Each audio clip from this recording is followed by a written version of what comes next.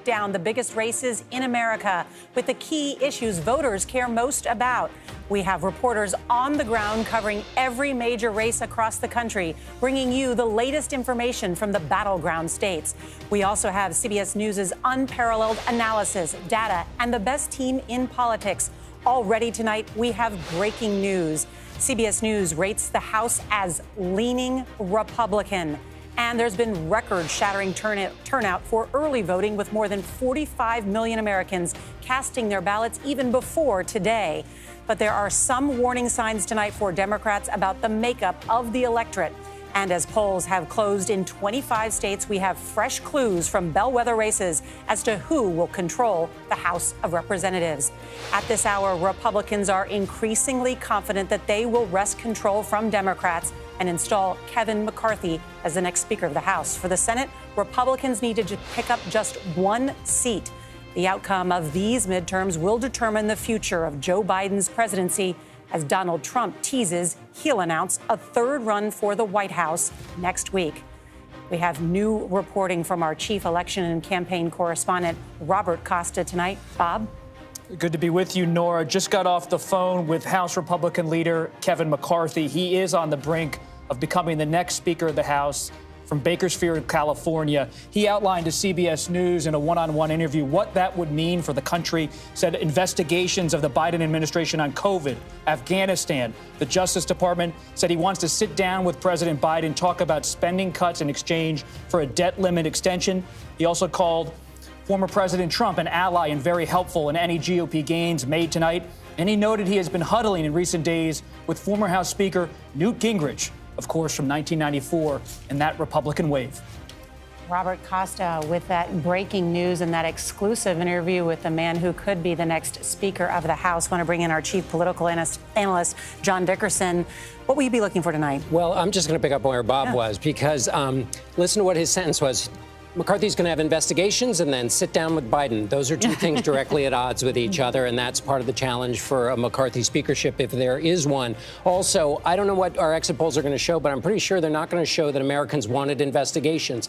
This will be one of the early challenges. How much does a majority investigate? How much does a majority deal with the issues that Americans are burning about prices, education, and other things? Wow, tonight is already getting interesting. Wow, and we're just getting started. Gayle King, I know you have been talking to voters. People are frustrated. They're very frustrated, and Nora, they're exhausted. I'm glad that our coverage is called America Decides, because this is really happening. America, you are deciding, even as we speak right now, but they're just ready to move on. And to your point, John, I think people are tired of investigations. They're tired of the bickering. They're just exhausted. That said, people said they still have a lot of hope. They still have a lot of hope. We still live in the United States of America, and they believe that we can figure out a way to get this done. But right now, it is extremely bumpy. I was at my polling place today. Listen, I've been voting since I was 18. I was thrilled to walk in and vote again. And of course, I'm talking to people in line. It was a short line. And somebody said, you know, we used to vote for the best candidate. Now I vote for who is not the worst candidate. Not exactly ideal, and you wouldn't say who he's voting for, but there's a little bit of that as well. Wow, we'll hear more from the exit poll analysis, too, about what drove people to the polls. And let's get straight to the results now in key states. CBS News declares Ron DeSantis, he is the projected winner, I should say, as governor of Florida. Also in the Senate race there, CBS News projects that Senator Marco Rubio is the winner in that Florida Senate race. In Pennsylvania, this is the most expensive Senate race in the country. It is a toss-up at this hour. As you can see, the votes will be trickling in slowly tonight. In Georgia, our current rating is a toss-up in this contest. Again, these are very early numbers. We must caution at this hour. This is going to change a lot throughout the night, but we're going to let you know as the vote is counted. In the governor's race, you can see CBS News is rating this lean Republican. The numbers may not show that yet again, because just 32% of the vote is coming in at this hour. And in Ohio, this is key. CBS News rates this as lean Republican for J.D. Vance. Just 20% of the vote in there, but We'll have more on that Senate race coming up. And in North Carolina, CBS News rates the North Carolina Senate race as lean Republican for Congressman Ted Budd. Now let's turn to control of Congress. We're joined by Chief Washington Correspondent Major Garrett and our Elections and Surveys Director, Anthony Salvanto. Let's break down what we're just learning about this and why we're saying that the House leans Republican. Good evening, Norah. Great to be with you. You know, we're here at the data desk all night. What is data? It's really your voices, how the votes come in that you cast throughout the process in our midterm election. As that data comes in, we're going to project races. And right now, Anthony, we can project a trend line in the United States House of Representatives. Here's the score. Right now, 181 seats to 158 seats in favor of the Republicans. The reason we know this is that the data we've seen so far from exit polls and the reports that have come in from the East Coast is there's an average shift of 3 points per district on the average towards the Republicans. That gives them the early edge. And that is not exactly, obviously, going to be the final number, but that indicates a possibly favorable night for Republicans. And, Anthony, if I'm not mistaken, this is consistent with what we saw in all of our battleground surveys leading up to election night. It is indeed. The pre-election polls bearing out as we see early reports tonight. Major? Yes, Norah, back to you on the House. Well, on that note, the House there, I mean, this would be sort of a watershed moment. We already heard just at the top of the hour about Robert Costa speaking to the man who's expected to be voted in as the next Speaker of the House. That'll change a lot in Washington. Oh, absolutely. And now the question is how much it changes in Washington depends on who controls the Senate.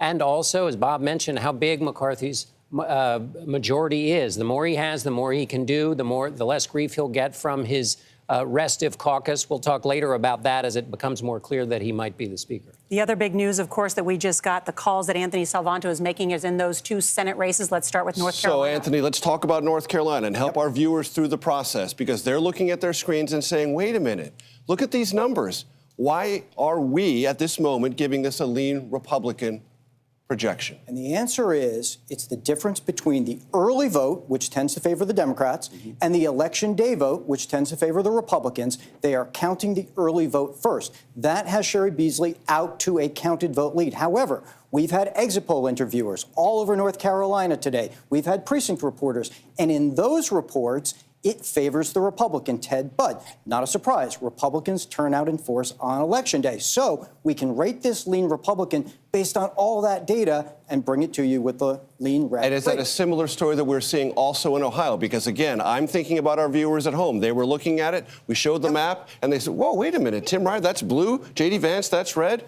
Again, lean Republican, more or less the same story? More or less the same story, and that is going to be instructive all night long. It's what type of vote is in the count. It's early. That favors the Democrats, but Republicans voting in force on Election Day, we think turnout will go up for them.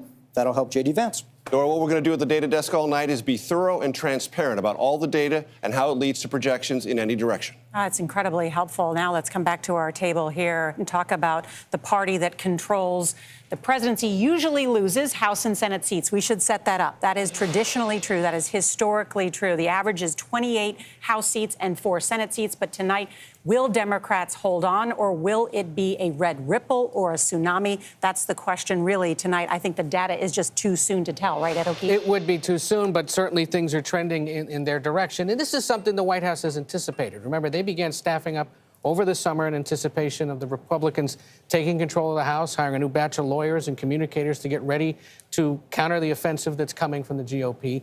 The White House and the president the last few days signaling they understand it perhaps is too difficult to hold the House, which is why they're so eager and keeping an eye tonight on those Senate contests across the country. I have a feeling before this night is over, Nora, we're all going to feel like kids again, that we were on a seesaw, that it's going back and forth as the night goes, as a vote comes in, that the numbers will keep changing. Yeah, as they it's fascinating to watch it. As they count the vote. Yeah, that's why we have to pay close attention, because you're right. It's because the mail-in vote gets counted different than people who have been voting in person. We should say we're also getting new information right now on what drove voters to the polls and why. Vladimir Duthier has our latest CBS News national exit polls. Hi there, Vlad. Hi, Nora. Good to see you. So what we're doing is we're interviewing people who voted before Election Day, as well as those who vote on Election Day, and that will give us a comprehensive look at this year's electorate, who voters are choosing and why they are choosing them. So let's take a look at the mood of the country right now and how voters are feeling. As you might imagine, most are at least dissatisfied. But what was the top issue? Well, if you're voting for a Republican candidate, It is inflation. That is top of mind. On the other hand, on the other side of the aisle, if you're voting for a Democratic candidate, abortion is top of mind for you. But that is not the only thing that voters are concerned about. Nora, they tell us, most Americans say, 69% of the Americans that we voted, the electorate that we polled, say that our very democracy itself is under threat. So when you take this in totality and you crunch all the numbers and the data, what does it tell us? Anxious times, Nora, anxious voters. Vladimir Duthier, thank you. I want to bring in our moderator of Face the Nation, Margaret Brennan. We predicted some of this, but it's interesting to see why people have gone to the polls, as Gayle mentioned, frustrated. It's driving the vote. It is. It's the economy. It's the economy. It's the economy. And at this point in the night, what we're seeing so far is the majority of voters have trended to be older. They've trended to be Republican and are driven by these concerns of inflation. That may not be that surprising, frankly, if you think about that demographic in particular. If you're on a fixed income, you feel the bite of inflation a bit more. You've seen your assets that you own in your retirement accounts shrink back. You have more anxiety around that. And you feel the gas and the food inflation that much more. You feel it in a really visceral way. So at this point in the night, not terribly surprising to see that trend. I spoke to an economist at Bank of America today who pointed out that consumer sentiment right now is in the worst place it has been since the Great Recession, since the financial crisis. And this is even when we've gotten back all the jobs lost in the pandemic.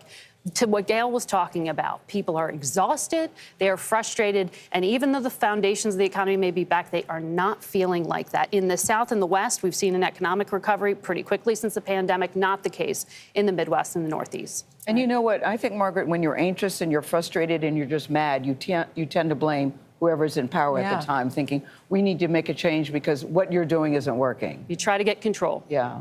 All right, when we come back, we'll have more on the demographic shift in Florida and what drove CBS News to project 2 big Republican wins. This is CBS News, America Decides.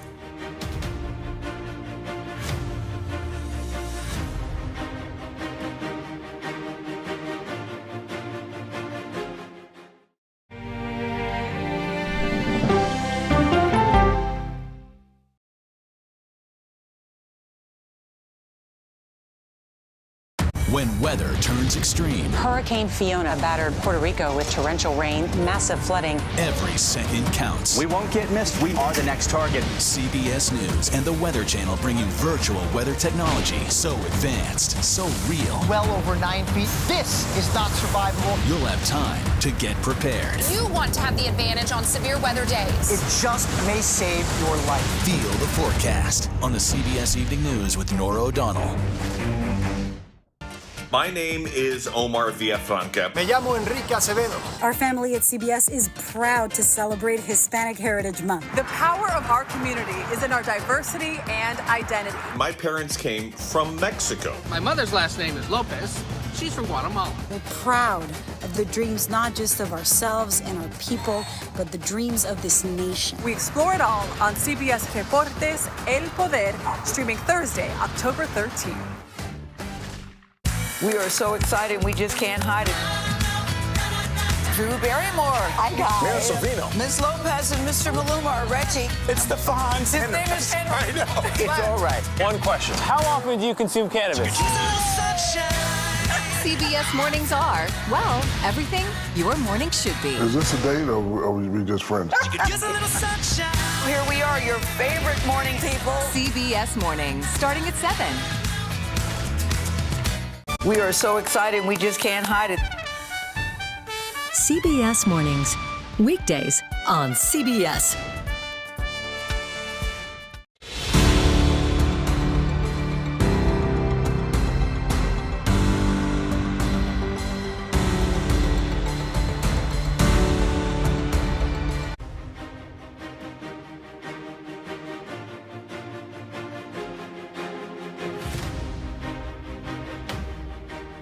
Welcome back. Election night is just getting underway and polls are closed for more than 70 million Americans. And we are getting important clues about who could take control of Congress. Right now, CBS News rates the House as leaning Republican.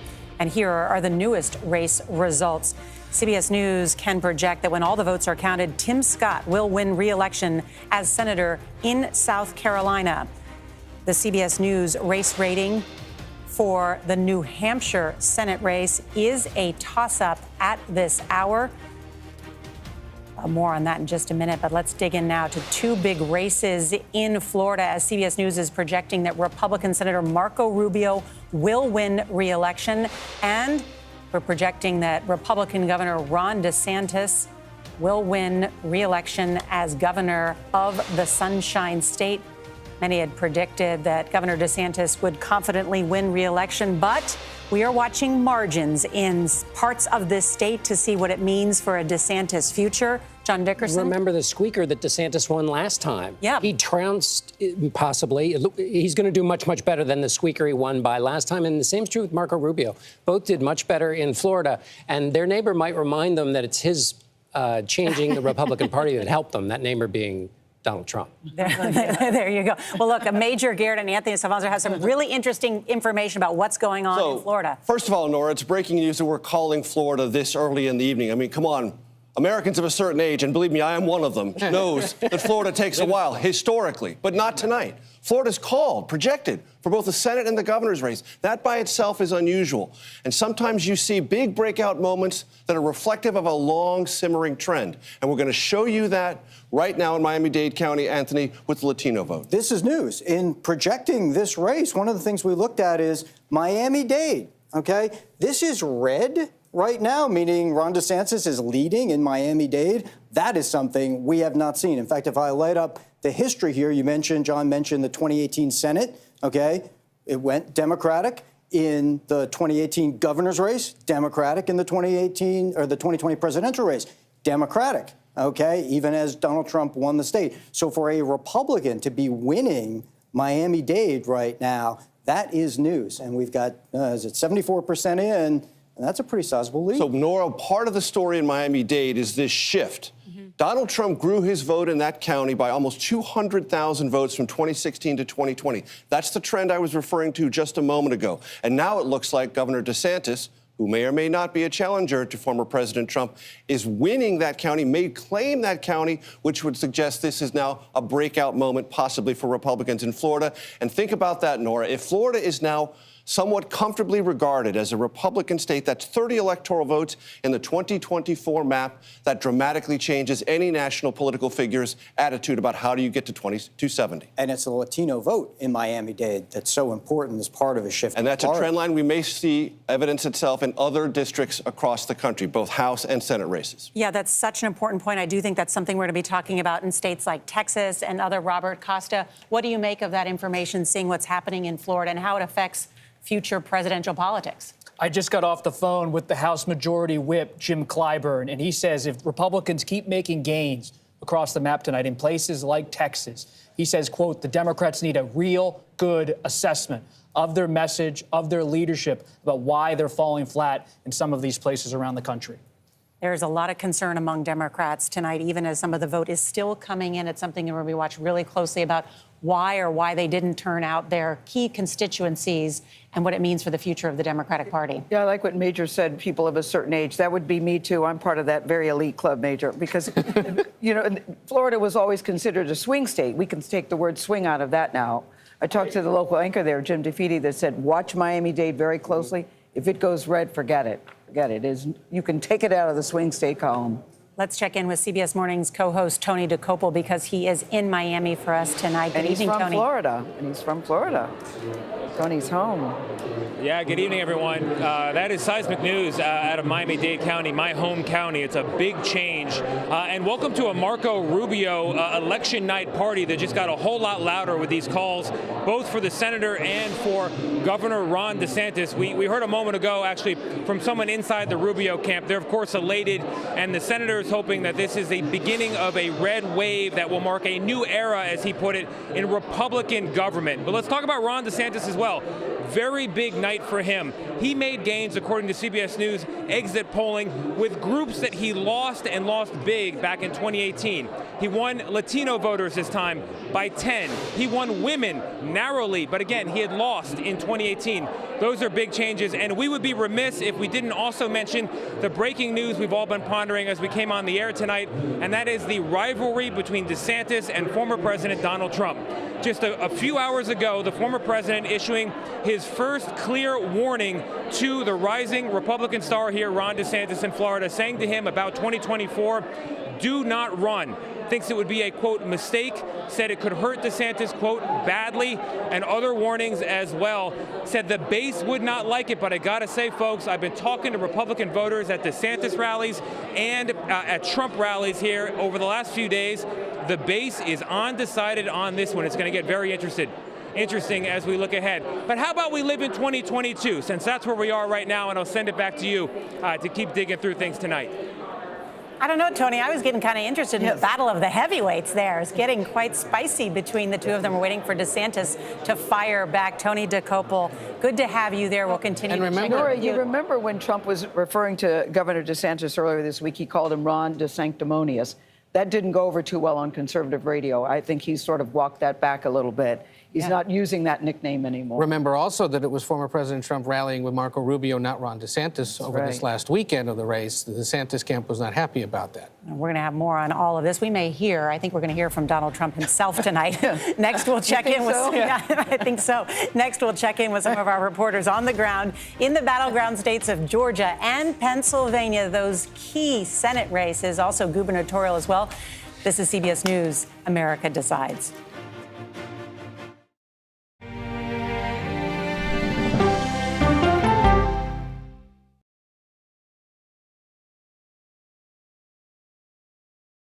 When weather turns extreme, Massive and rapidly intensifying hurricane. every second counts. Hurricane Fiona slams Puerto Rico with flooding and power outages. CBS News and the Weather Channel bring you virtual weather technology so advanced, so real. Well over 9 feet. This is not survivable. You'll have time to get prepared. You want to have the advantage on severe weather days. It just may save your life. Feel the forecast. Weather when it matters most on CBS Mornings.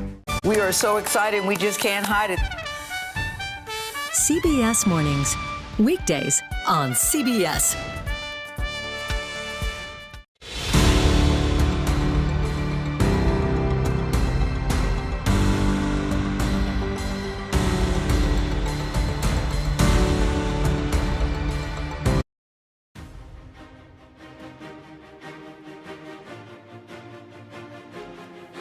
Welcome back to our CBS News election night headquarters, and we want to get to our CBS News correspondents out in the states covering the races that could determine control of Congress. Let's first go to Nicole Killian in Atlanta. Good evening, Nicole.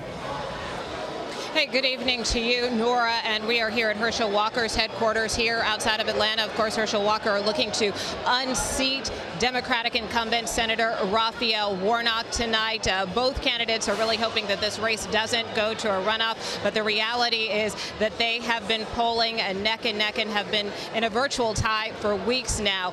That being said, Warnock continues to make the argument that Walker is not fit to serve. Walker, for his part, has been trying to tie Warnock to President Biden, so it's really just a matter of which argument is going to win out tonight. All right, Nicole Killian, I know we'll be checking back in with you. Let's go to that tight Senate race in Pennsylvania. Jerika Duncan is there. Jerika, what are you hearing about turnout there? Well, of course, the supporters believe that the turnout was high enough for their candidate to win, but that has yet to be seen here as the results are just starting to come in. But something that is getting a lot of buzz here in this area is the fact that Fetterman, along with other Democrats, filed a lawsuit challenging possible votes that may not get counted. Why is that? Because over 1 million mail-in ballots came in, and now we're hearing that some of those ballots were not signed properly, and if they're not signed properly, then they may not be counted, and that is of concern for the Fetterman campaign. Nora? Jerika Duncan, thank you. Coming up, polls close in one more state. We'll have an update coming up.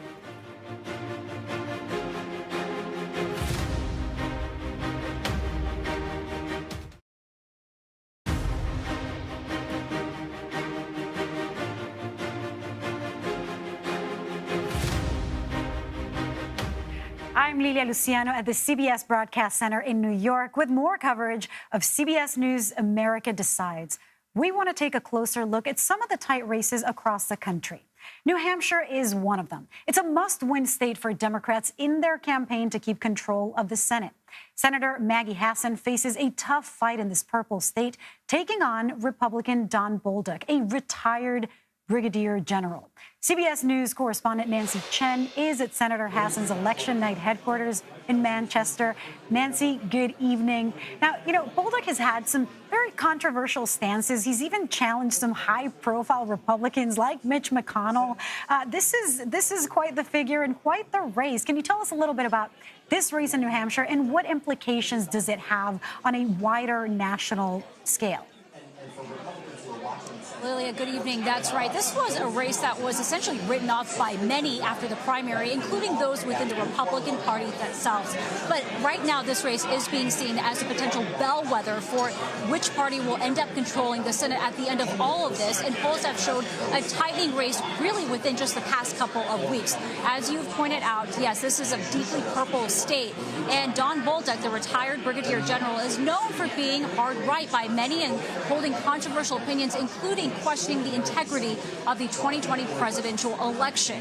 And because of that, after the primary, in fact, Democrats during the primary had put money attacking his opponent because they thought his opponent, an establishment Republican, would have broader appeal. They did not think that Bolduc would be a competitive person to be in this race. And Republicans thought the same. Many of them pulled their money out of the race during the general because they thought this was not competitive. However, that has changed according to these tightening polls just within the past couple of weeks. That's so interesting, Nancy, because yes, that was such a risky strategy by Democrats. It worked out in the primaries on many races, but then on others like this one, the stakes are very high for them. It could actually cost the Senate. But Bolduc, up until very recently, had been trailing Hassan on every poll, and then he kind of got closer and closer and closer. What's behind these rising poll numbers? Well, voters here in New Hampshire, the ones that I've talked to, say that along with many other Americans, they are fed up with inflation and rising inflation numbers, but they're especially frustrated with what they have seen as restrictive pandemic measures, and they're now facing the highest energy bills that New England has seen in some 25 years this upcoming winter. So many of them say they are looking for change, and Bolduc has been called an outsider's outsider, so he has been appealing to that change. Very interesting. Now, very quickly, before I let you go, what is the latest on that tight congressional race that's in focus? That's right. We're talking about the Congressional, New Hampshire's Congressional 1st District. And incumbent Democratic Congressman Chris Pappas is facing Caroline Leavitt, and we'll leave you more with the latest. Back to you, Lilia. Nancy Chen in Manchester, New Hampshire. Thank you so much. Good to see you. You're watching CBS News coverage of America Decides. We have a lot more after the break.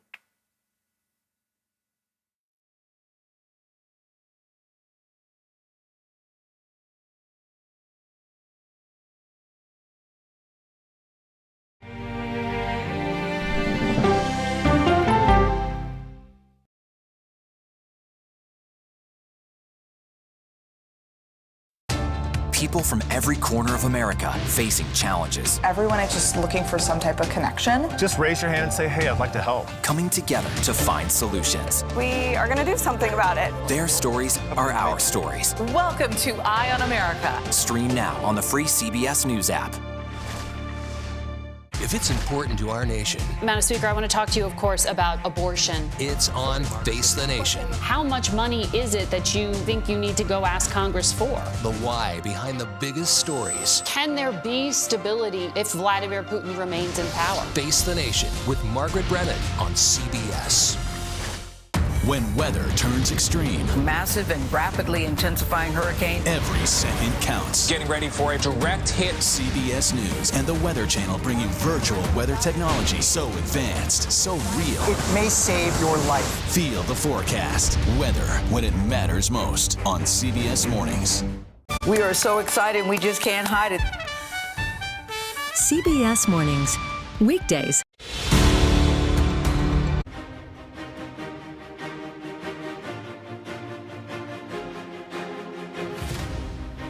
Welcome back to our CBS News election night headquarters with our powerhouse political team. It is 8:30 in the East, and tonight, America Decides. We are breaking down the biggest races in politics and bringing you the very latest results. Polls have now closed in 26 states, and we are tracking those key races. In the Georgia Senate race, the CBS News race rating is a toss-up. Take a look at those numbers. And in the Ohio Senate race, with 29% of the vote in, the race leans Republican. Let's check on another key race, Pennsylvania. The CBS News race rating is a toss-up, with just 8% in. You can see this is how this is going to change a lot. This is that seesaw Gayle was talking about. And in the Keystone State, the governor's race there is lean Democrat. Let's now take a look at the battle for control of Congress. CBS News rates the House as leaning Republican. And CBS, that's actually the Pennsylvania governor's race, but we can tell you, you can see that there, that's the governor's mansion. But CBS News is saying that there you go, balance of power, it leans Republican. It is still early in the night, but we're looking at some exit poll data.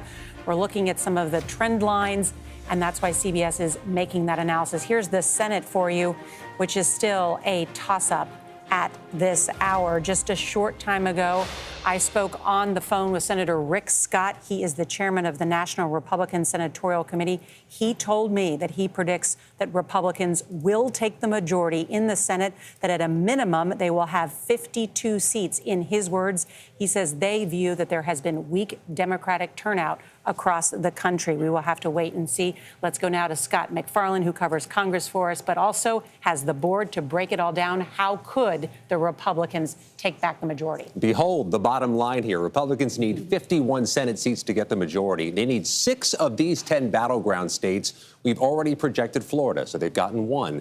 If they hold these 4 states they have as of tonight, Wisconsin, Ohio, Pennsylvania, North Carolina, they're getting close. They'll have to take one of the seats held currently by Democrats from Nevada through New Hampshire. That's why there's been such a focus on Georgia, and that's why there's been such a focus on Pennsylvania. Democrats want to flip that to blue to preserve the 50 and keep control. That's why there's been so much money spent. $250,000 in Georgia, $300 million plus in Pennsylvania. That is more than the combined police budgets each year for Pittsburgh, Scranton, Erie, and Harrisburg.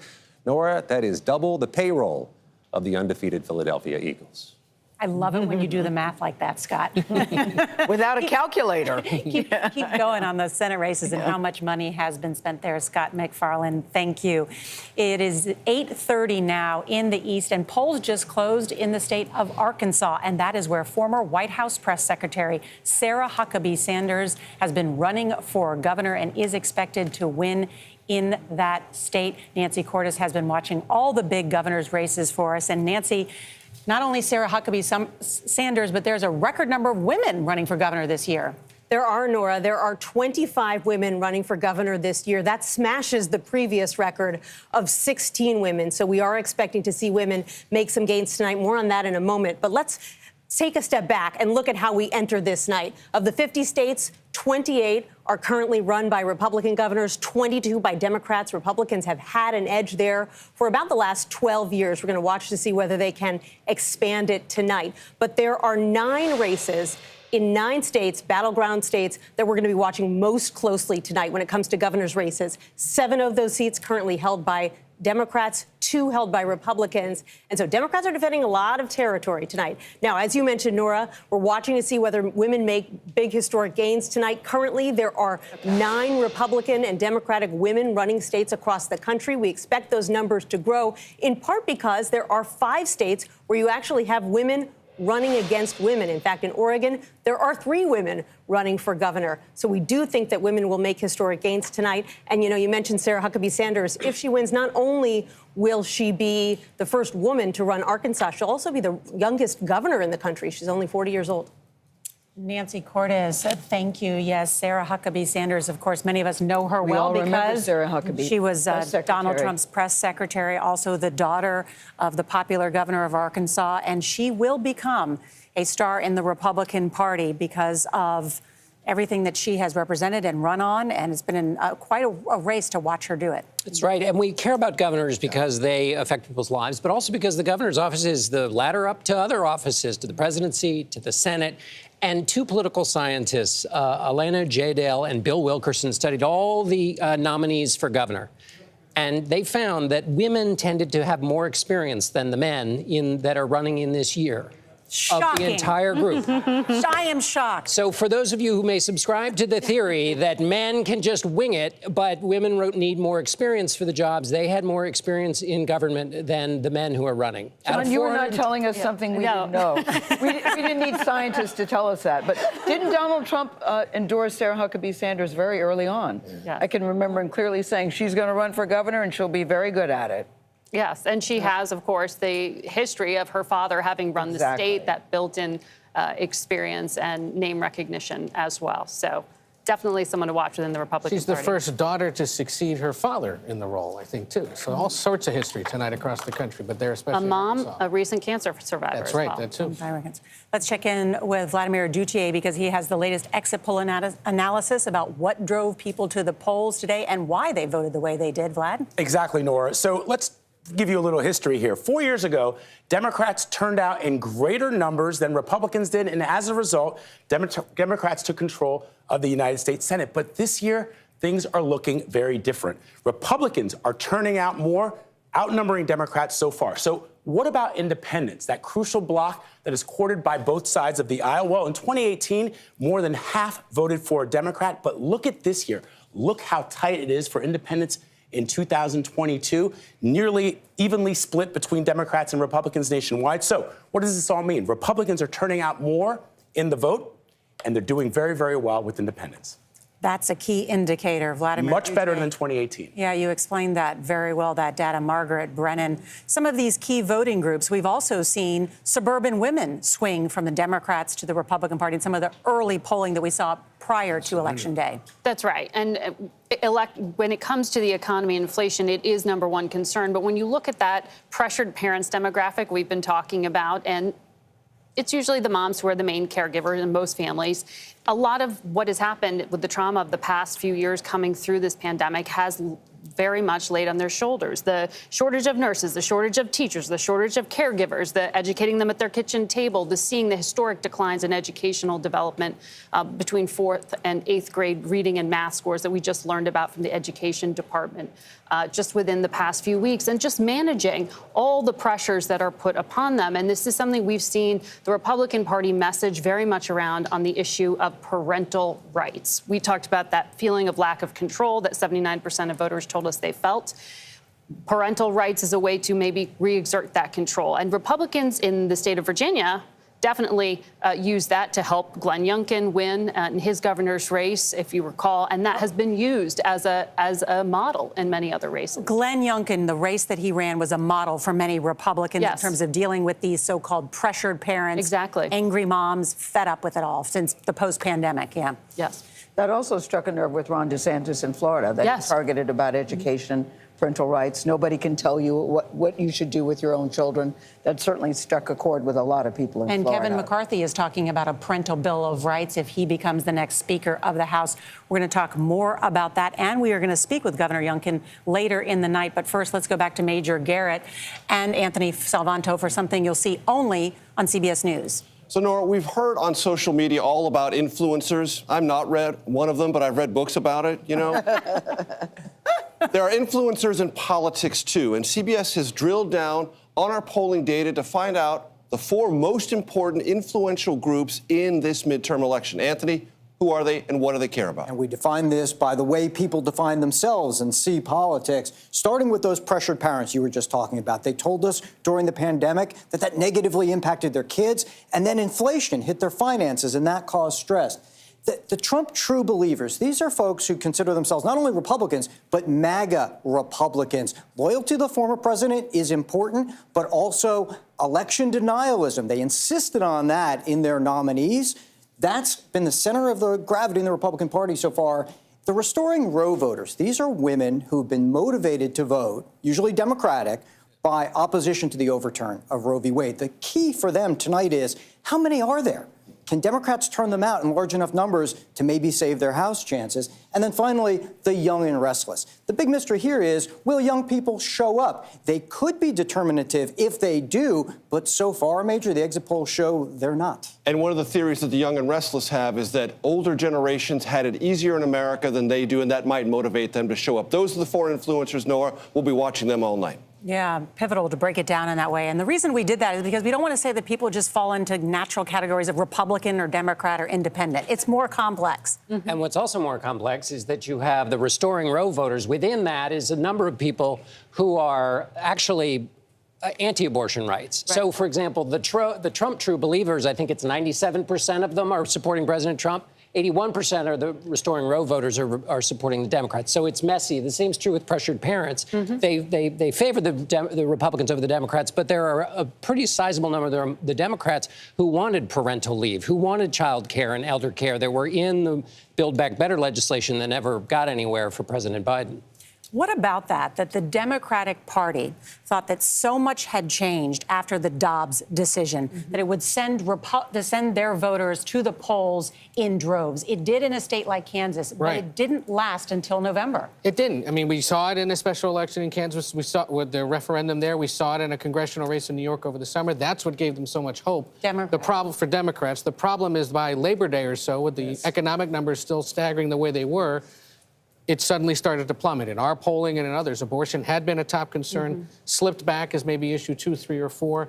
The other issue tonight, because this is where Democrats were hoping they'd be there, the young and restless, have not shown up, according to the exit polling, to the extent that Democrats needed them to, especially in places like Florida and Georgia tonight, where they could have kept it close. And I think Ed makes a good point, the timing. If the election had been held in the summertime when Roe was very top of mind for people, but then you start going to the grocery store, and you start seeing how much it costs to do anything, whether you're putting food on the table, whether you're buying gas, then that tends to drop down on the list. I'd add to that, you don't get more complex and emotional an issue than abortion and abortion access. It's hard to put someone in one category, right? And then you also have the issue of, after Dobbs, people went and said, wait a second, what is my state law? What is the law now? Because the Supreme Court sent it back to the states. And you have that complexity, and we may see it in Michigan, where abortion's on the ballot, and the Democrat who is running for office may be in a position where she sees Republicans vote to keep abortion access and not vote for her. But wasn't this a key strategic failure of the Democratic Party? They spent hundreds of millions of dollars on ads about women's health and abortion rights issues, and it didn't appear to help them in some of these races. Yeah. If you ask the Republicans running against them, they would say it was a huge strategic failure. Yes, there are women out there concerned about their abortion rights. But guys, it wasn't on the ballot across the country, though. I mean, if you've got inflation where it is... It wasn't on the ballot all across the country. But if you've got inflation where it is, and you've got education numbers where they are, you don't have a very good hand. Immigration, crime, other issues, what are you going to do? And also, Democrats, I mean, you... Yeah, look, it's all around the country. And if you live in a state where all of a sudden you realize the Supreme Court didn't take away your abortion access, Nevada, I'm thinking about, where it is protected, what are you seeing more? You are seeing the gas prices and the food prices and the things that impact you more immediately. So it's not a tide that lifts all boats. And in those states where there's an abortion measure on the ballot, there's no big Senate race. So that's part of the Norah, on this category, these 4 groups of influential voters, pressured parents, all of them. I was talking to a Democratic strategist who does a ton of field work, meaning talking to voters, knocking on doors, listening to their concerns. And he said to me, look, what my party didn't understand is inflation was a psychological extension of COVID. It was ever present. It was everywhere. You couldn't get away from it. And because of that, all these other issues, which are important, did not resonate enough. And that's from somebody who was talking to Democrats door to door, hearing what their concerns were in relation to others. And for all 4 of these groups, if inflation is a psychological and practical extension of COVID, that matters to all of them. Yeah, so you would say COVID is still playing a role, Major, even as we... If you think of inflation in that sense, yes. It's still playing a role. We're living it. Exactly. We're living it. All right, stand by, everybody. Coming up in just a few minutes, polls will be closing for more than 64 million Americans in 15 states. We'll have the latest results. Arizona, Colorado, Michigan, New York, Texas, Wisconsin, Wyoming. More results coming up on CBS News, America Decides.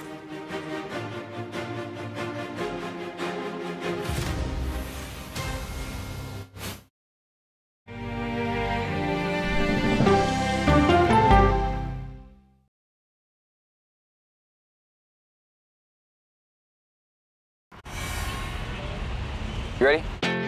A generation of kids opens up on CBS Reports. I just want to be like a regular kid. Their world, their struggles, their voices. What if I was white?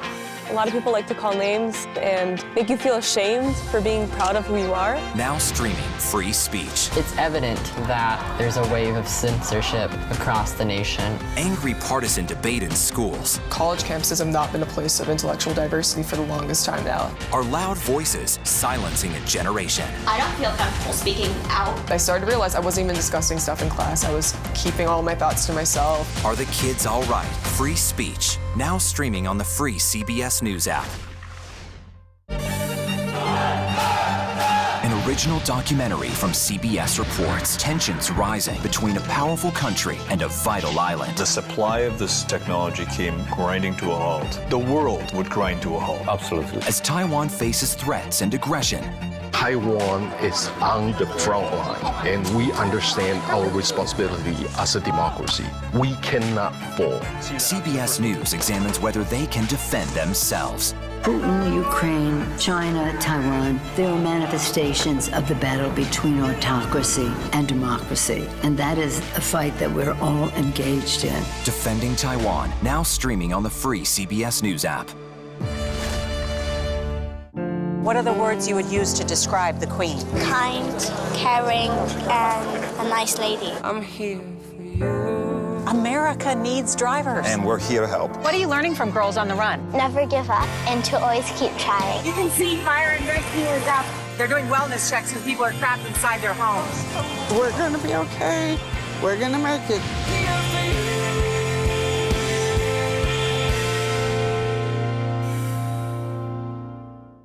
We are so excited, we just can't hide it.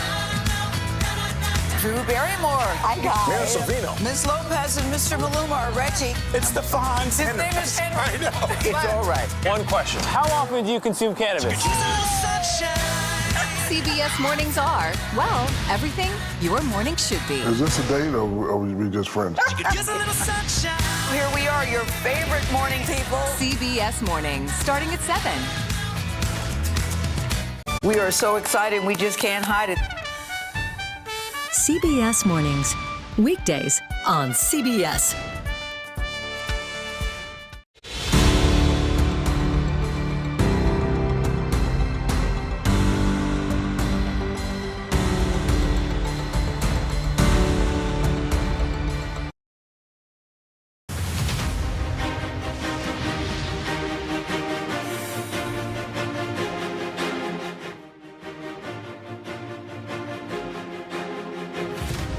Welcome back to our CBS News election night headquarters in New York. And we have got some big news coming out of New Hampshire, that key Senate race there. We have a change in the CBS News rating. We can now characterize the Senate race in New Hampshire as leaning Democratic. This was one of the hopeful races. Republicans thought maybe they could defeat Senator Hassan, who was former governor there, political scientist at MIT. But that is a key change there. That does not mean that the Republicans would have to take New Hampshire if they wanted to have a big blowout in terms of the Senate, but they still have other opportunities on the board.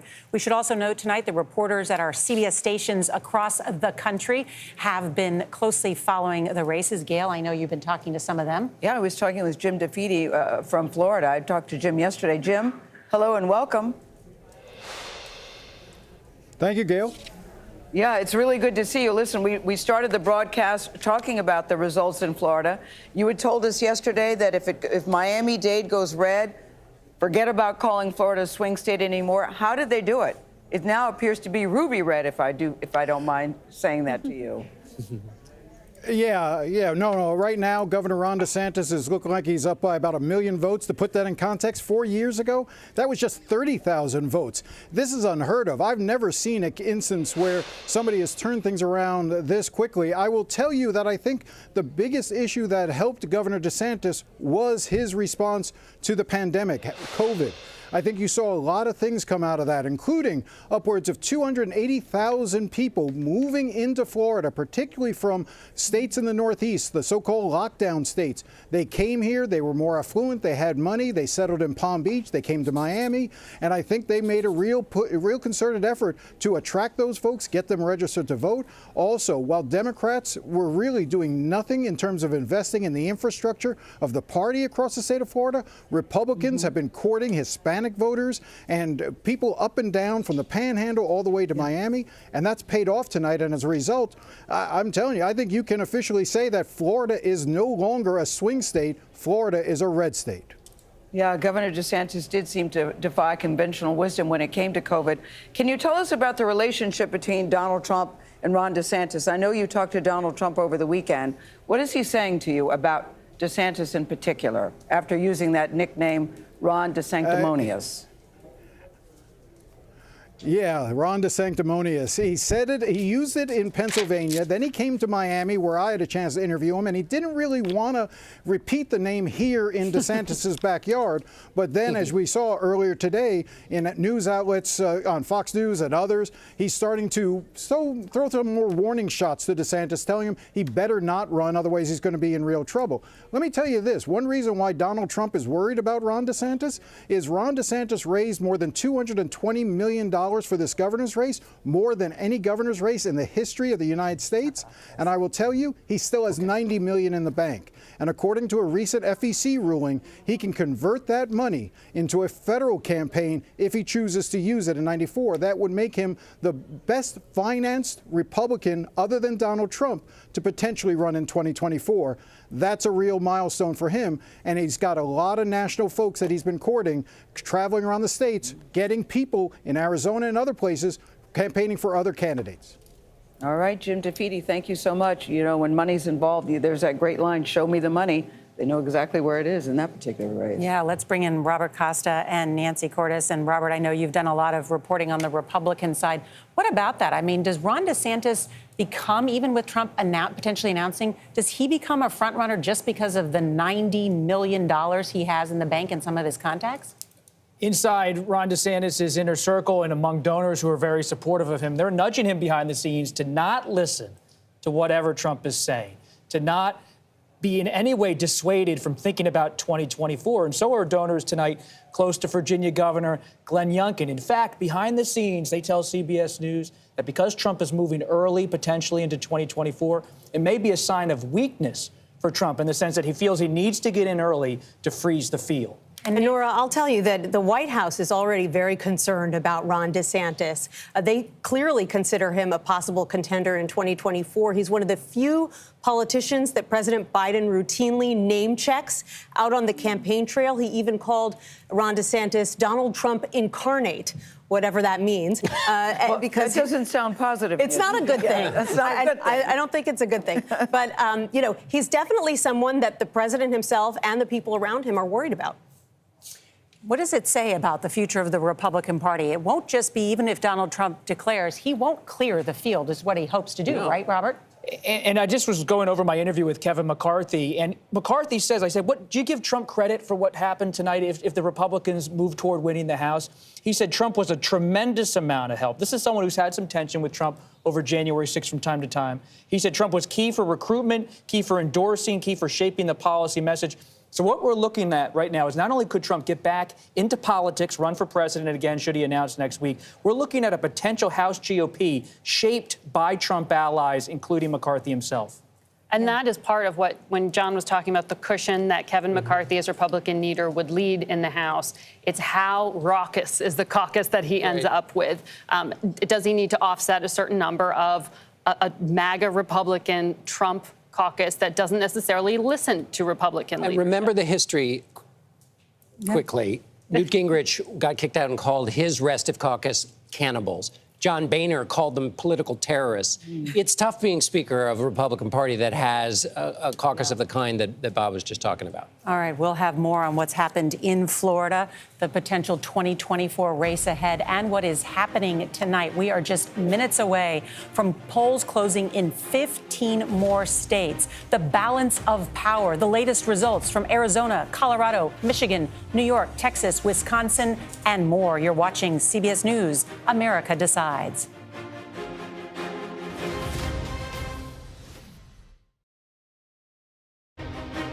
Luciano at the CBS Broadcast Center in New York with more coverage of CBS News America Decides. We want to take a close look at some of the tightest races across the country. Let's turn now to political battleground Pennsylvania. Polls over the summer showed Democratic Senate candidate John Fetterman with an edge against Republican Dr. Mehmet Oz. But things have shifted since. CBS News correspondent and CBS Weekend News Sunday anchor Jericka Duncan is in Pittsburgh tonight at Fetterman election headquarters. It's good to see you, Jericka. Now, Pennsylvania has felt like the center of the universe in this midterm election cycle, with former presidents barnstorming the state, nonstop national attention, and just the highest stakes. Now, results are not even in yet, and I hear that you are hearing about some legal challenges. What's that about? That's right. When you look at Pennsylvania, this state had a record number of mail-in votes, over 1 million. And a lot of those votes typically sway toward, or skew rather, toward Democrats. So what's happening here right now is Fetterman joined a group of Democrats who filed a federal lawsuit because there are concerns that some of those ballots, people forgot to write in the date. There were some other minor errors, and he's concerned that those votes will not be counted and that those votes could work in his favor, and that matters because this race is so close. John Fetterman versus Dr. Mehmet Oz. You know, every single one of those votes counts. You're right. It is one of the true toss-up races. Now, you know, economy and crime have been such big issues there. What are you hearing from voters? I know you've spent quite some time there.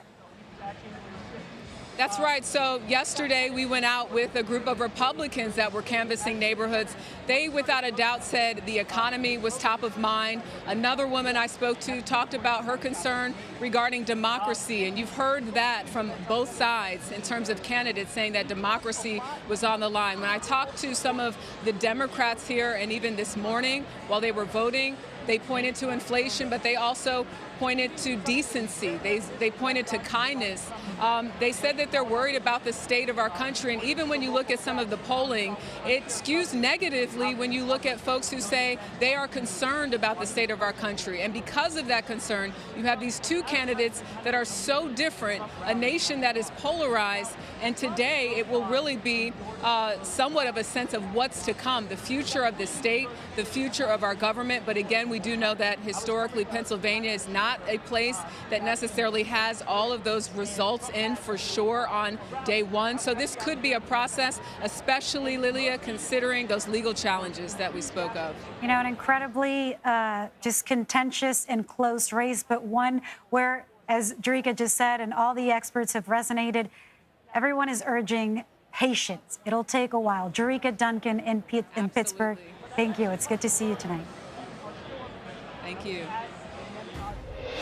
You're watching CBS News coverage of America Decides. We'll have much more after this short break.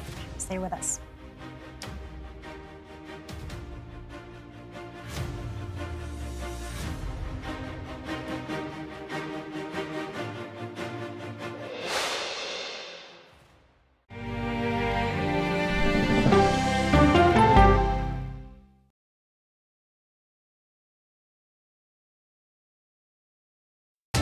People from every corner of America facing challenges. Everyone is just looking for some type of connection. Just raise your hand and say, hey, I'd like to help. Coming together to find solutions. We are going to do something about it. Their stories are our stories. Welcome to Eye on America. Stream now on the free CBS News app. If it's important to our nation, Madam Speaker, I want to talk to you, of course, about abortion. it's on Face the Nation. How much money is it that you think you need to go ask Congress for? The why behind the biggest stories. Can there be stability if Vladimir Putin remains in power? Face the Nation with Margaret Brennan on CBS. When weather turns extreme, Massive and rapidly intensifying hurricane. every second counts. Getting ready for a direct hit. CBS News and the Weather Channel bring you virtual weather technology so advanced, so real. It may save your life. Feel the forecast. Weather when it matters most on CBS Mornings. We are so excited, we just can't hide it. CBS Mornings, weekdays on CBS.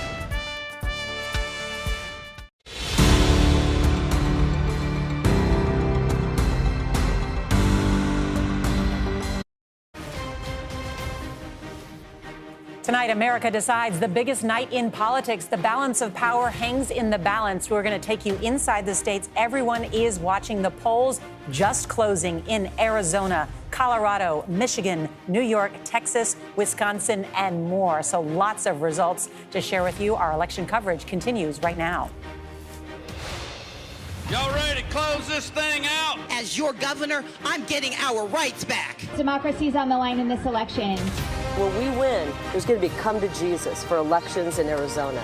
You got to vote for something new and it starts in November. I'll show up for you for 6 more years. If we all do our part, Republicans will win both the House and the U.S. Senate on Tuesday night.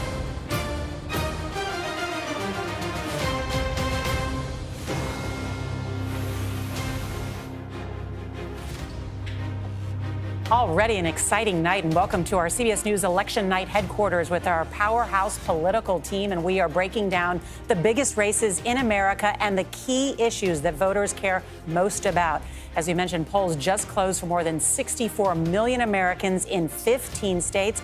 And right now we have some breaking news to report. CBS News can rate the House as leaning Republican.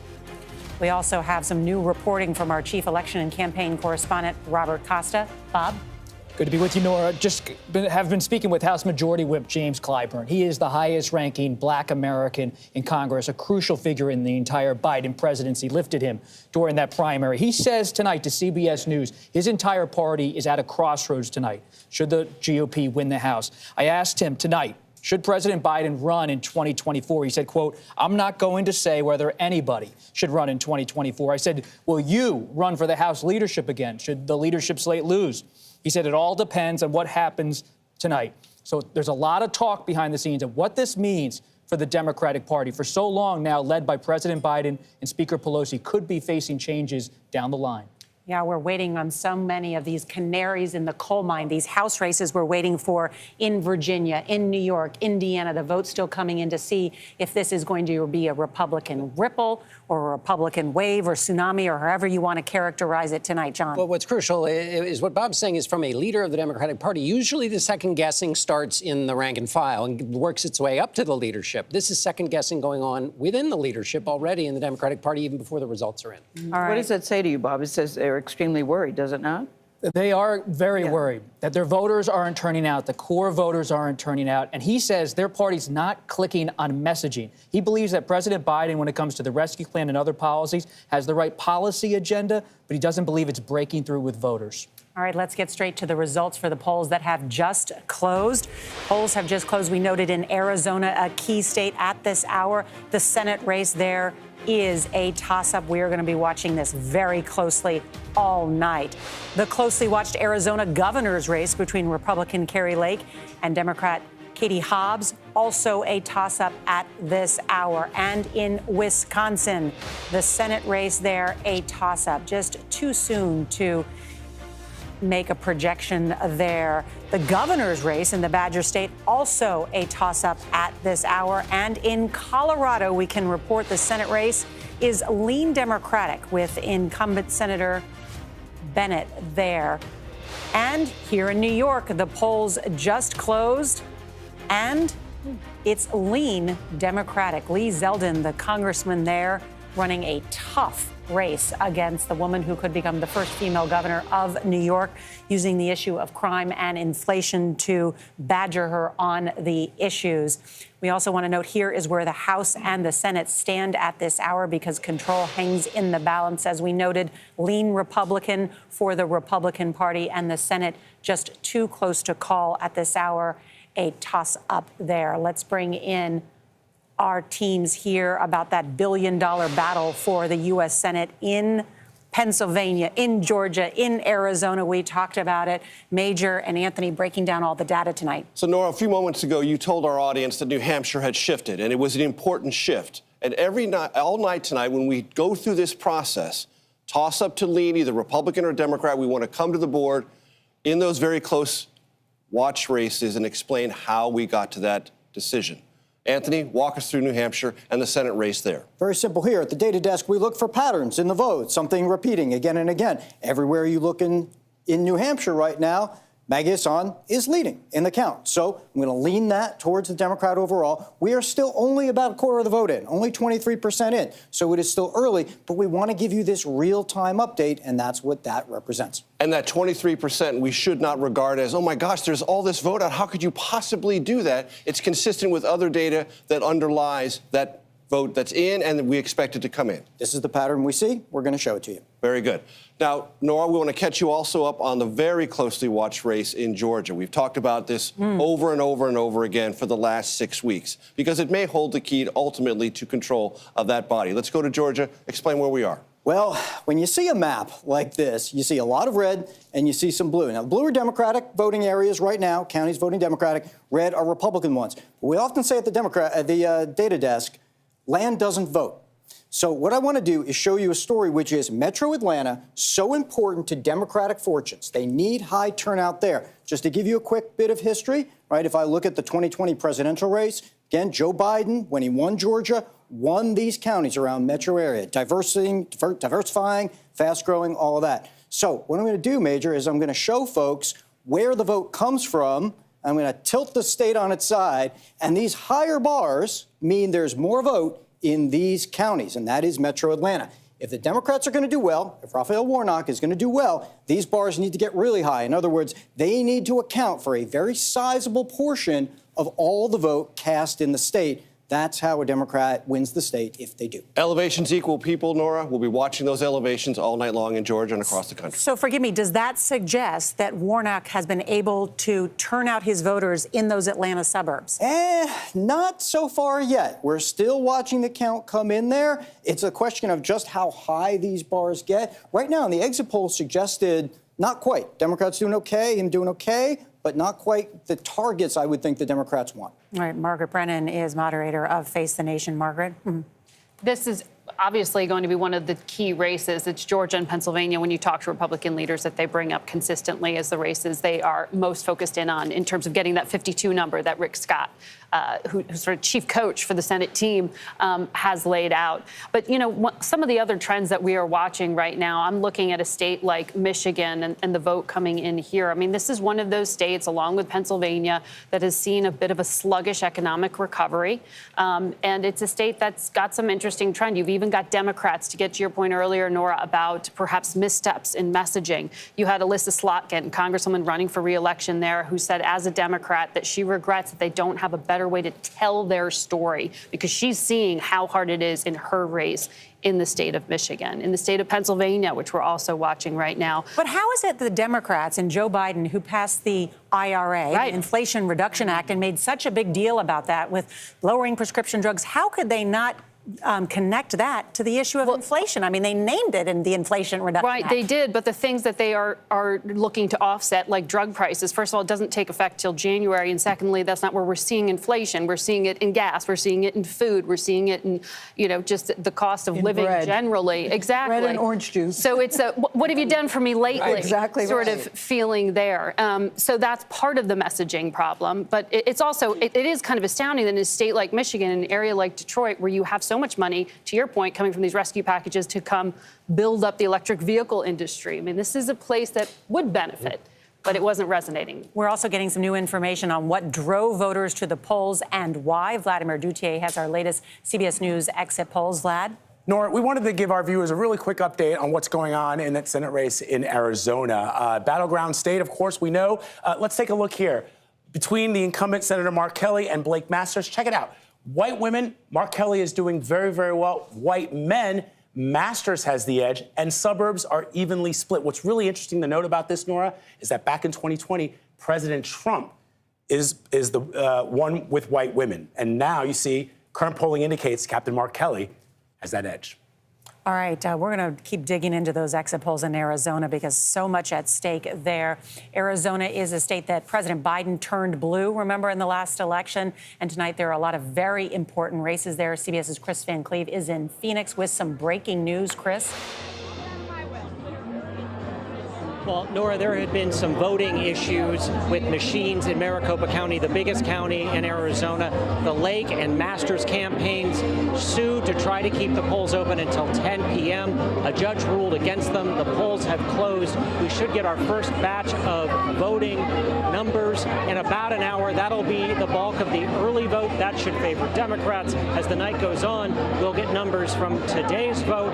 That should favor Republicans. But Norah, any early vote, and most of the state early votes that came in between Saturday and tonight won't be counted until tomorrow. If these races are really as close as people think, we may not be able to even guess who won until we know how many votes were actually cast. Norah? All right. Chris Van Cleve in Arizona, where it looks like the party has started early. Let's talk more about those voting issues from Arizona's Maricopa County. David Becker is our election law contributor and also co-wrote the book, The Big Truth, Upholding Democracy in the Age of the Big Lie. David, what do you make of what's going on in Maricopa County? What we saw in Maricopa County very early in the day was there were some polling sites where the tabulators, the big machines where you feed the ballots in, they were not accepting those machines. It turns out there was a printing error on some of the ballots. But those machines are also equipped with secure ballot boxes on the side that are locked. So if that ever happens, there's actually a plan for this. The voters just put those ballots into the box and they're tabulated after the polls close. The plaintiffs in this case, the RNC and the Masters and Lake campaign, waited a long time throughout the day. It seems like the court really reflected on that and said that you waited a very, very long time. You came right before the polls closed, and so there wasn't anything to do at this point. And there was also no evidence that any voter didn't get a ballot or was disenfranchised in Maricopa. But what do you think? Do you think someone's trying to sow some doubts about the process? I mean, that might be what's going on. I mean, certainly we've seen throughout the day that there's been disinformation growing around this and efforts to kind of incite rage about this and perhaps sow doubts about perhaps a future election loss that might come later. And that's something that's unfortunate because now the election officials are doing the real work. They're counting all the ballots in the counting centers, and I hope there's nothing that happens in Maricopa that would be violent. You're looking at live voting right now in Arizona, and let me, people still in line there. David, as you look across the landscape, I know you talk to secretaries of state all across the country. Have you seen any real problems? It's remarkable. Actually, it's been a very quiet day in many ways. There's been the lines that we expect in some places, some greater than others. There have been a few problems here or there. That's what happens when you have 100 million people doing the same thing at the same time with hundreds of thousands of volunteers. And I'm hearing from election officials they're really impressed with how well their local election officials and particularly the volunteer poll workers have performed. Wow, well, that is some good news, David Becker. Democracy is working. It is slow, but it is working. Coming up, one of the top issues for voters is crime, especially in Wisconsin. We'll have new reporting from our team on the ground there and discuss the issue that Republicans used against their Democratic opponents. America Decides. This is CBS News.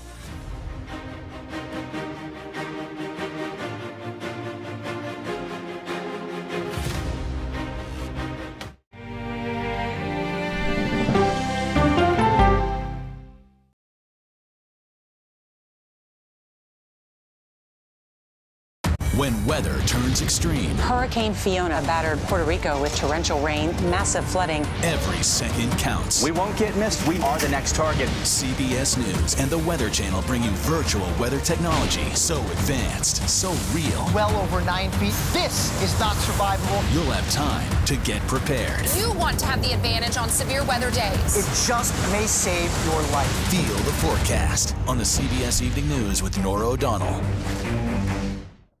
My name is Omar Villafranca. Me llamo Enrique Acevedo. Our family at CBS is proud to celebrate Hispanic Heritage Month. The power of our community is in our diversity and identity. My parents came from Mexico. My mother's last name is Lopez.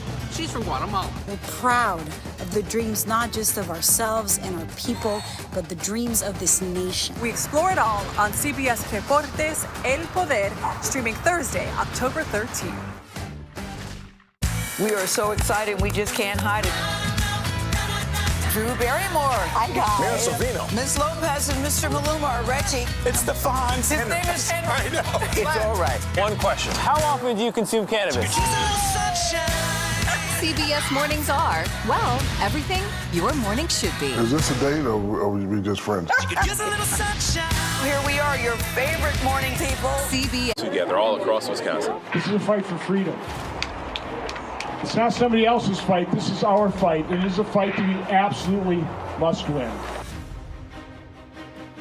We want to turn now to Wisconsin, where you see Senator Ron Johnson. He's the only Republican senator running for re-election in a state that President Biden won.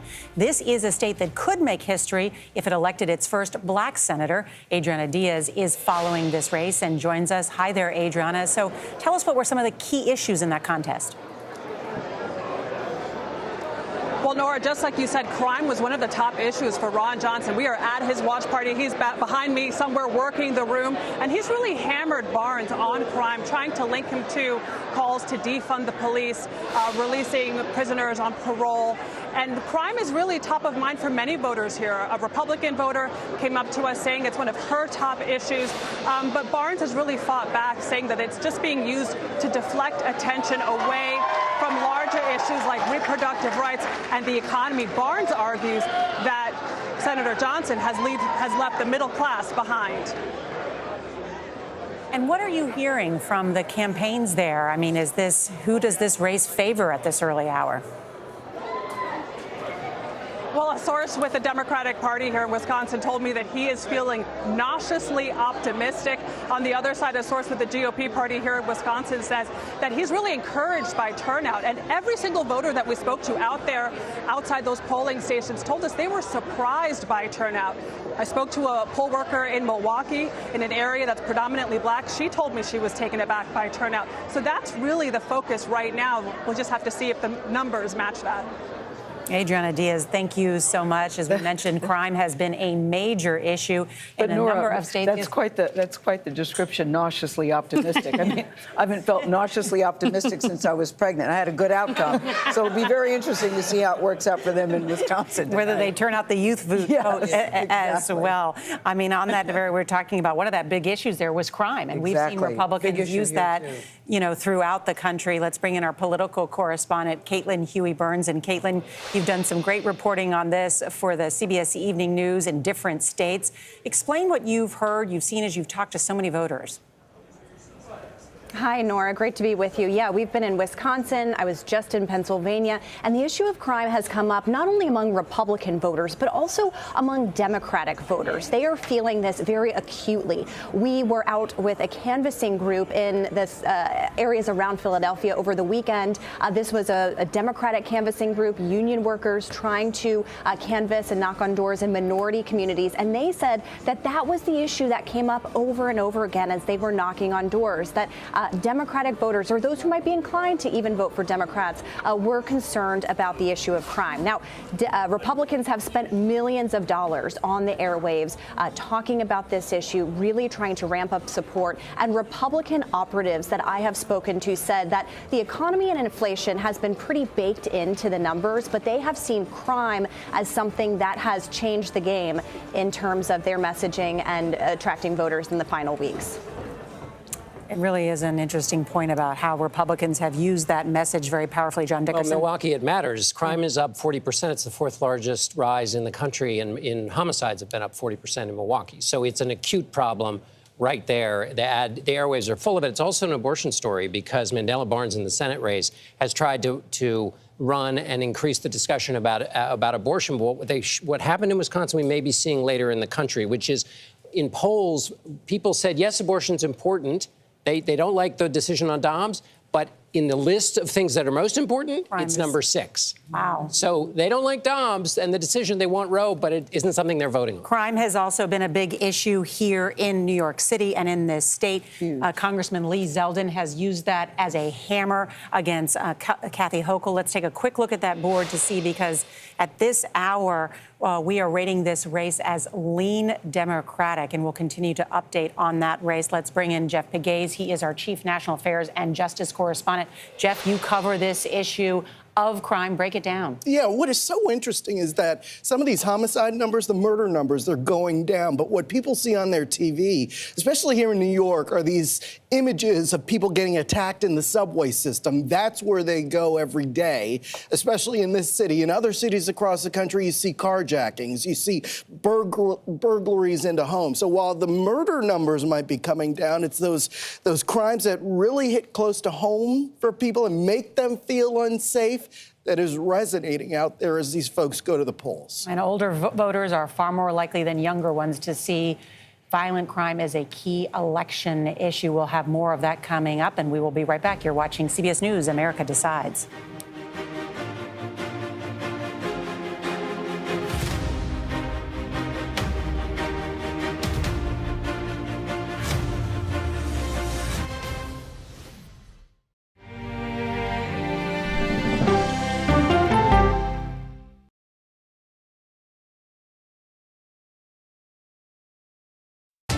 People from every corner of America facing challenges. Everyone is just looking for some type of connection. Just raise your hand and say, hey, I'd like to help. Coming together to find solutions. We are going to do something about it. Their stories are our stories. Welcome to Eye on America. Stream now on the free CBS News app.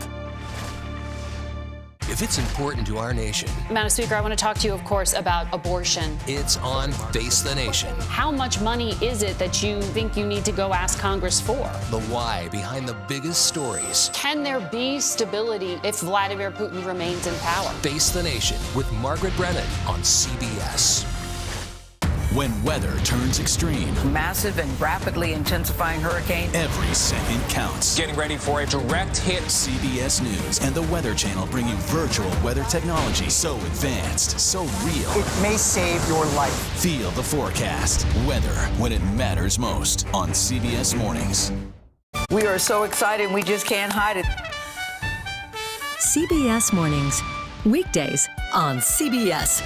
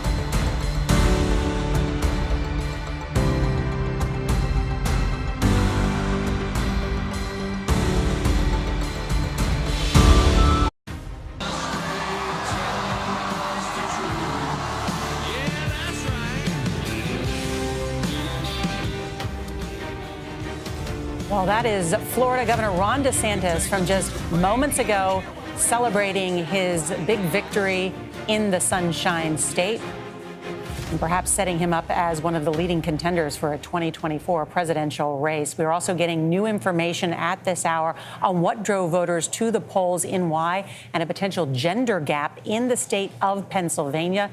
Vladimir Duthier is here with those exit polls. Hey, Vlad. Hey, Nora. So we wanted to give our viewers an update on what's happening in the state of Pennsylvania, specifically to your point about the gender gap. Take a look at these numbers. Dr. Mehmet Oz is doing very, very well with men versus Lieutenant Governor John Fetterman. But check it out. Look at this. When it comes to women, John Fetterman, 57% of the vote. We know that in Pennsylvania, what's top of mind for men? Inflation. Top of mind for women, Nora? Abortion. All right. Margaret Brennan on that very issue. Really interesting how that's sort of breaking out and what it will mean for the final results. It is, because we're going to be talking about the state quite a lot tonight. But for potential future Senator Mehmet Oz, he doesn't support any federal law on abortion. And in fact, the state of Pennsylvania right now protects abortion access up to the 23rd week. That's interesting because that means it's not a live issue, but it is resonating with women. And that's very interesting. So potential Senator Fetterman has said he does support, at a national level, crafting a law that would codify Roe. That's what President Biden has said. That means that abortion would be legal up to the 24th week of pregnancy, and then if the life of mother is in danger. You don't want to slice the bologna too thin on exit polls, but if that 42 number is right, he's doing worse. Oz is doing worse among women in Pennsylvania than Donald Trump did, who got 44% of the female vote in Pennsylvania in 2020, a year that was terrible for Donald Trump with women. And Robert, what is your sense of that? I just sat down with Lieutenant Governor Fetterman, and I also covered Oz in suburban Philadelphia. That's where the Oz campaign's really looking. Women in suburban Philadelphia. You know what he said to that crowd, Nora? When you go out and talk to your friends, talk about the economy, talk about crime, talk about immigration, don't talk about anything else. That's the way to appeal to women.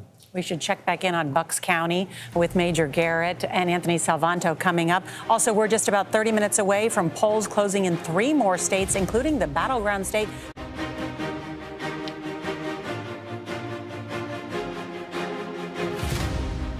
I'm Lilia Luciano at the CBS Broadcast Center in New York. Good evening.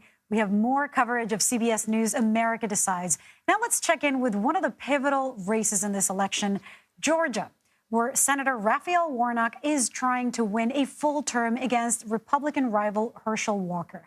CBS News congressional correspondent Nicole Killian is in Atlanta at Walker election headquarters following an extremely close race. It seems that people over there are happy or present or optimistic just from the little bit I'm seeing behind you. But Nicole, can there even be an outright victory tonight?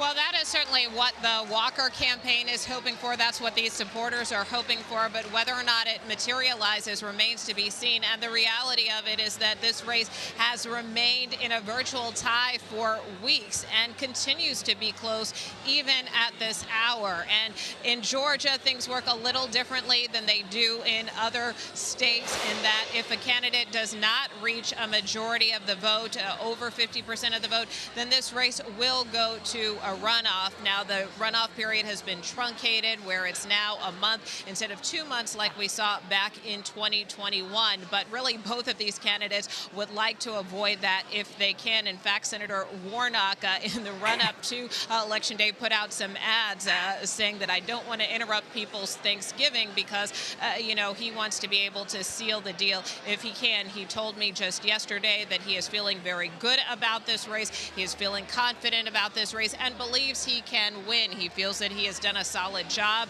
as senator for the state of Georgia over the last 2 years, and he has argued to voters that his opponent, Herschel Walker, is simply not fit to be in the U.S. Senate, that character matters, that he is not trustworthy, and that's why Warnock is asking voters for a full term. Walker, on the other hand, has argued that Senator Warnock needs to go, that it is time for change. He votes too closely and is too closely aligned with President Biden. So that's just a sampling of the closing arguments in this race, which again continues to be too close to call. Lilia? Certainly one of those quality of candidate races, but extremely tight and still so. Nicole Killian in Atlanta. Thank you so much. Today we saw some big names supporting Warnock over there. You're watching CBS News coverage of America Decides. We will continue talking to our correspondents on the ground. There is so much at stake in this election and so much ground to cover because of the amount of true battleground states, battleground races. We'll be back.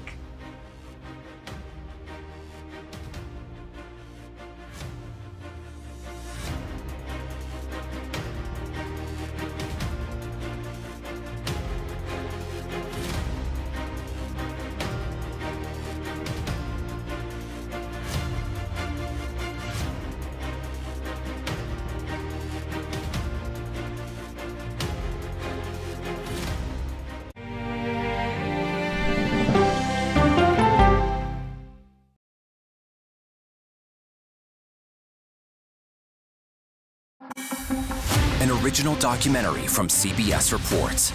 As the nation of Hungary evolves toward autocracy, if you define an autocrat as someone that the people can no longer get rid of, even when there are elections, he's definitely an autocrat. some American conservatives like what they see. Viktor Orban has done a tremendous job, and you've kept your country safe. CBS Reports explores their growing alliance. I have come to Texas. We should unite our forces. So there are a ton of booths here, a lot of young people here. And what it means for American democracy. Prime Minister Orban is being accused of all kinds of things simply because he doesn't toe that liberal line. He stands for Christian conservative values. To sum up, the mother is a woman, the father is a man, and leave our kids alone. Full stop, end of discussion. A new conservative alliance now streaming on the free CBS News app. What are the words you would use to describe the Queen? Kind, caring, and a nice lady. I'm here for you. America needs drivers. And we're here to help. What are you learning from Girls on the Run? Never give up and to always keep trying. You can see fire and rescue is up. They're doing wellness checks because people are trapped inside their homes. We're gonna be okay.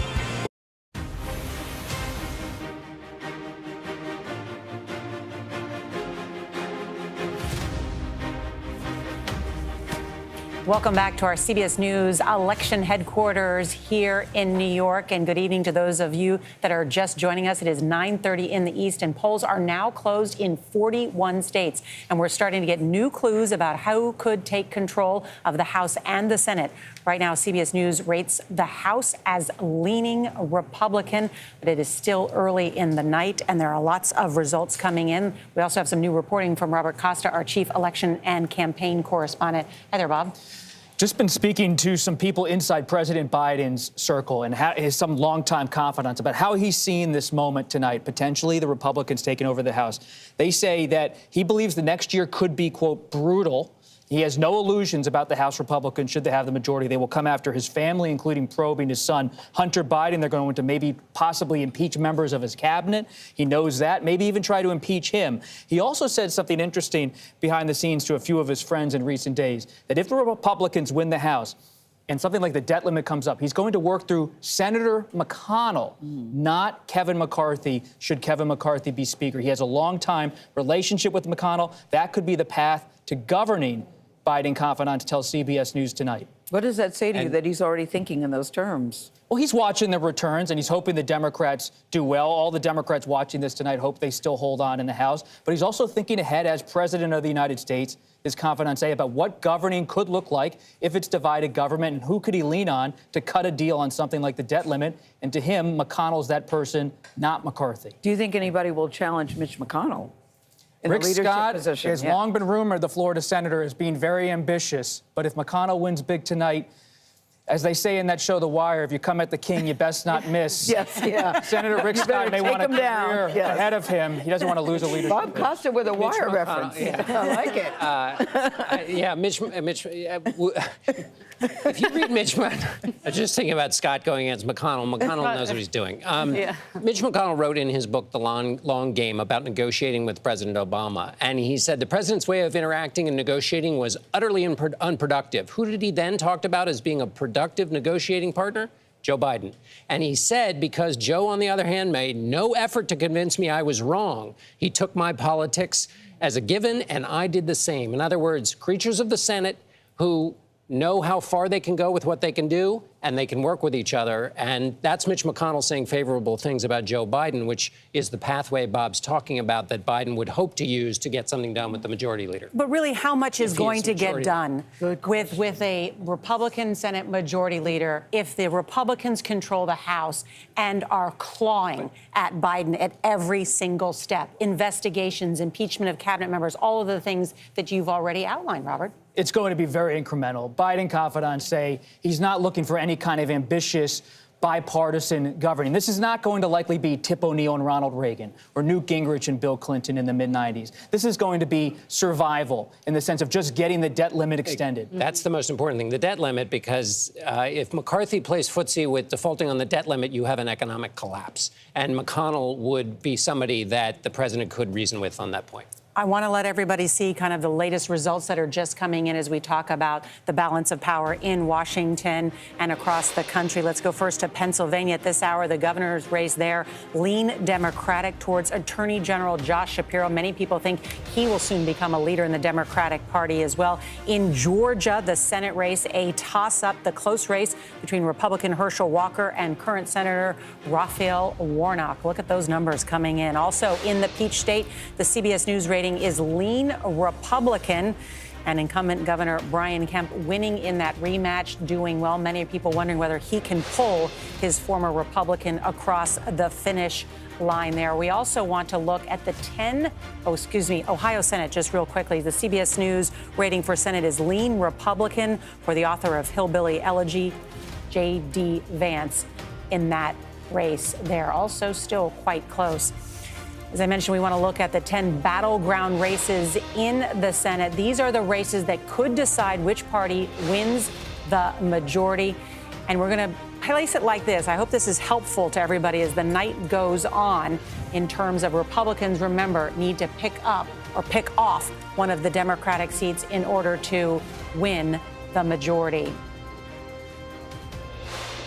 And let's look at the battle for control of Congress as well. My eyesight is not that good. I can't see that far. Balance of power. That is the Senate, I think. I see 38 and 38. Yeah. There you go. Yeah. All right, let's go over to Major Garrett and Anthony Salvanto. Major. So, Nora, we talked earlier this evening about these influencers in the electorate for this midterm election, and we identified pressured parents. We said they would be important. Anthony Salvanto can now explain new data that we've just uncovered to explain how important and why. So we have CBS News exclusive polling of voters, including voters we talked to today. How did you vote? What was the motivation behind your vote? And I want to focus in on the pressured parents because they're so important. We talked about them. Their kids were stressed by the COVID pandemic. Now they're stressed by inflation. Well, look at this, Major. Not only that, but they have school-age children. They think Joe Biden could be doing more. Their key issues were the economy. I can report right now that pressured parents started out as 13% of the electorate before this election. Based on our estimates. Based on our estimates. But tonight, they're at 19% of the electorate, so they have even more influence than we originally thought. And here's the key. Here's the key. They started out being 47% in favor of voting Republican, but tonight, right now, they are tracking, and here's that increase I showed you, from 13% up to 19%. So again, added influence. They started out at 47% Republican. It is now up to 51%. And that's so important because they are effectively influencing this election. It is swinging towards the Republicans. No projections yet, but it's swinging towards the Republicans. And this is a big reason why. And one of the things we're so proud of about this, Anthony, is because these pressured parents cross over demographic groups that slice the electorate in ways that felt restrictive to people watching it and trying to absorb who these people were and what they were likely to do. It's real people describing themselves in real terms. It cuts across, as you say, all demographic groups. There are all racial groups. There are all age groups within, a certain range.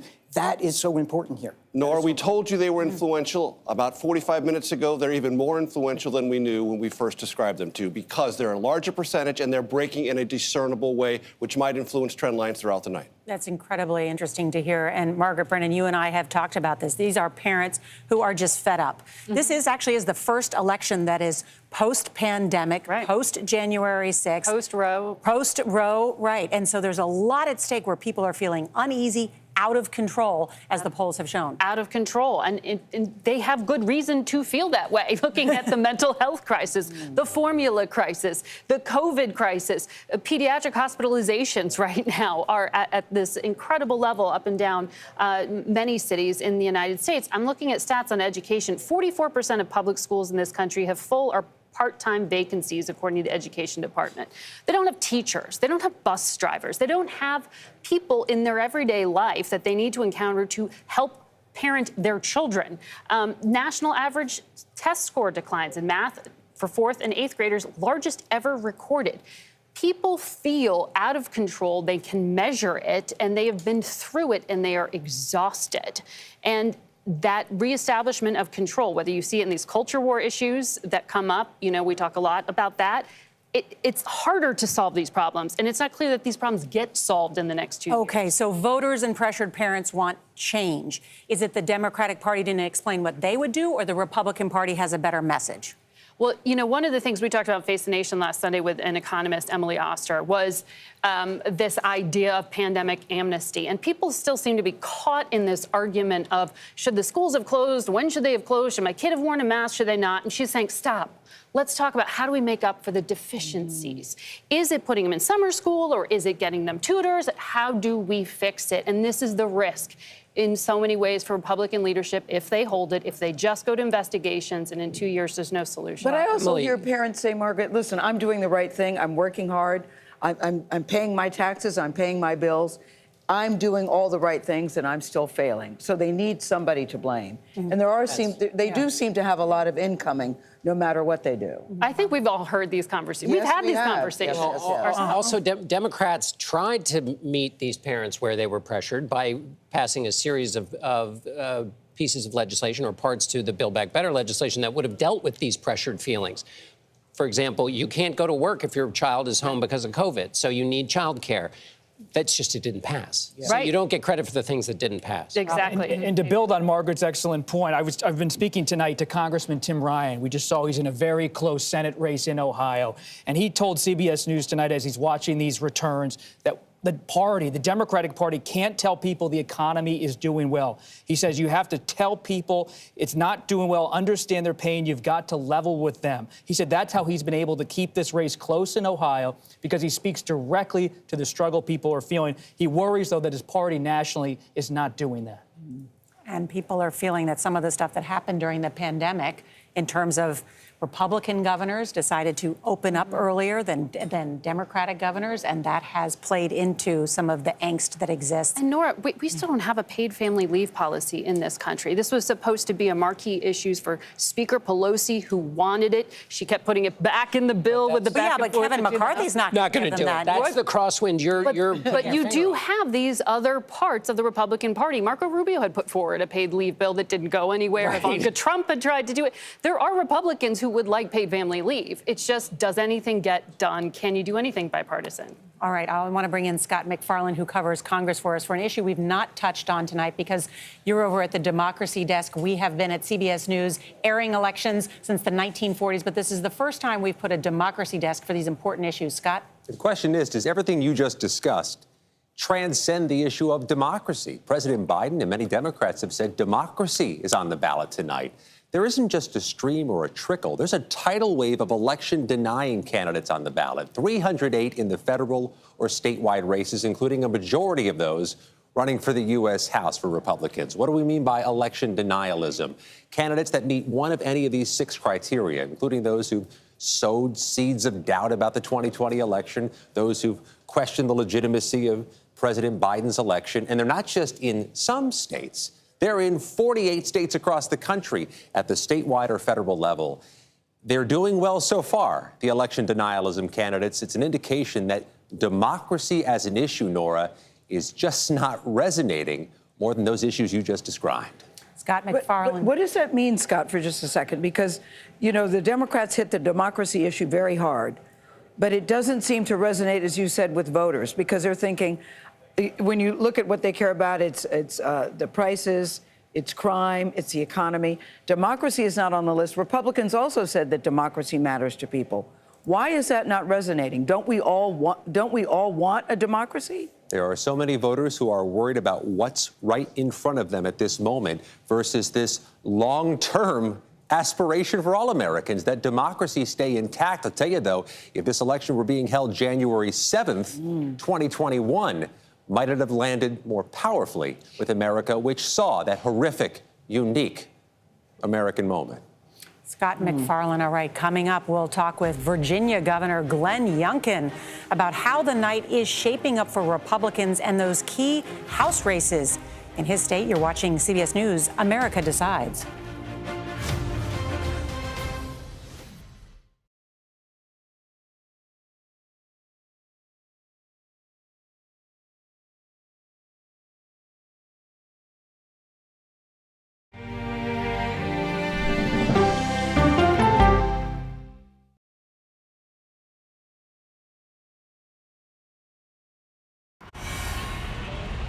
You ready?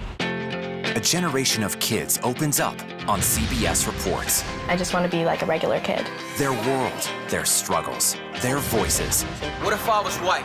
A lot of people like to call names and make you feel ashamed for being proud of who you are. Now streaming Free Speech. It's evident that there's a wave of censorship across the nation. Angry partisan debate in schools. College campuses have not been a place of intellectual diversity for the longest time now. Are loud voices silencing a generation. I don't feel comfortable speaking out. I started to realize I wasn't even discussing stuff in class. I was keeping all my thoughts to myself. Are the kids all right?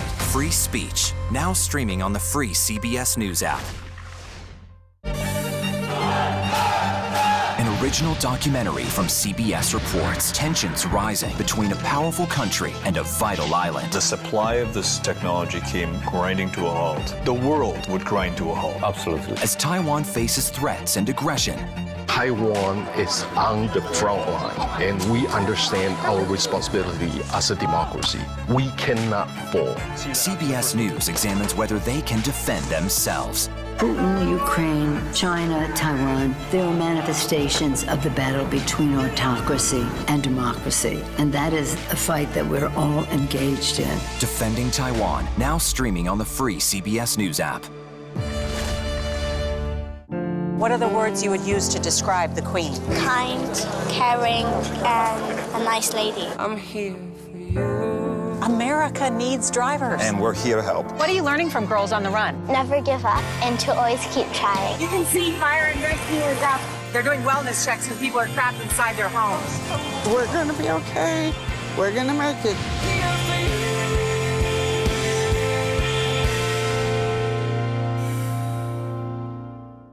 We are so excited, we just can't hide it. Drew Barrymore. I got Mayor Savino. Miss Lopez and Mr. Maluma are Reggie. It's the Fonz. His name is Henry. I know. It's all right. One question. How often do you consume cannabis? CBS mornings are, well, everything your morning should be. Is this a date or are we just friends? Here we are, your favorite morning people. CBS mornings, starting at 7. We are so excited, we just can't hide it. CBS mornings, weekdays on CBS.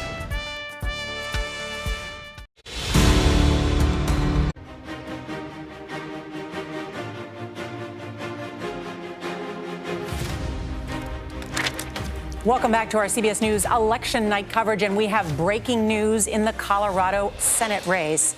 CBS News projects that Michael Bennet will win re-election to the U.S. Not a huge surprise, but Democrats are breathing a sigh of relief in that state. Also, the state we're following at this hour is the state of Virginia and some key House races there. Let's bring in Major Garrett at our data board. Major.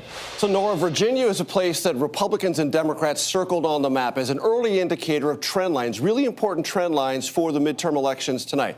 So we take you to the 2nd District of Virginia. This is Elaine Uluria, member of the January 6th committee, representing this part of Virginia. You can see right now this is a lean Republican. She very well might lose to Jen Kiggins. Let's go to the next most important race that both parties were watching in Virginia, the 7th District. Abigail Spanberger, another incumbent, tough race against Yesli Vega.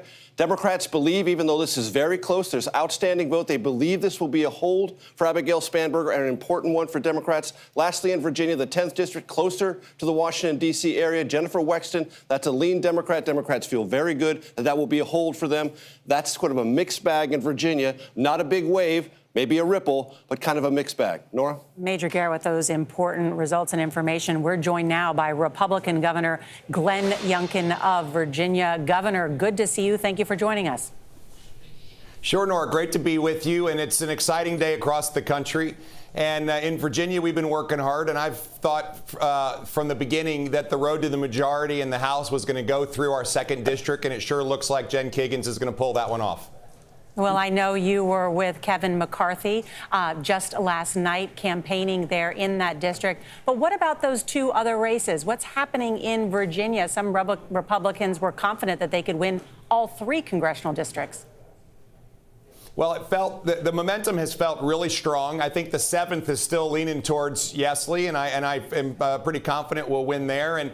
And Hung has run a very good race against Jennifer Wexton, and I think folks will be a little disappointed there because we really felt there was great momentum. But Jen's doing great in the 2nd, and we look forward to sending her to Congress. And I think Yesli Vega is going to pull a big upset here.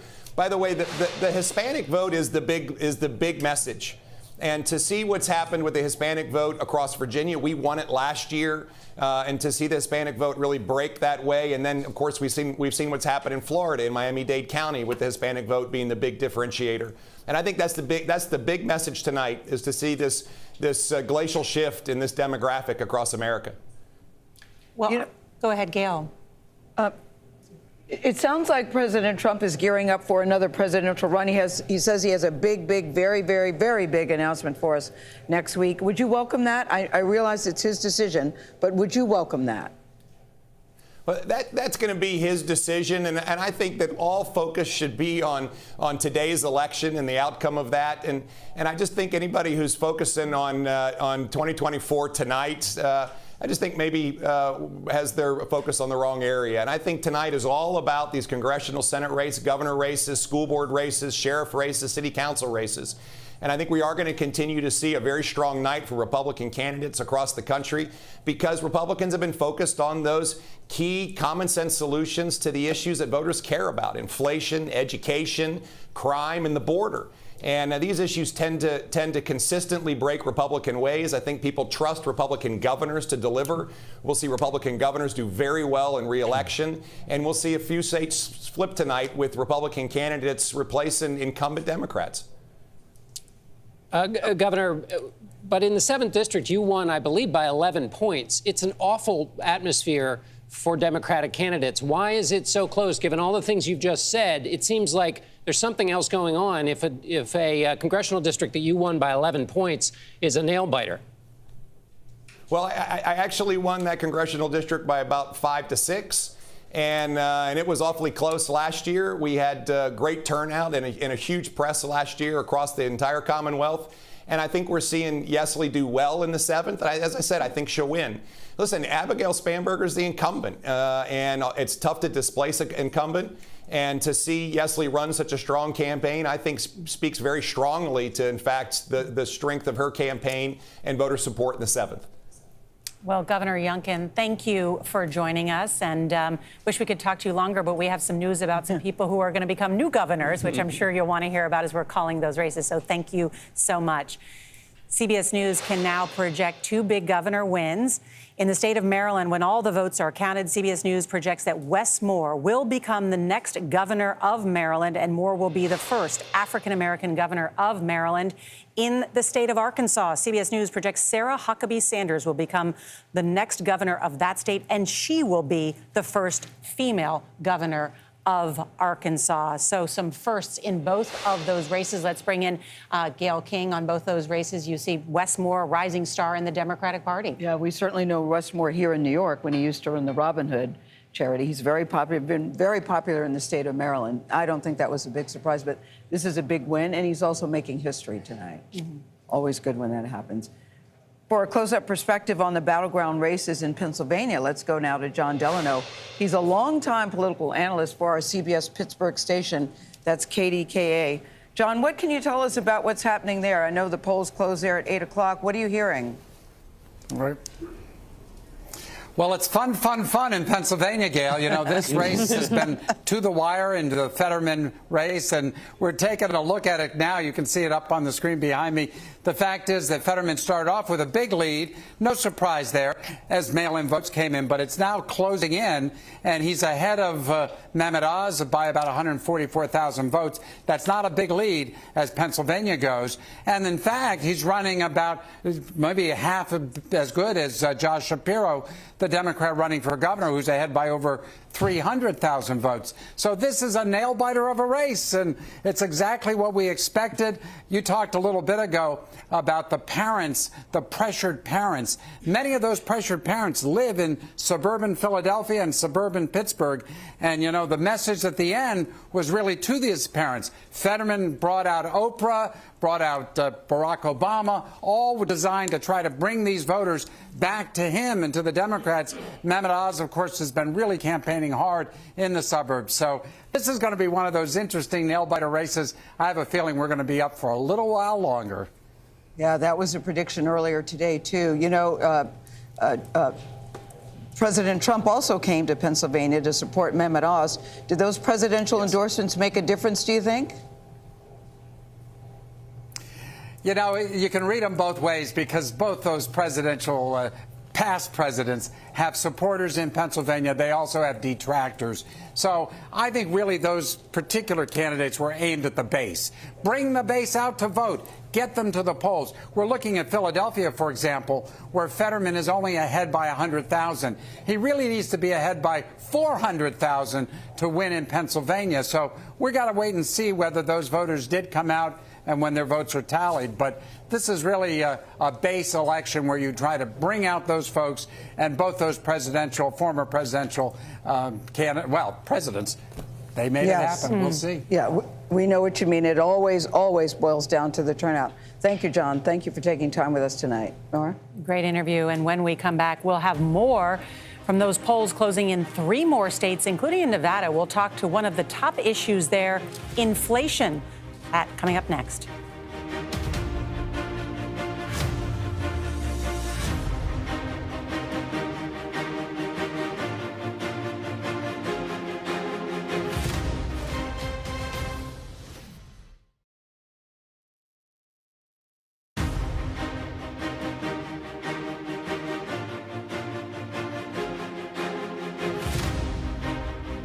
I'm Lilia Luciano at the CBS Broadcast Center in New York with more coverage of CBS News America Decides. Florida somehow always seems to find the spotlight on election night, and tonight is no different. CBS News projects that Governor Ron DeSantis has won another term in office, defeating Democrat Charlie Crist. And CBS News projects that Senator Marco Rubio has also won a 3rd term.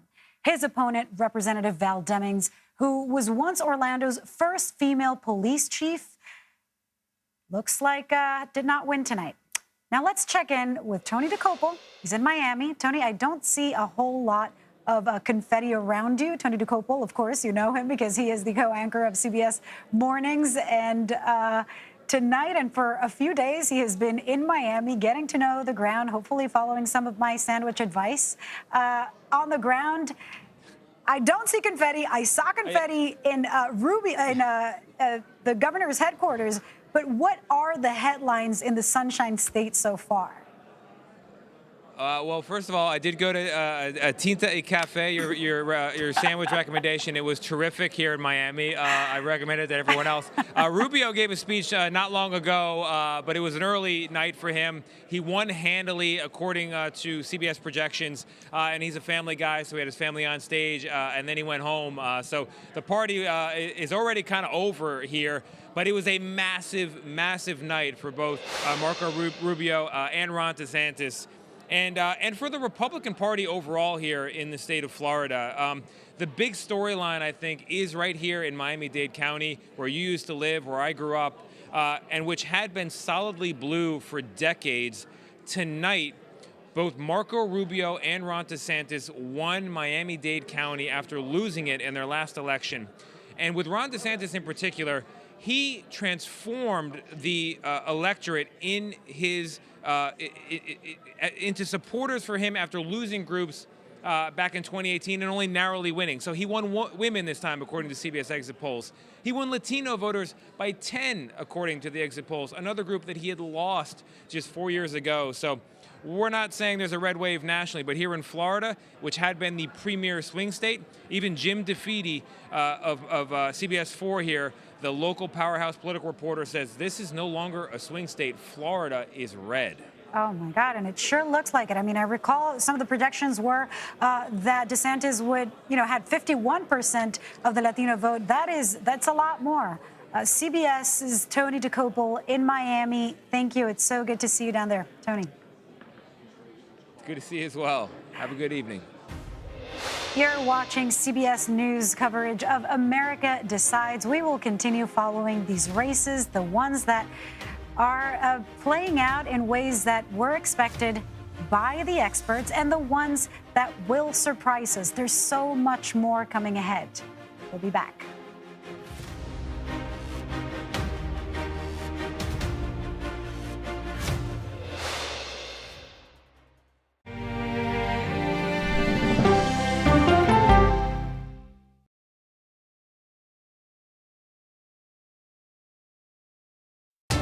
People from every corner of America facing challenges. Everyone is just looking for some type of connection. Just raise your hand and say, hey, I'd like to help. Coming together to find solutions. We are going to do something about it. Their stories are our stories. Welcome to Eye on America. Stream now on the free CBS News app. if it's important to our nation. Madam Speaker, I want to talk to you, of course, about abortion. It's on Face the Nation. How much money is it that you think you need to go ask Congress for? The why behind the biggest stories. Can there be stability if Vladimir Putin remains in power? Face the Nation with Margaret Brennan on CBS.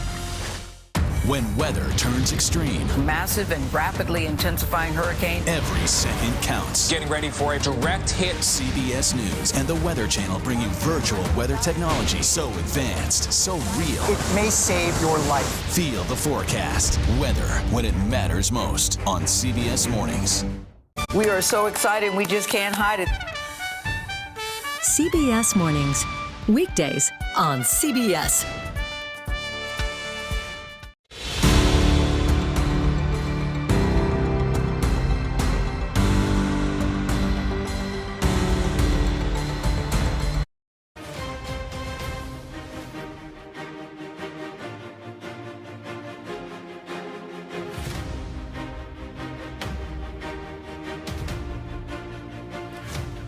Welcome back to our CBS News. Election night headquarters has now been 4 hours since the first polls started to close, and control of Congress hangs in the balance. The outcome of these midterms will also determine the future of Joe Biden's presidency, as former President Trump hints that he could announce a third run for the White House next week. We have breaking news at this hour as CBS News rates the House as leaning Republican. Also at this hour, polls have just closed in 3 more states, including the key battleground state of Nevada, a Senate race there considered the most endangered Democratic senator. We'll get the latest from there in just a moment. But first, on this issue of the Senate, Nancy Cordes, our chief White House correspondent. I know you have some breaking information. Norah, I just spoke to Delaware's Democratic Senator Chris Coons, and he said he's breathing a sigh of relief right now that it appears that Michael Bennet and Maggie Hassan are going to likely win re-election in Colorado and New Hampshire, respectively. He says, quote, "We were going to have a rough night if they were underwater." And basically what this means is that it narrows the path for Republicans to pick up the 1 Senate seat they need to win control of the Senate. An important marker, as many people were sort of biting their fingernails heading into tonight. John Dickerson. Well, it would have been a real swamping if they'd lost those 2 races. One of the interesting things about what's happening in New Hampshire is that the very popular governor has been reelected, doing very well. But you have a split ticket voting where voters aren't just locked into a single party. They will make a decision. And this is why Mitch McConnell says, candidates matter when it comes to Senate races. And it'll be interesting as we watch through the night. People aren't just, in some cases, voting because the candidates wear a certain kind of shirt. They're paying attention to the qualities of those candidates. It's going to be really interesting to see how that plays out in Georgia, because right now Brian Kemp, of course, is ahead. And now you have Herschel Walker running against Raphael Warnock. When you say candidates matter, it'll be very interesting. And also candidate quality. Yes. Yeah, does that matter? Yeah. In Arizona, that'll be an interesting question as well. And in Ohio, where Mike DeWine, we've called the race for governor, but J.D. Vance, is not. We haven't called the race yet for the Republican Senate candidate. So many issues to discuss, of course, the ones that voters went to the polls voting on: inflation, abortion, immigration, and more. Let's go straight to the boards. In Nevada, CBS News characterizes the Nevada Senate race as a toss-up at this hour. Also in the Silver State, where polls just closed, the governor's race is currently a toss-up.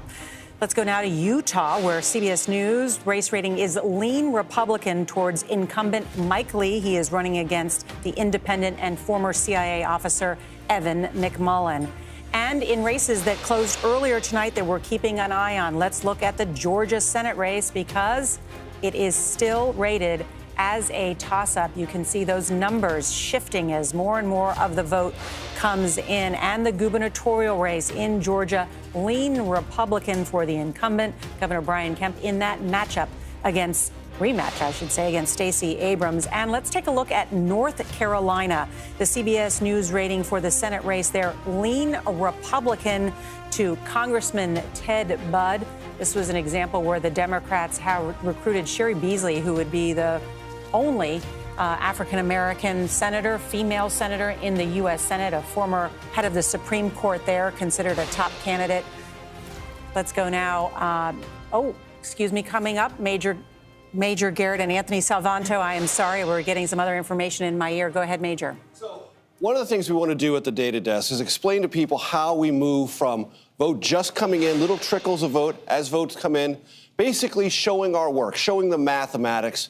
And we're going to do this in Nevada because right now, essentially, we're laying a concrete slab.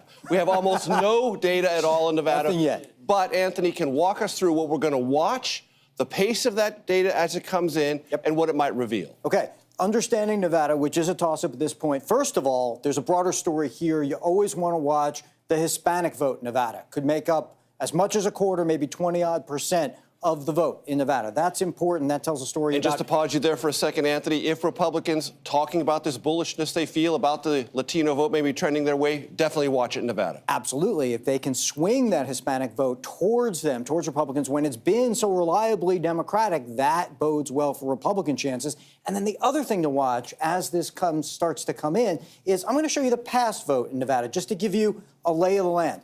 This is Nevada by county. I'm going to point down here to Las Vegas. That's Clark County. Clark County, Nevada. We say this all the time. Land doesn't vote, so there's a lot of red, little concentration of blue. I'm going to turn this on its side, and you're going to see Las Vegas and Clark County pop up really big. This is where the vote is. And so as we go through the night, it's when we see Clark County vote, when we see Las Vegas vote, that we can start to tell the tale of what's going to happen in Nevada. So, Norah, we have a concrete slab. We will be building a house in Nevada, and we're building it every state Senate race across the country. But you got to start somewhere. And Nevada, we have no data, but we have a way to approach this and talk about it throughout the evening. As the data comes in, it signals where these races might end up. Right, and we want to be transparent with our viewers Exactly. because Nevada just closed, so we want to make sure we're giving you the very latest information as well as all of the other data that is just coming in at this hour. One of the things we've been talking about tonight as part of the race rating that you made is that the House leans Republican at this hour, and yet we thought by this time we would know about a number of key races. I want to bring in Ed O'Keefe on that because, Ed, some of the Republicans we talked to said, oh, you know, watch New England, watch the Northeast, Virginia. There'll be a number of states will pick up early. That could signal a tsunami. Has that happened? No, it has not. We're following about 49 House battlegrounds across the country, and most of them are Democratic. None of them at this point have turned red. You can look at a map of about 14 across the country that sort of geographically represent the kinds of races Republicans told us tonight they thought they would be able to prevail in. The 1st District of Indiana, for example, is one of those, a district that Democrats have held for since Herbert Hoover was president. Another in Rhode Island that the Democrats have held since 2000, also staying Democrats so far tonight. And down in Texas, Republicans were hoping for a sweep of border districts there with Latina candidates running against Democrats. But Congressman Henry Cuellar spoke with him just a little while ago. He says he's going to win this race. He's done extremely well. Normal voting patterns are being maintained. And he says the millions of dollars spent against him were, quote, a bunch of baloney.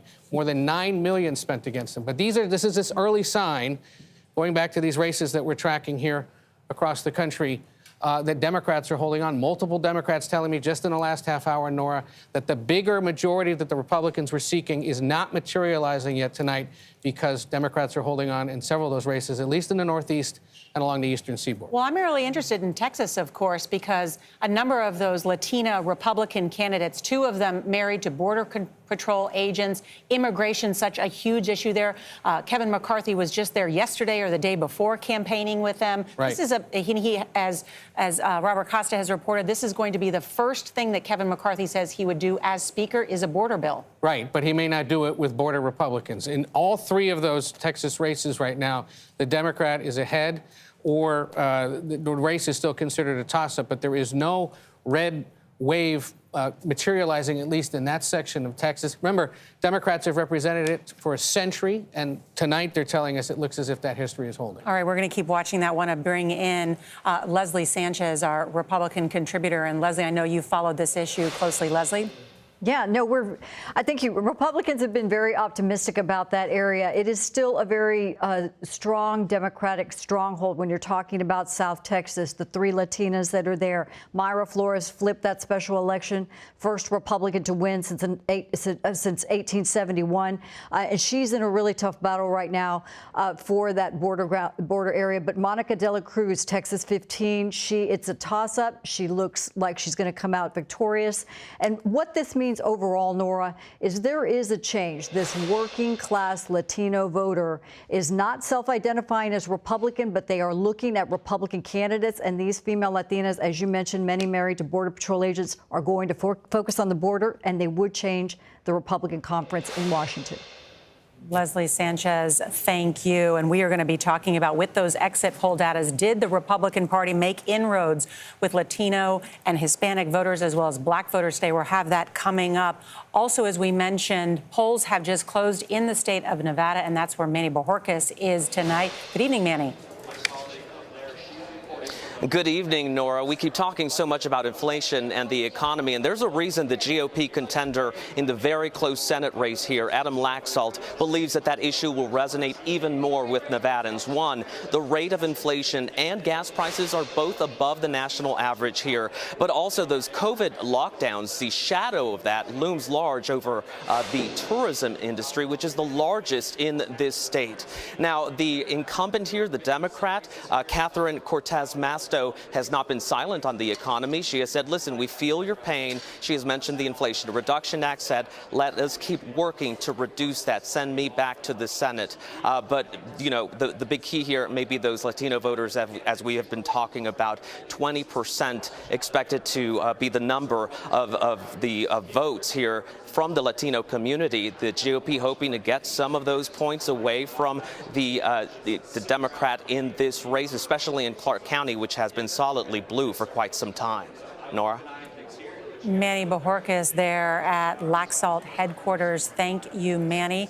Let's bring in Margaret Brennan. Margaret, this is a seat that the Democrats have held for 36 years. And yet she's considered the most vulnerable Democratic senator. This is a state where the economy is in shambles. Well, they really still haven't recovered the tourism industry, which is still about 10% off from where it was in 2019 at the last month I just checked. And so they haven't brought back that really core business for so many people there. They have some of the highest gas prices in the country as well. Hold on just a second. I just want to note that former President Donald Trump is speaking right now from Mar-a-Lago. He was planning to claim some sort of victory and ride a Republican victory or claim credit for it tonight. We're going to continue to monitor his remarks from Mar-a-Lago and bring you anything he says of significance in just a moment. My apologies, just wanted to note that he was speaking at there. We're monitoring that. But you were talking about, Margaret, the economy. The presidential race begins tomorrow, right? But for today. Or perhaps. I'm not sure it may already. It may have already, exactly. But for a state like Nevada, it is so interesting. There are shifts underway. Yes, it's also got consistently ranked near the bottom in terms of educational quality, in terms of schools. But there are so many shifts. And I know Nancy was talking about this the other day, the idea that Harry Reid is not there. Right. In the way I saw interviews with Nevada voters talking that very same thing, that this would not be happening, John, if Harry Reid were here. Right, the vaunted Harry Reid machine that has existed for decades in Nevada. Obviously, the former Democratic leader in the Senate, he passed away last year. Yeah. His machine lives on, but obviously the figurehead is gone. And you may have a switch. You could have a switch in all three, governor's, Senate, and Secretary of State offices going from Democrats to Republicans, which puts a battleground state into the election denial camp, possibly, which is one of several states where that's the case tonight. Michigan, Arizona being two others, Wisconsin. But, John, do you think Harry Reid would have made a difference? He was considered such a master. He had a machine that was for real in Nevada, and he was very powerful. But these are tough economic headwinds. So, we'll see at the end of tonight whether even a magician like Harry Reid could have pulled it off. On that issue of those tough economic headwinds, let's bring in former Treasury Secretary Larry Summers, who served during the Clinton administration. Larry, good to see you. Thank you so much for joining us. I know that you've talked about America's facing some of its most complex times ahead. What do you make when you see the results tonight, and whether or not Democrats address the issues on voters' minds? Well, look, I think that the Democrats and President Biden and his administration have done some very important things that we're going to see the benefits of over time.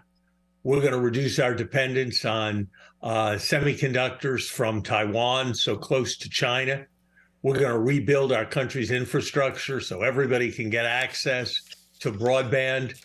we're going to build a whole set of new industries based on electric cars and the electrification of vehicles. Those things were seeds that were planted in the last 2 years. They weren't always easy. There was a lot of fighting over the politics, but I think they're going to pay some important benefits over time. But yeah, look, we do have a real issue with inflation in our country, and it's going to not be easy to work through. And we're going to have to take the long view with respect to it and support the Federal Reserve in doing what it needs to do to get that inflation rate down. The kind of numbers you're showing, 7, 8, 9, that's just not acceptable and can't be a basis for prosperity. And we've got to figure out how to bring it down, and discipline in our spending, discipline in our monetary policy is going to be important. Larry, when you look at the long view, as you say, do you think Congress can actually do anything about inflation? I think it's mostly, in the case of inflation, about the Federal Reserve. I think Congress can avoid making mistakes, can avoid costly tariffs that would raise prices. It can avoid overly burdensome regulation, but mostly that responsibility's got to rest with the Fed, and it's got to rest with budget control.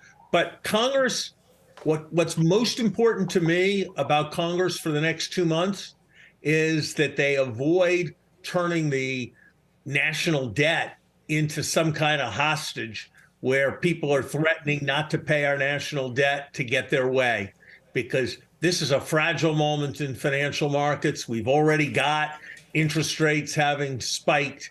And if politicians start playing games threatening our country's creditworthiness to get their way, that could really be a catastrophe. And that's a warning to both sides. Fight about the issues, but whatever my kids do, we can figure out whether they pay, we can figure out whether I pay, but we do pay our bills in our family. And that's the attitude we've got to take as a country. Well, thank you for sharing what's going on in your family as well with us and the economy. Larry Summers, always good to see you. Thank you so much for joining us. And next, we're going to have some new information on exit polls in Georgia. What's happening there? We're also going to check in with our team of reporters on the ground. This is CBS News, America Decides.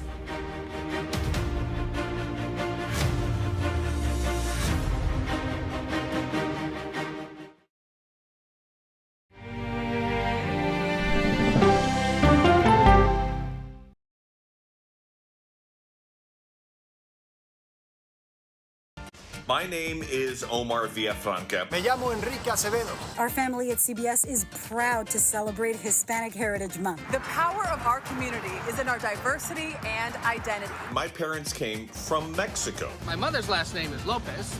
She's from Guatemala. We're proud of the dreams not just of ourselves and our people, but the dreams of this nation. We explore it all on CBS Reportes El Poder, streaming Thursday, October 13th. We are so excited, we just can't hide it. CBS Mornings, weekdays on CBS.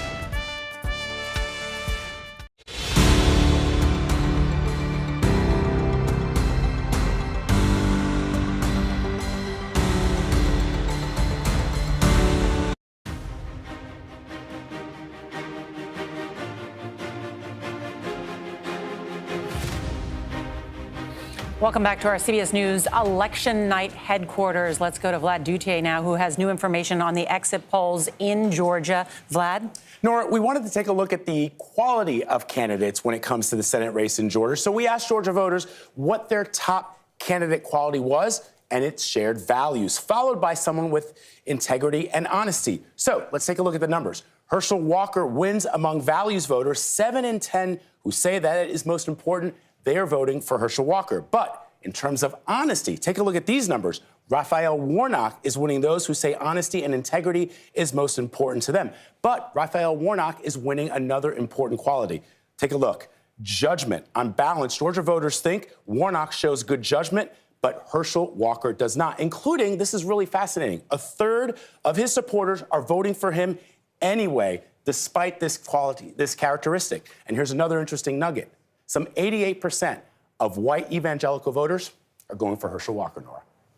Vladimir Duthier, thank That's a little you. surprising statistic. Yeah, I want to talk about that. We know that Herschel Walker was a well-known running back, Heisman Trophy winner. Yes. He has had 4 different children with 4 different wives. He's been accused of taking 2 of his girlfriends to have abortions. What do you see in these numbers? Well, what I see is voters were asked about integrity and honesty, and they said, no, Warnock's got those. But I share Herschel Walker's values. But obviously values that don't include integrity and honesty. Well, if your values don't include integrity and honesty, they're not. What are values? They're kind of, and judgment's not in there either. It's a pretty it's a Swiss cheese set of values if you're absenting all the things that we traditionally think of as values. And the white evangelical vote is very interesting, too. And throw in his own son coming out, John, saying that he was not even a good father and that he was somebody that didn't tell the truth. That's why I'm surprised to hear that he would score higher than a minister when it comes to values. And that's because they think that at the end of the day, he will vote the way that they want him to vote, regardless of how he has behaved in the past. They think he'll vote against abortion. Shares my values really means shares my positions, policy positions. Yeah. Well, it is a key contest in Georgia, and reminding everyone who hasn't been covering politics, if neither of the candidates gets 50% of the vote, they're going to be at this again a month from now. Let's check in also with Nicole Killian, who is there in Atlanta at Herschel Walker's election night headquarters. Nicole, I know you're talking to the campaigns. What are they telling you? Well, right now, both campaigns are really just very cautiously optimistic as they ride this out. You know, here at Herschel Walker headquarters, they are hoping that they continue to see more votes come in, more specifically from counties north of Atlanta, because they believe that that will help boost Walker's advantage in this race potentially. But I do want to drill down on one interesting dynamic that we are seeing, and it's this concept of the split ticket voter, people who are going for Republican Governor Brian Kemp, but also supporting Walker's opponent instead, Senator Raphael Warnock. I talked to one of those voters earlier today who told me he is really pleased with the job that the governor is doing, but simply couldn't bring himself to also support Herschel Walker, even though he's part of that Republican ticket, and telling me that in terms of Senator Warnock, he went ahead and supported Warnock because he felt that he was a moderate enough Democrat. So, you know, that being said, we are seeing Kemp outperform Walker in some of these counties. A lot of Walker supporters not really concerned about that. They think he's having a really good night so far, despite all the headlines he has faced throughout this campaign, Nora. Nicole Killian, who has been covering so much of that contest in Georgia, knows it so well. Nicole, thank you so much. And coming up next, new reporting on some of the biggest battleground races as control of Congress hangs in the balance. You're watching CBS News, America Decides.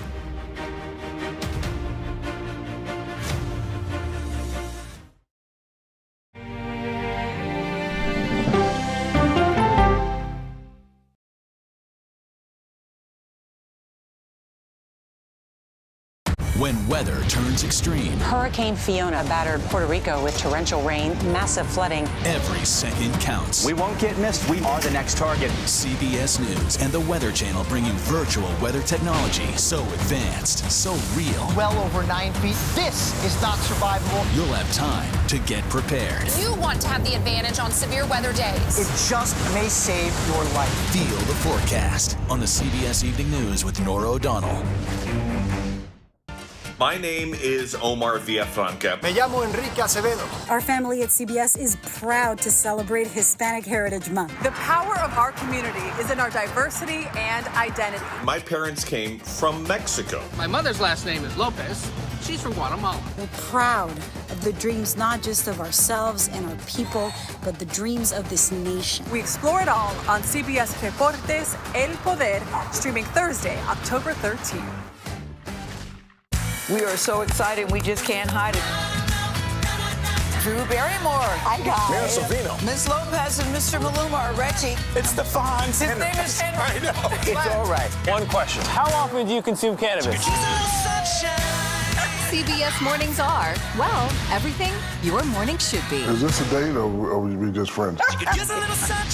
Here we are, your favorite morning people. CBS mornings, starting at 7.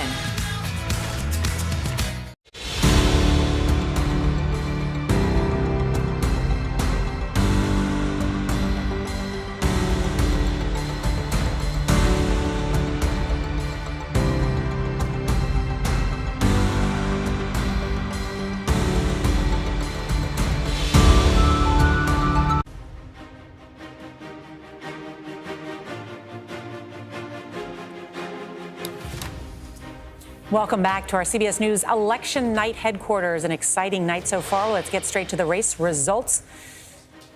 We have an updated CBS News rating in the Georgia's gubernatorial race, now likely Republican towards current Governor Brian Kemp. And there's some history being made tonight. CBS News is projecting Democrat Maura Healey will become the first openly lesbian governor in U.S. history and the first female governor elected in the state of Massachusetts.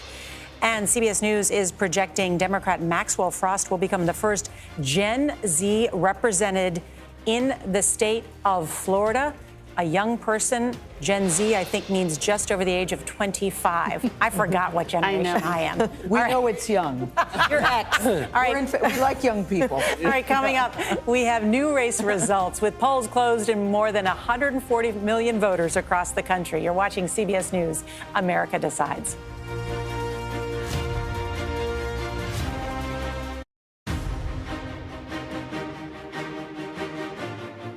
I'm Lilia Luciano at the CBS Broadcast Center in New York with more coverage of CBS News America Decides.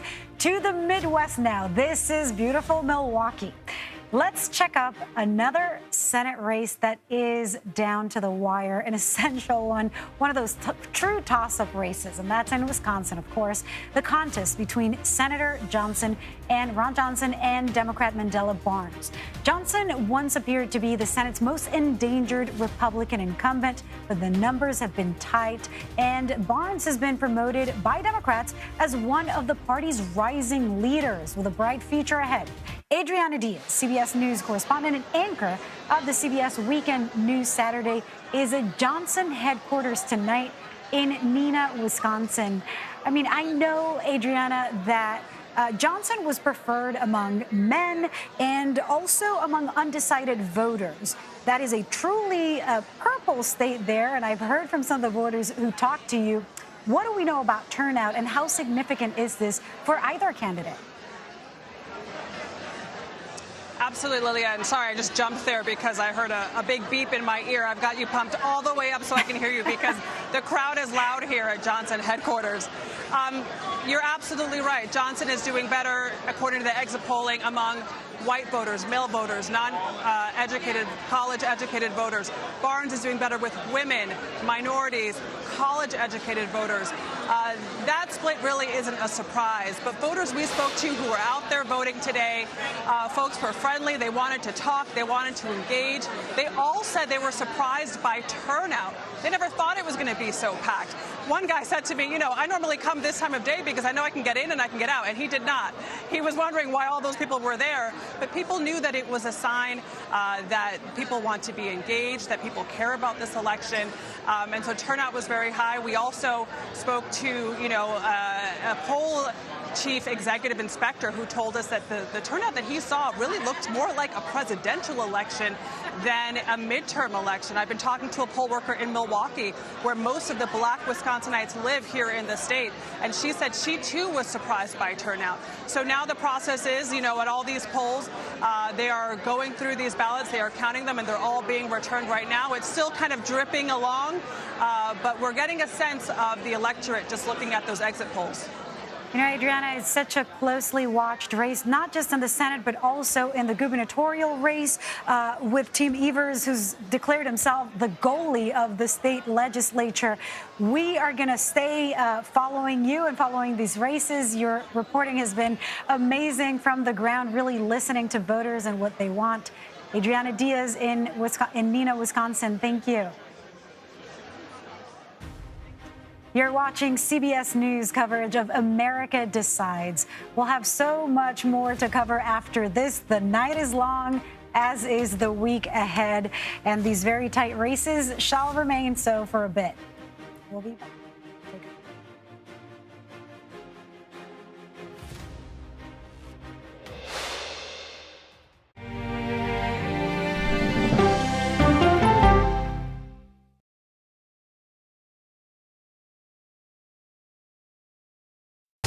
People from every corner of America facing challenges. Everyone is just looking for some type of connection. Just raise your hand and say, hey, I'd like to help. Coming together to find solutions. We are going to do something about it. Their stories are our stories. Welcome to Eye on America. Stream now on the free CBS News app.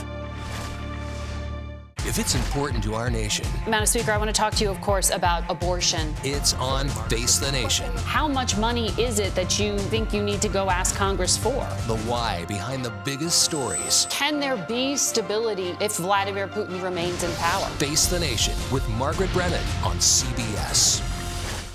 When weather turns extreme, Massive and rapidly intensifying hurricane. every second counts. Getting ready for a direct hit. CBS News and the Weather Channel bringing virtual weather technology so advanced, so real. It may save your life. Feel the forecast. Weather when it matters most on CBS Mornings. We are so excited we just can't hide it. CBS Mornings, weekdays on CBS.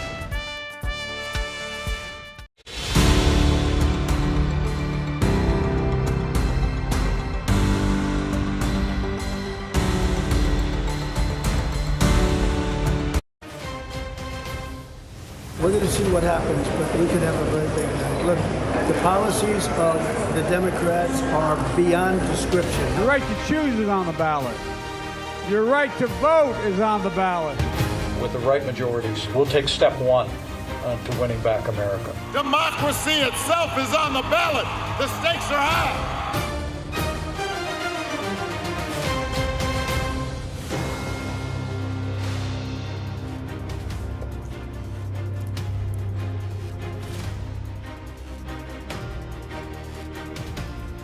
And welcome back to our CBS News election night headquarters here in New York. It is 10:30 p.m. in the East. And as we just mentioned, polls just closed in the battleground state of Nevada. Right now, CBS News rates the House of Representatives as leaning Republican at this hour. Lots of new information coming in. John Dickerson is our chief political analyst. John, so far, how is this night shaping up? Well, lots of information is coming in, but it's not coming in with the rapidity that certainly Republicans had hoped. They thought they would have some big wins early in the night that would show the size of their victory. Some were even talking about winning in places where Joe Biden had won by 55% or more. In 2018, even Democrats who had a great year that year never won anywhere where Donald Trump won by 55% or more. It gives you a sense of how ambitious their ideas were about tonight. But so far, and there's much of the night to go, it looks like gains for Republicans, but not of the magnitude that they were talking about. All right, let's look at some of the big race results that are coming in, get you up to date on those. In Arizona, the Senate race with 42% of the vote in is a toss-up between Captain Mark Kelly, Senator Kelly, and Blake Masters. The race for the Arizona governor's mansion also a toss-up, which is 42% of the vote in. In Nevada, CBS News race rating right now for the Senate race, a toss-up there, awaiting more vote to that coming in that race. And in Ohio, the Senate race between J.D. Vance and Congressman Tim Ryan is leaning in the Republicans' favor. Donald Trump was just there last night. And in Pennsylvania, a race we will be watching for days, probably. The Senate race, a toss-up with 56% of the vote in. Toss-up, it's still a long night ahead. Yeah, and it might not be election night, nor it might be election week. That's absolutely for a couple right. of these races. Yeah. Absolutely. One of the things we talked about is that race rating that for the House, that it leans Republican. And yet at this hour, we thought we would see a much more, the Republicans were extremely confident. I want to bring in Ed O'Keefe about that. I mean, I was talking to Republicans weeks ago, even today. They were very confident about a big win tonight. Yeah, and the idea was that you would see early wins, early decisive wins in places like Virginia, parts of the Midwest and New England where Democrats have always done well, believing that they had peeled back Democratic advantages in those states and somehow pulled it off. But they haven't. You look at the 14 key races we've been monitoring tonight in places like Rhode Island, in Indiana, in Virginia, in Texas. Democrats are either leading in those races right now, or they're going to manage to hold on to them, at least the candidates tell us that. And they may only get one of the ones in Virginia that they had their eye on as well. So they'll probably get the majority, but they're not going to get that bigger majority that everyone had been anticipating. A sign, perhaps, the Democrats did better in suburban districts across the country and in the Midwest, where Republicans were also able to pull out. But Norah, do we dare go back to 2016 for just a second, when in 2016 the Democrats were very confident, and it didn't work out the way they thought. Here we sit in 2022. The Republicans are extremely confident. I realize the night is still early and we're still waiting for things to come in. But could that possibly happen tonight, what happened in 2016? It's still early on in the evening, absolutely. And one Democratic official I was messaging with said the Republicans may have overplayed. They're getting a red ripple, not a red wave. Not a red wave. It's a little early to declare victory here, though. But very key point here. But as we were talking about earlier, you need 218 to govern, and the size of that majority is going to be really, really important. And a ripple could be good enough. I mean, they only need to pick up 5 House seats in order to take control. It won't be the kind of control they want, but a win's a win.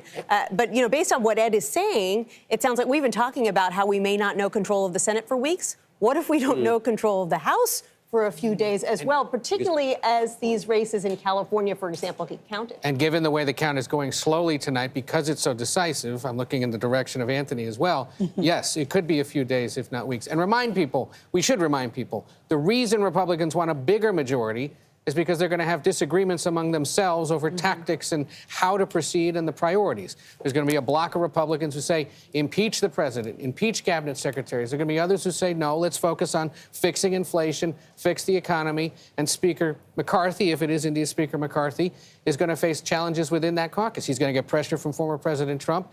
There may be some who take their cues from other Republican leaders as well, and it'll be messy. But is any election ever really known on election night? John, you're the historian. Any election ever really known? Not unless, no. They're always, I mean, David Becker knows for sure. We sometimes think we know it because the media can call them because the margins are very large and enough ballots are out there that we know the ones remaining can't change the outcome. But the official certification of the votes, that doesn't happen until days or weeks after. And in a state like California, which we normally don't pay attention to in presidency, it could take weeks. Robert Costa, I know you started this evening as probably the only reporter that had a phone conversation with Kevin McCarthy. How do you think he's looking at this now, almost 11 o'clock on the East? Have some more news to share about what's going on inside the House Republican Party right now tonight. We can break the news here that Representative Jim Banks of Indiana has decided to run for Majority Whip. That's the number 3 post. And this is important. You may not know Jim Banks. He's a congressman from Indiana. He runs the Conservative Republican Study Committee inside the House. Why this matters, to Ed's point, if Banks gets in there as the number 3 House Republican next year, it will put pressure on McCarthy at times to move in a right-wing direction on things like economic brinkmanship when it comes to the debt limit. So you have a real conservative now angling to be right under McCarthy and Steve Scalise in the House leadership. Based in CBS News reporting tonight, he has 22 whips on his side. He will send a letter tomorrow morning. All right. Robert Costa, John Dickerson. And just another thing about having a thin margin. If you have a thin margin, every man or woman is a king. Because they can say, you know, you want only Republicans to vote on this, which is the way Republicans have been voting. Well, I want X, Y, and Z, and you get enough of that, and it's a tough business getting a majority. Major.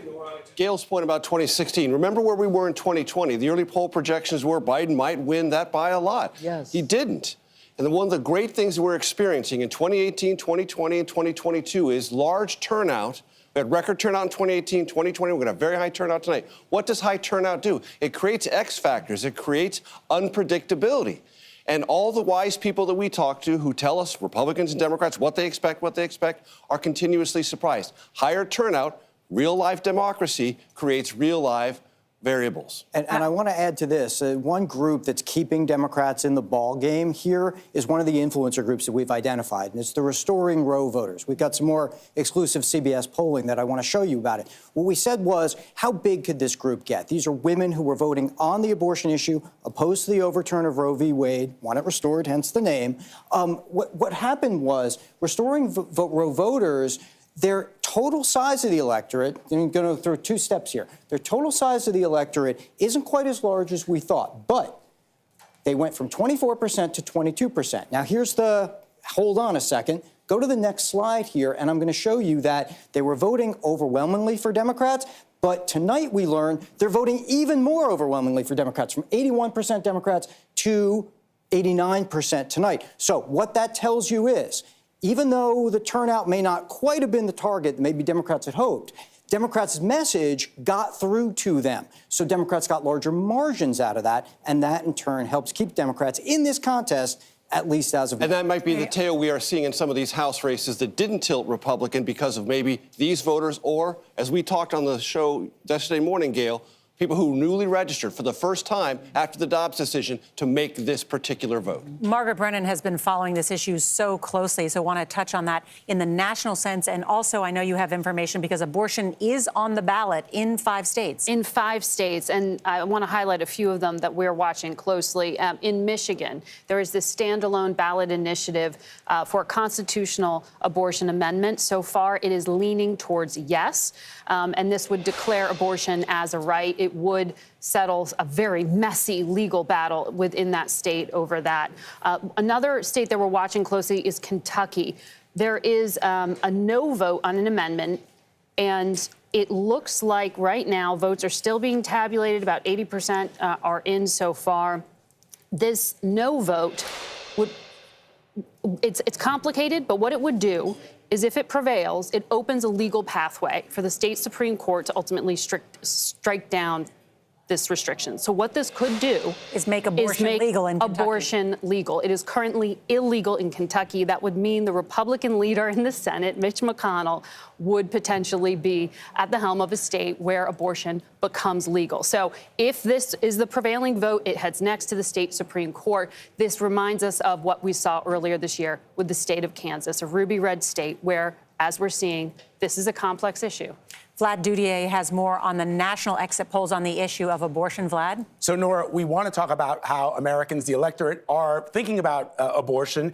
And you won't be surprised, most think that abortion should be legal. Take a look at these numbers. But those voting for a Democrat tonight are angry about the overturning of Roe versus Wade. Look at this number here. 69% of those who are voting for Democrats are angry about the overturning of Roe versus Wade. Meanwhile, for those who are voting for Republican candidates, most are either enthusiastic or satisfied about the overturning of Roe v. Wade. Of course, this is the first election in the post-Roe v. Wade era. Democrats seeking to tap into that major number that we looked at, Nora, something that Anthony and Major were talking about, the anger that's bubbling there under the surface.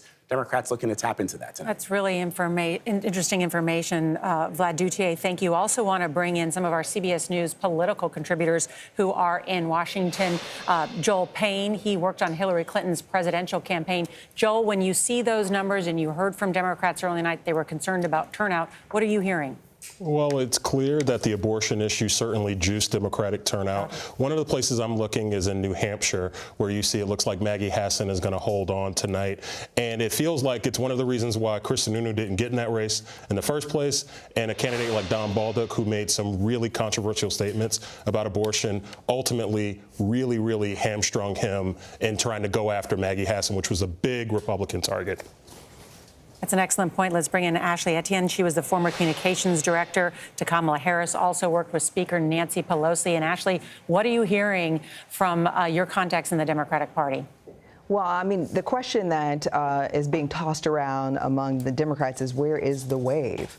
Republicans talked about the wave. There was this prediction of the wave that has not yet materialized. Also, too, it seems like the party's trying to get ahead and position itself on the offense by making the point that even if there is a loss, Clinton lost in midterms as well as Barack Obama lost in midterms, and both of them came back and actually won the re-election. So there's still optimism in the party that this thing can turn out well. But there is no wave, and so that's the point that they keep pushing, that there is no wave, and we're not seeing it yet. Ashley Etienne, thank you so much. And in less than 20 minutes, polls will close for more than 30 million voters in the West. We'll have the latest results when we come back. The latest information. You're watching CBS News, America Decides.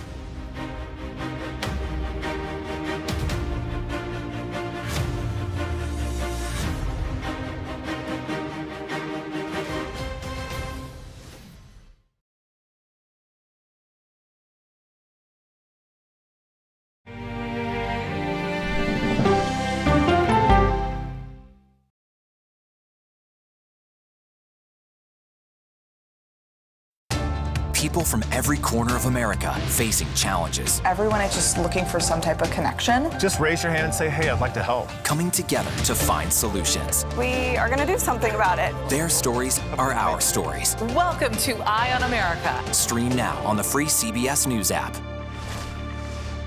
if it's important to our nation. Madam Speaker, I want to talk to you, of course, about abortion. It's on Face the Nation. How much money is it that you think you need to go ask Congress for? The why behind the biggest stories. Can there be stability if Vladimir Putin remains in power? Face the Nation with Margaret Brennan on CBS.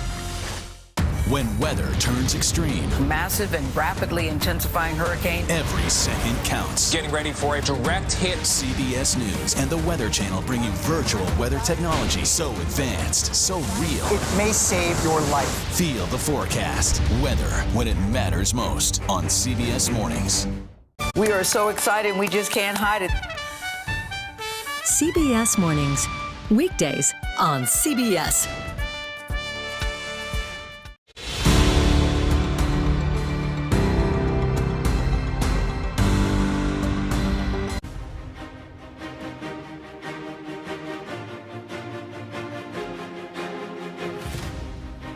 Welcome back to our CBS News election headquarters. We're getting breaking news on new race results and want to bring those straight to you. Texas governor, CBS News predicts Greg Abbott will win re-election as governor of Texas. That means Beto O'Rourke has lost another campaign. And we have a race update in Pennsylvania. The governor's race there is now a likely Democratic for Josh Shapiro. Very quickly on that Texas governor's race, Nancy Cordes, inside those numbers. Norah, we're being told that Uvalde, Texas, the site of that horrific mass shooting at an elementary school earlier this year, actually went overwhelmingly for Greg Abbott, for Governor Abbott, who has made it clear that he is not going to tighten gun restrictions in that state. Beto championed the people of Uvalde. He argued that people should have more gun restrictions, that the guns should not proliferate the way that they have. But Governor Abbott won that area overwhelmingly. How do we explain that when Uvalde is so top of mind? The parents were so angry and in such pain. Well, I think, Texas is still a Republican state. It's a conservative state. That's a conservative area. It's a rural area. And, while parents were frustrated, they perhaps were more frustrated with the way that local police handled the situation than they were with the state's gun laws. Gayle King. In the weeks and even months leading up to Election Day, reporters at our CBS stations, as you might expect, have been closely following the candidates in their particular states. Let's bring in John Keller. He's at our CBS Boston station, that would be WBZ, for an up-close look at the races in the Northeast. John, it's good to see you. Can you talk about what's happening with Maggie Hassan in New Hampshire? Yeah, good evening, Gayle. Over the last couple of weeks, polls led Republicans to believe they might cap off their election night feast with a big red cherry on top here in all-blue New England by taking control of some of the seats here. But while it's still too early to call it, Maggie Hassan has opened up a significant lead in the Senate race. She's the incumbent, of course. The two Democratic members of Congress, Chris Pappas and Annie Kuster, also appear to be in good shape. And one result that is in Rhode Island, an open congressional seat that had been held by the Democrats. The Republican mayor of Cranston, Rhode Island, Alan Fung, was opening up a wide lead in pre-election polls, but Seth Magaziner, the Democrat, has triumphed there. It looks like the thin blue line, if you will, of New England, where Democrats rule, has held intact or is holding intact tonight. Gayle? Yeah, I'm curious about Maggie's race, though, because there was so much, as you said, people thought maybe, just maybe, it would turn red. But her competition was an election denier. Do you think that played a big role in the voters there, their decision? It's starting to look like it. New Hampshire has been a very purple state with a solid tradition of electing women. Hassan herself is a former governor, as well as now a U.S. senator. And I think in the end, on a night when Republican Governor Chris Sununu swept to re-election, Gayle, that magic word balance was on the minds of a lot of New Hampshire voters. In New Hampshire, in Massachusetts, and in other New England states, voters have liked to have some partisan balance. Looks like tonight they still liked it. All right. Thank you very much for taking time, because I know you're working, too. Thanks a lot. Nancy Chen is in Manchester, New Hampshire. Sure. She's a Democratic senator, Maggie Hassan's campaign headquarters right now. Nancy, I would imagine there's quite a celebration going on there. There is. There's a saxophone is playing just behind me. This is a joyous mood. I just spoke to sources close to the Hassan campaign, and they say they are still keeping an eye on several key towns for the results in those towns, but what they've seen so far has been very strong, and they are feeling confident. As John Keller mentioned, this was seen as a potential bellwether for control of the Senate, but right now the mood here is a joyous one. Nancy Chen, thank you. And want to get to some breaking news from the state of Virginia. A key congressional race there. This is known as the 7th District, Virginia Beach, the Eastern Shore. Abigail Spanberger, who is running for a third term. CBS News projects that she will be the winner in that race. She's a former CIA case officer and, of course, elected in a year when Trump was president as part of his National Security Women, Northern Virginia, rather. Want to bring in John Dickerson on that, John? Well, that was, with the three, as Major had mentioned earlier, those three races in Virginia that were going to give an indication of what the night was going to be like. The 7th was one of the ones Republicans thought would give them whatever's above a trickle but isn't a tsunami. It was going to be that big in 7. And Governor Youngkin, I think, was mistaken. He did win that district by 11 points. And so here you've got a Democrat holding there. So if we're building an understanding of night where things held, that's where it held for Democrats in the 7th and in the 10th. So of the three districts we were looking at in Virginia, they look like they may only pick up the second of the three that were in the battleground map. And I believe the 7th was Eric Cantor's district. Which was the big, huge earthquake in Republican politics where Cantor lost in a primary to a more conservative Republican. And Scott McFarland covers Congress for us. Scott? Abigail Spanberger got a unique endorsement in the 11th hour, one of three congressional Democrats on the ballot tonight who got an endorsement from Liz Cheney, the January 6th committee member. Also, worth noting on this January 6th committee, we're waiting for results or a projection for Elaine Luria. She's got a high profile from this committee. She is one of 9, the only one with a real competitive race tonight. She told me in so many words, if her work on this committee costs her her seat, she's fine with that. It was worth the work. One other note from our new reporting, Norah. Speaking with House Republicans, senior House Republicans, they confirmed to CBS News they plan to scrap this committee. It is gone at the end of this Congress. If they take over the majority, they'll instead investigate security failures January 6th, and they plan to investigate the operations of this committee itself if they take the majority come January 2023. Scott, let's talk about that endorsement from Liz Cheney, who made a point of saying she's not in the habit of endorsing Democrats. Did that make a big difference? It may in Virginia, where there are any number of federal workers, people with military connections who obviously have deep roots to the Cheney political family and philosophy. But I'll note this. She was judicious with her endorsements. She went dark over the past 48 hours. Her staffers say she wasn't going to be out there in front of a podium yesterday or Sunday. She made the endorsement. She let it resonate. It may have been something to help Abigail Spanberger, who has won 3 uniquely competitive races in which she arguably was the underdog in each. Yeah, she came in 2018, didn't she? She was in that and they had a big midterm election, wave of women. Yeah. which also swept in Ms. Luria, who is in a tight race tonight as well. Scott McFarland, thank you so much. Want to bring in Democratic strategist Joel Payne on this issue. Joel?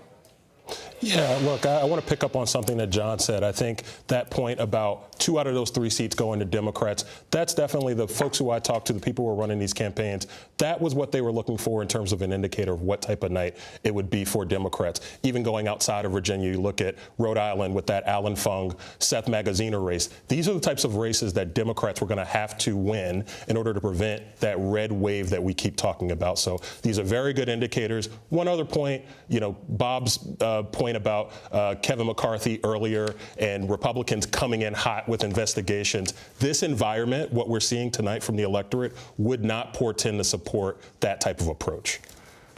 All right, Joel Payne, thank you. There is big news in the race for control of the Senate at this hour. We've been showing you about the state of New Hampshire. CBS News projects that Maggie Hassan has been reelected as senator in that state. And as Nancy Cordes reported earlier in talking to other fellow Democratic senators, there was a sigh of relief that she was doing well in that race, as well as the state of Ohio. This does not suggest that the Republicans would have some big win or big margin if they were to take the majority in the U.S. Senate. Right. I mean, normally you wouldn't expect that an incumbent like Hassan would be in trouble in a state like New Hampshire, but this is a tough year for Democrats, and it's a tough year to be an incumbent.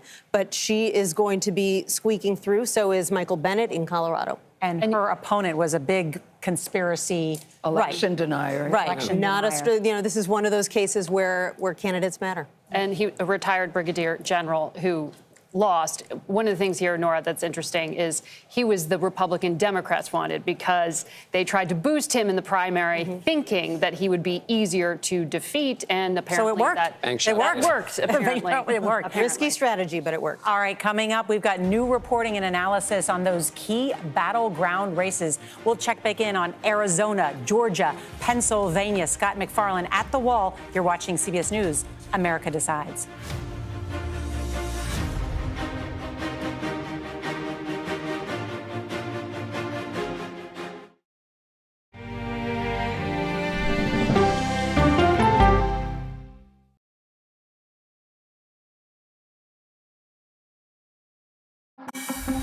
An original documentary from CBS reports. As the nation of Hungary evolves toward autocracy, If you define an autocrat as someone that the people can no longer get rid of, even when there are elections, he's definitely an autocrat. some American conservatives like what they see. Viktor Orban has done a tremendous job, and you've kept your country safe. CBS Reports explores their growing alliance. I have come to Texas. We should unite our forces. So there are a ton of booths here, a lot of young people here. And what it means for American democracy. Prime Minister Orban is being accused of all kinds of things simply because he doesn't toe that liberal line. He stands for Christian conservative values. To sum up, the mother is a woman, the father is a man, and leave our kids alone. Full stop, end of discussion. A new conservative alliance, now streaming on the free CBS News app. What are the words you would use to describe the Queen? Kind, caring, and a nice lady. I'm here for you. America needs drivers. And we're here to help. What are you learning from Girls on the Run? Never give up and to always keep trying. You can see fire and rescue is out. They're doing wellness checks when people are trapped inside their homes. We're gonna be okay. We're gonna make it.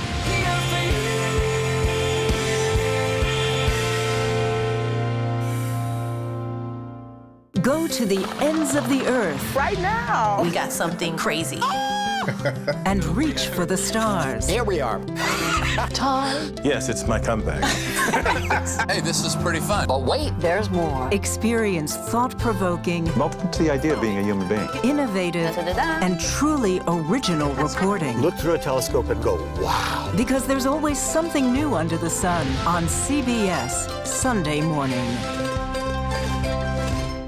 We are so excited, we just can't hide it. CBS Mornings, weekdays on CBS.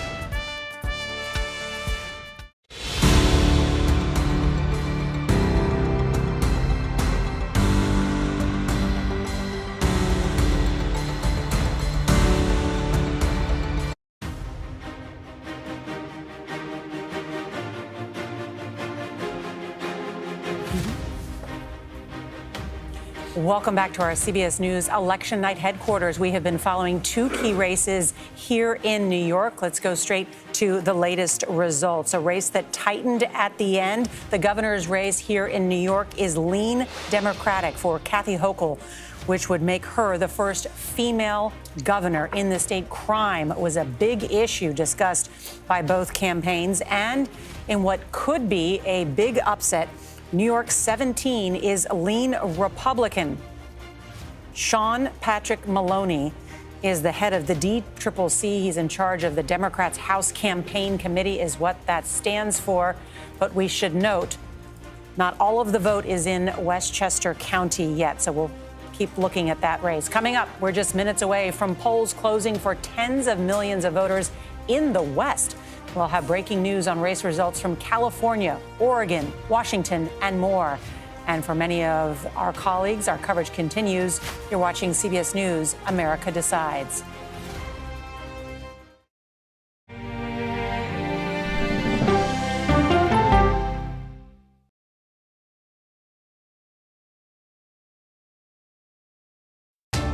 people from every corner of America facing challenges. Everyone is just looking for some type of connection. Just raise your hand and say, hey, I'd like to help. Coming together to find solutions. We are going to do something about it. Their stories are our stories. Welcome to Eye on America. Stream now on the free CBS News app. If it's important to our nation, Madam Speaker, I want to talk to you, of course, about abortion. it's on Face the Nation. How much money is it that you think you need to go ask Congress for? The why behind the biggest stories. Can there be stability if Vladimir Putin remains in power? Face the Nation with Margaret Brennan on CBS. When weather turns extreme, massive and rapidly intensifying hurricane, every second counts. Getting ready for a direct hit. CBS News and the Weather Channel bring you virtual weather technology so advanced, so real. It may save your life. Feel the forecast. Weather when it matters most on CBS Mornings. We are so excited, we just can't hide it. CBS Mornings, weekdays on CBS.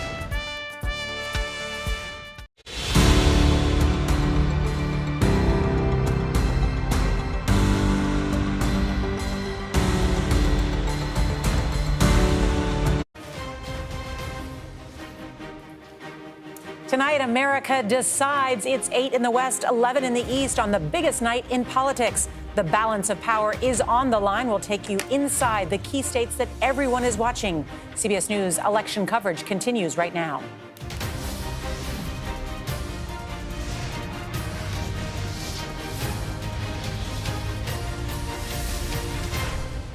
This is a CBS News special, America Decides Campaign 22. Now reporting from CBS News election headquarters in Times Square, Norah O'Donnell. And welcome back to our election night headquarters here in New York with our powerhouse political team. And a special welcome to those of you that are just joining us. We have some breaking news as CBS News rates the House as leaning Republican. But we are still waiting on a lot of key race projections. And while Republicans were confident going into tonight, Democrats are putting up a tougher fight than perhaps anyone expected. Just minutes ago, polls closed for more than 30 million Americans in the West. That includes in California, Washington State, and Oregon. Tonight, we are breaking down the results in the biggest races in America with the key issues voters care most about. We also have reporters on the ground covering every key race across the country, bringing you the latest information from the battleground states. We also have CBS News' unparalleled analysis, data, and the best team in politics.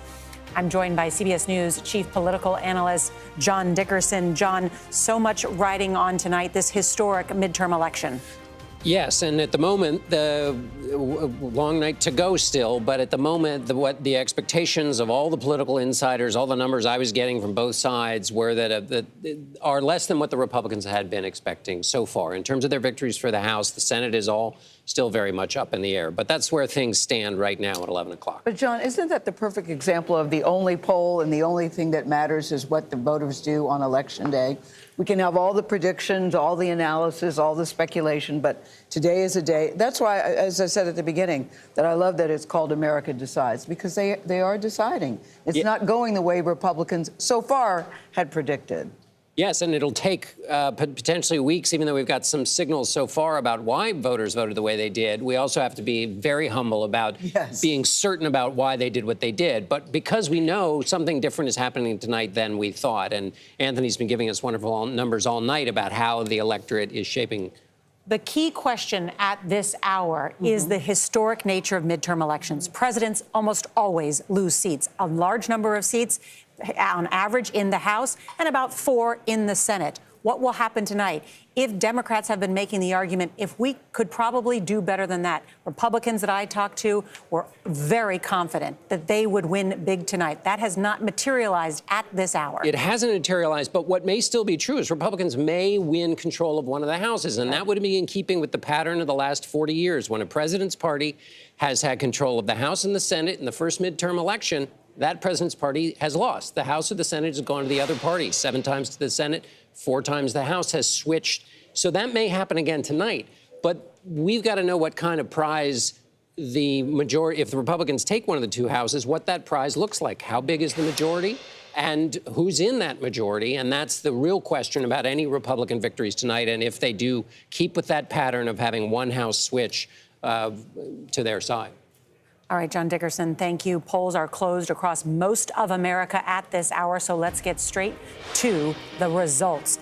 In Washington state, that Senate race is lean Democratic toward incumbent Patty Murray, the original mom in tennis shoes.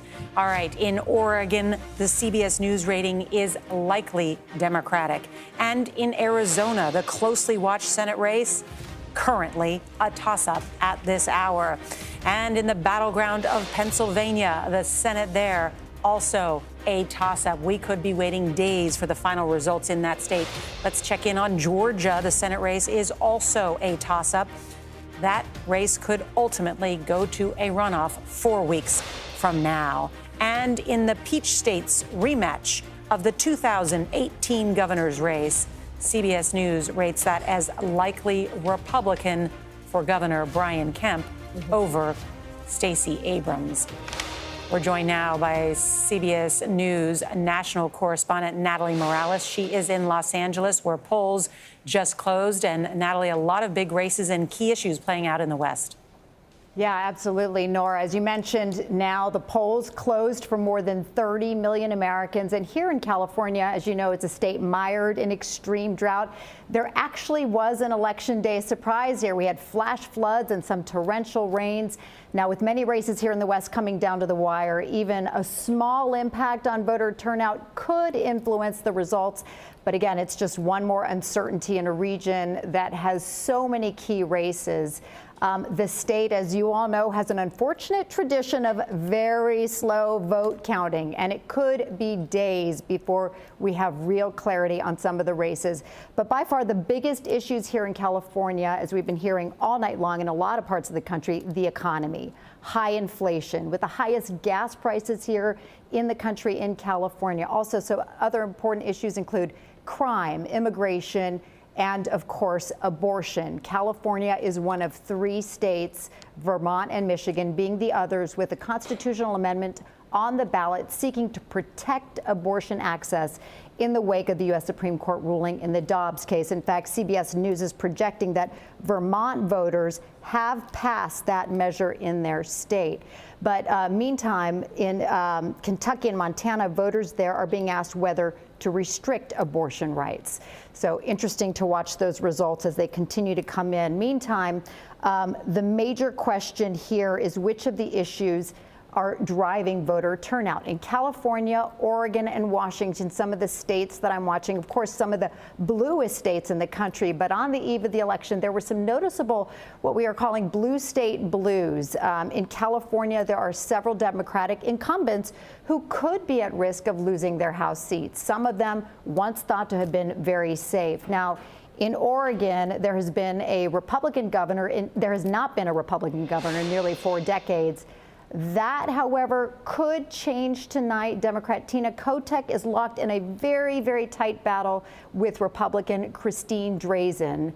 Also, a potential surprise may be brewing in Washington state, where Democratic incumbent Patty Murray, as you talked about, she's held that seat there for 30 years, that mom in tennis shoes.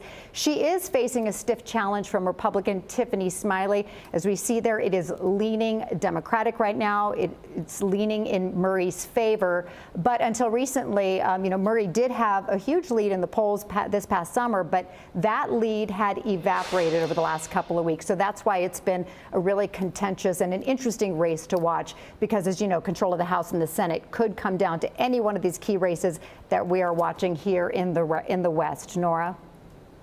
Natalie Morales, thank you. And we are getting new information on what drove voters to the polls and why. Vladimir Duthier has our latest CBS News exit polls, Vlad. So, Nora, we wanted to take a look at Black and Latino voters, specifically nationally. Let's take a look at some of the numbers here. The racial breakdown of the vote is similar to what it was 4 years ago, and Black voters are going for Democrats at about the same margins that they did back in 2018. But here's where it gets interesting. Republicans have made gains among Latino voters. The percentage of Latinos voting Democratic is down from just 4 years ago. And not only do we see this nationally, Nora, we're seeing it in some states where the races are very, very tight and where Latinos can make a difference, specifically in the state of Nevada.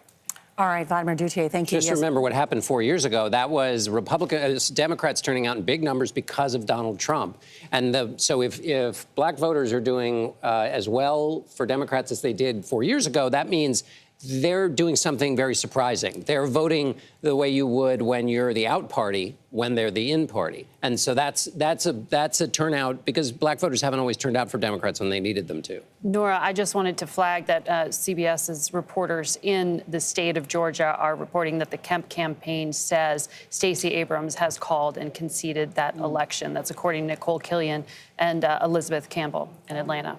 Thank you for that. I want to bring in Ashley Etienne, our Democratic strategist, more on that issue because, Ashley, as you know, the Wall Street Journal had done a piece suggesting that Latino voters and black voters were trending towards Republicans. What are you seeing tonight?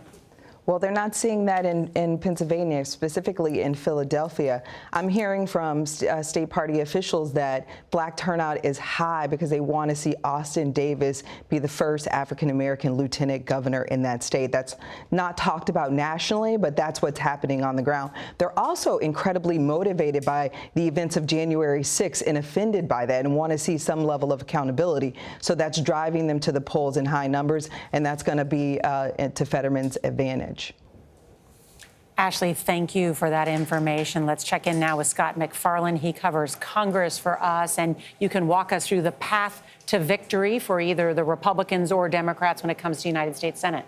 Keeping an eye on the bottom line because the Senate staffers with whom I'm speaking are keeping an eye on this bottom line as the night goes along. With our updated projections of New Hampshire, Colorado, and Florida, look where Democrats have to get. 5 seats out of these 10 battleground seats to retain control of the Senate. Republicans need 6. Our projections have them with 1 of them so far. Here's what Democrats came into the night holding. They had New Hampshire, they have Georgia, Arizona, and Nevada. That's the 5 they need. Republicans need to flip one of these 3. They have to do that to get to the 6, but also that variable we've been talking about for weeks. What to make of Pennsylvania, where the incumbent Republican is retiring and Democrats have been bullish about their opportunities there, optimistic about their opportunities there. The battleground states remain. Just the battleground, Nora, is getting a little slimmer and slimmer as we make those projections. All right, Scott McFarland, thank you. And as we're talking about this night, Lindsey Graham saying definitely not a Republican wave. That's for darn sure. All right, coming up, we'll talk with Republican Representative Adam Kinzinger. You're watching CBS News, America Decides.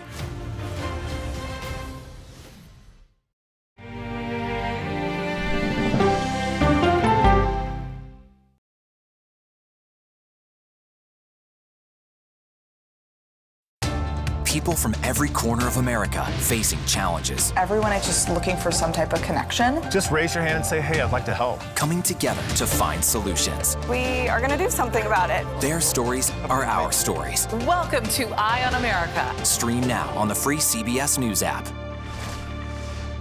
If it's important to our nation, Madam Speaker, I want to talk to you, of course, about abortion. it's on Face the Nation. How much money is it that you think you need to go ask Congress for? The why behind the biggest stories. Can there be stability if Vladimir Putin remains in power? Face the Nation with Margaret Brennan on CBS. When weather turns extreme, Massive and rapidly intensifying hurricane. every second counts. Getting ready for a direct hit. CBS News and the Weather Channel bring you virtual weather technology so advanced, so real. It may save your life. Feel the forecast. Weather when it matters most on CBS Mornings.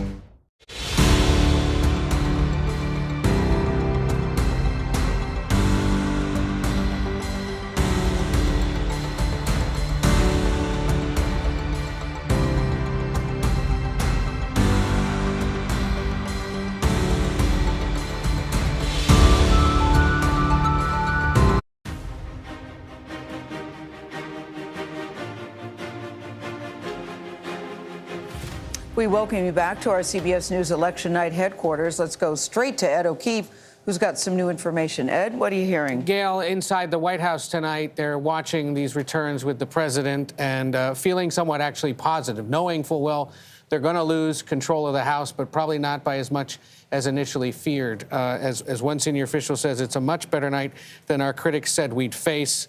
And to this aide's point, if you look now at some of the key House races that we've been tracking across the country tonight, we could start, for example, in Virginia. We've only called one of the potentially 3 races now for Republicans, the 2nd Congressional District, Elaine Luria. We just called that one for Republican Jen Kiggins, Luria conceding a short time ago, and Republican winning there by about 4 points and change. But just to the north, in suburban Washington, Abigail Spanberger held on, and that was one that Republicans thought they could get with the Republican Yesli Vega. So a sign again tonight that Republicans are not doing as well as they had hoped. And from the White House to the DNC to the Senate and House campaign committees, they are in agreement that while they may lose the House, it won't be by as much as they thought. Several saying it's a red ripple. There's no sign of a red wave.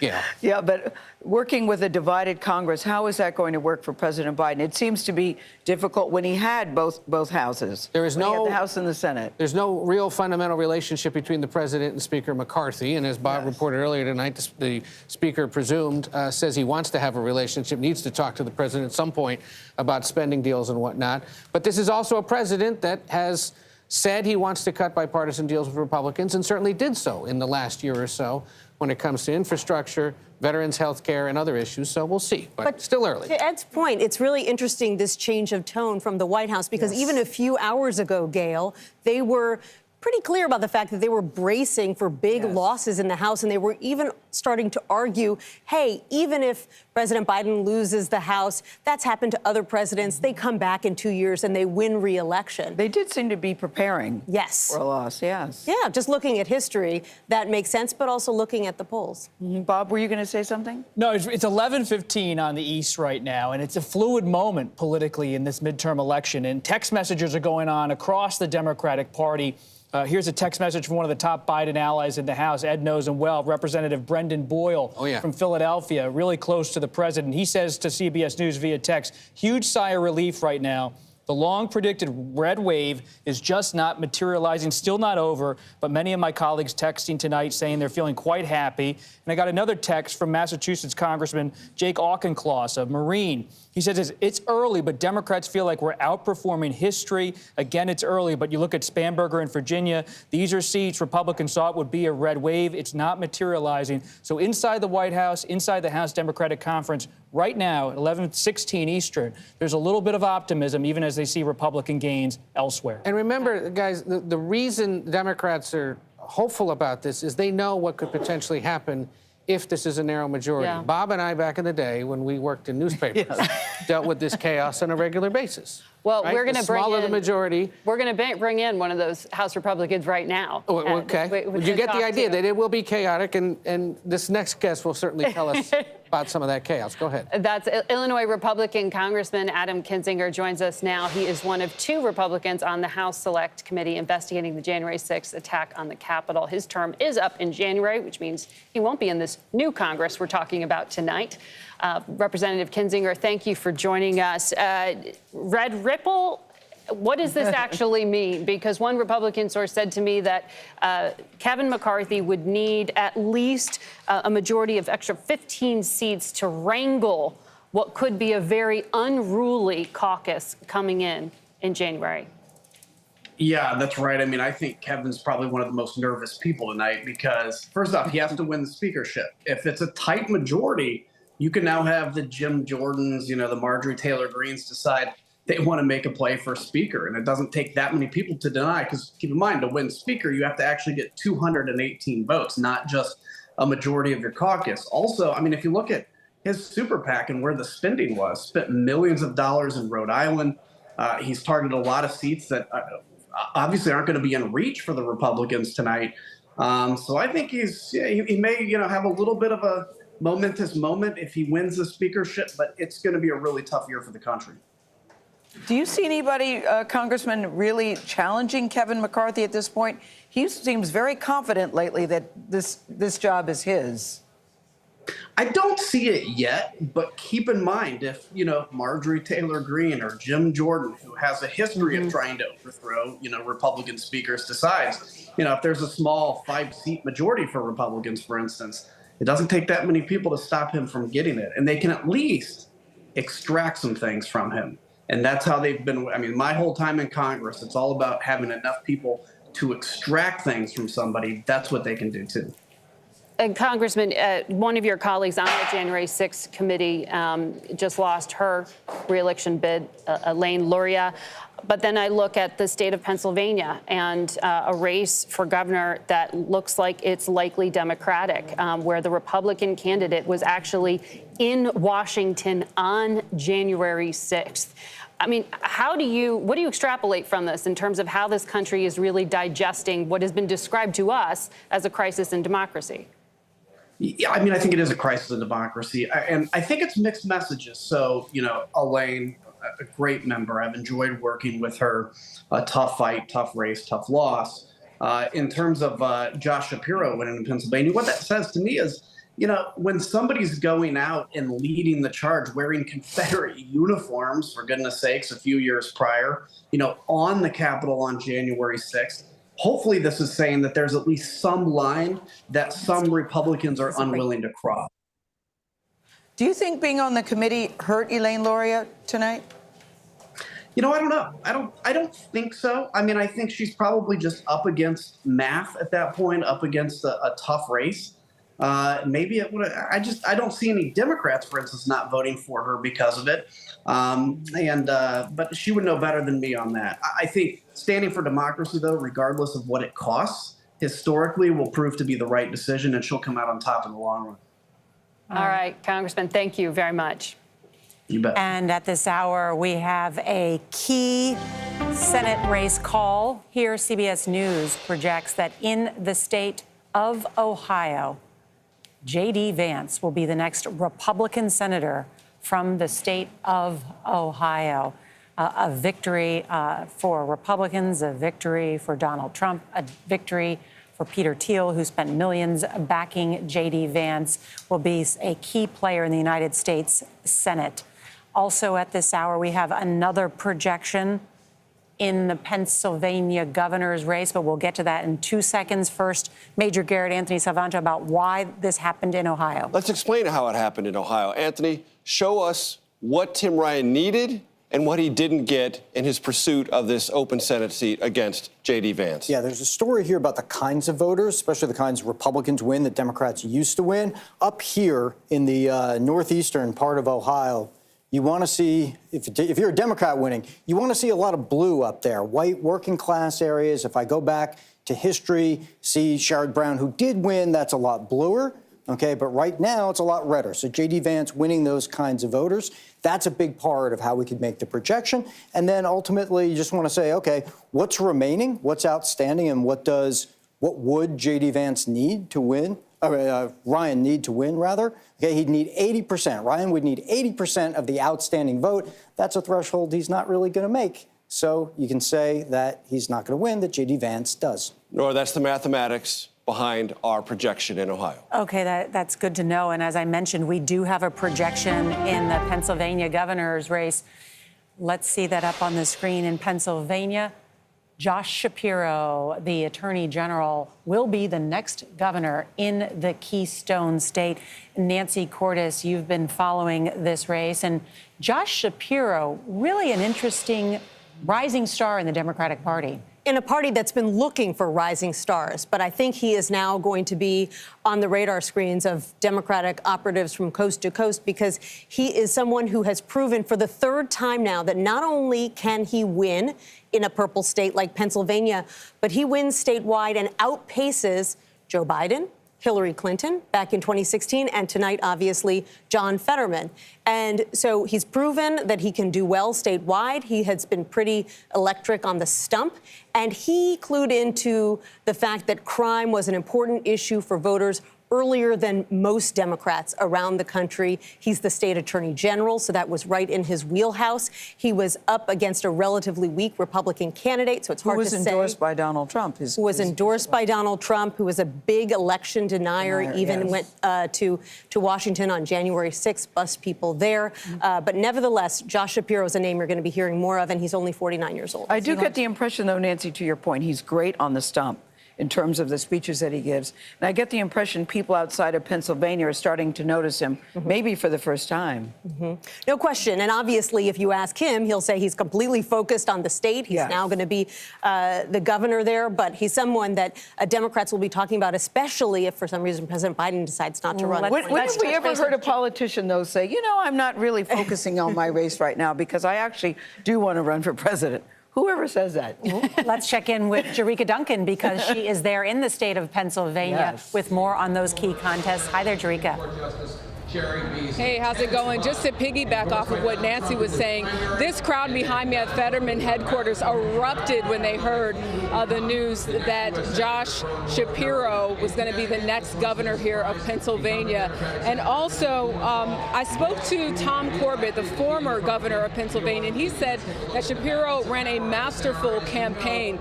He did not really lash out at some of those ads for Mastriano. He really focused on independence, reached out to Republicans, obviously Democrats. As far as his support goes, though, the hope was that his support would trickle down to Fetterman. But of course, right now it is still too close to call. Again, waiting to see what happens in Philadelphia to see if he has what it takes to get him over that hump, as we just saw that victory with Josh Shapiro. Norah? Jerika Duncan, we will go to the boards to see what is happening in Philadelphia in the state of Pennsylvania.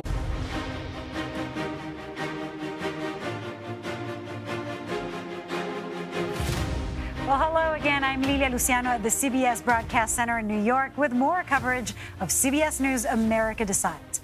To Arizona now, and two races that have captured the national spotlight. The first, Senator Mark Kelly, a Democrat and former astronaut, is being challenged by Republican Blake Masters, a Trump-backed venture capitalist. The second race, for Arizona governor, Republican and former TV News anchor Kari Lake is battling Democrat Katie Hobbs. CBS's Chris Van Cleve is in Scottsdale tonight at Lake headquarters. Chris, you had an exchange today with Lake that's making news.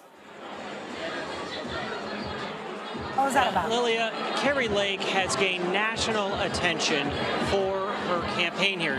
This is the first time she's run for office. She was a local TV news anchor here in town.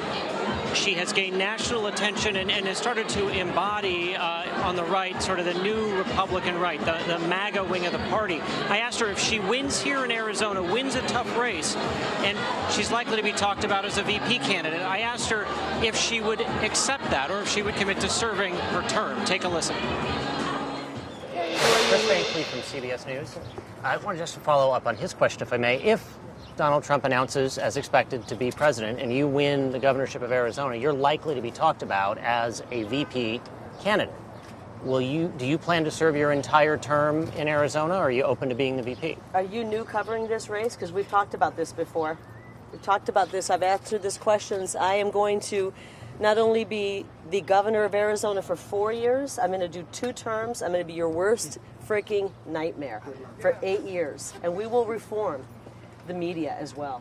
We're going to make you guys into journalists again. So get ready. It's going to be a fun 8 years. I can't wait to be working with you guys for 8 years. All right, Chris, reactions or just take me through where the... Yeah, go ahead. Begging for Well, I'm your just going reaction. to say it's comments like that which has made her a darling of the right. Where are the campaigns right now? Where do they stand? Well, we've gotten the first tranche of votes. These are early votes. Those are going to heavily favor Democrats. Those are mail-in ballots. Those are people who went to the early voting and voted in person. Later tonight, we will get vote results from today. Those are likely to favor Republicans. That said, the Hobbs campaign, the Kelly campaign feel very good about where they are. And one thing to watch in the Senate race, there is a libertarian candidate who is picking up about 2% of that early vote. if he continues to gain votes, those are likely votes that otherwise would have gone to Masters, the Republican challenger.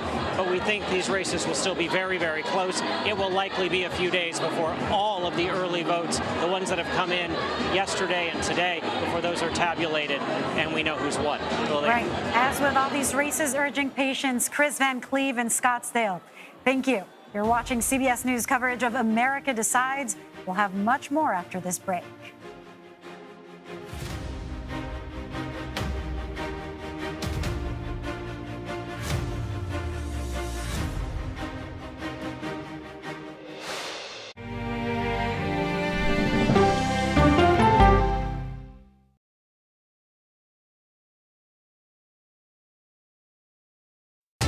People from every corner of America facing challenges. Everyone is just looking for some type of connection. Just raise your hand and say, hey, I'd like to help. Coming together to find solutions. We are going to do something about it. Their stories are our stories. Welcome to Eye on America. Stream now on the free CBS News app.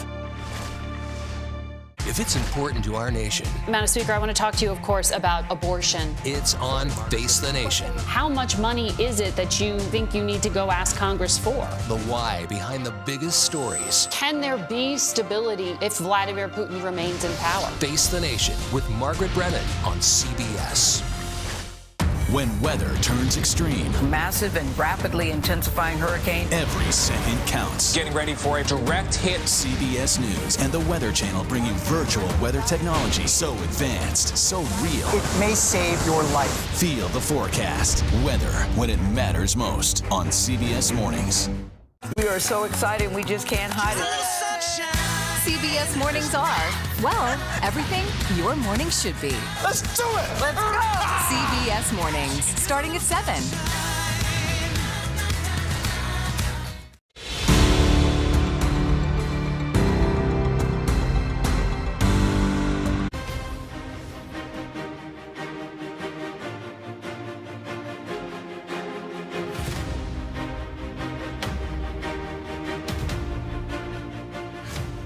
Welcome back to our CBS News election night headquarters, and we have big breaking news on some of the battleground race results. Let's get straight to those.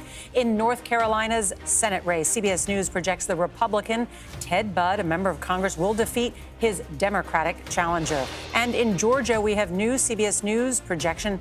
Brian Kemp won re-election as the governor of the Peach State. Stacey Abrams has conceded.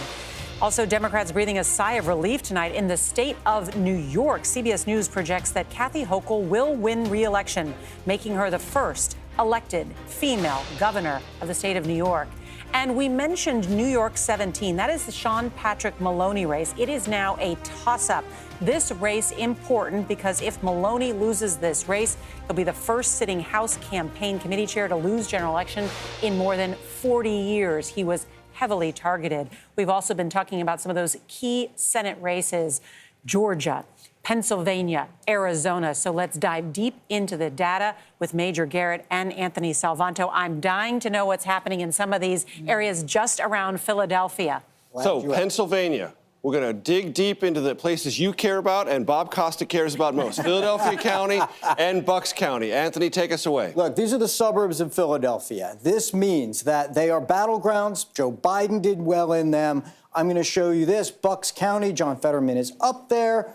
2/3 of it is in. He is tracking about where Joe Biden was in that county. That's a good indicator for him, right, Major? And then I'm going to take you into Philadelphia because what's important here is turnout. And I am actually going to show you. Show us what the Senate race is. Yep, I'm going to show you the Senate race. And what we're going to see is that John Fetterman is getting 80%. That's what a Democrat needs, right? In fact, I can even take you down to the neighborhood level. And you see a lot of blue. We are in the wards. We are in the precincts here. A lot of blue. I can tell you turnout there is tracking about where Democrats would like it. And that's important, right? That's keeping Fetterman close. It's keeping him in this ballgame.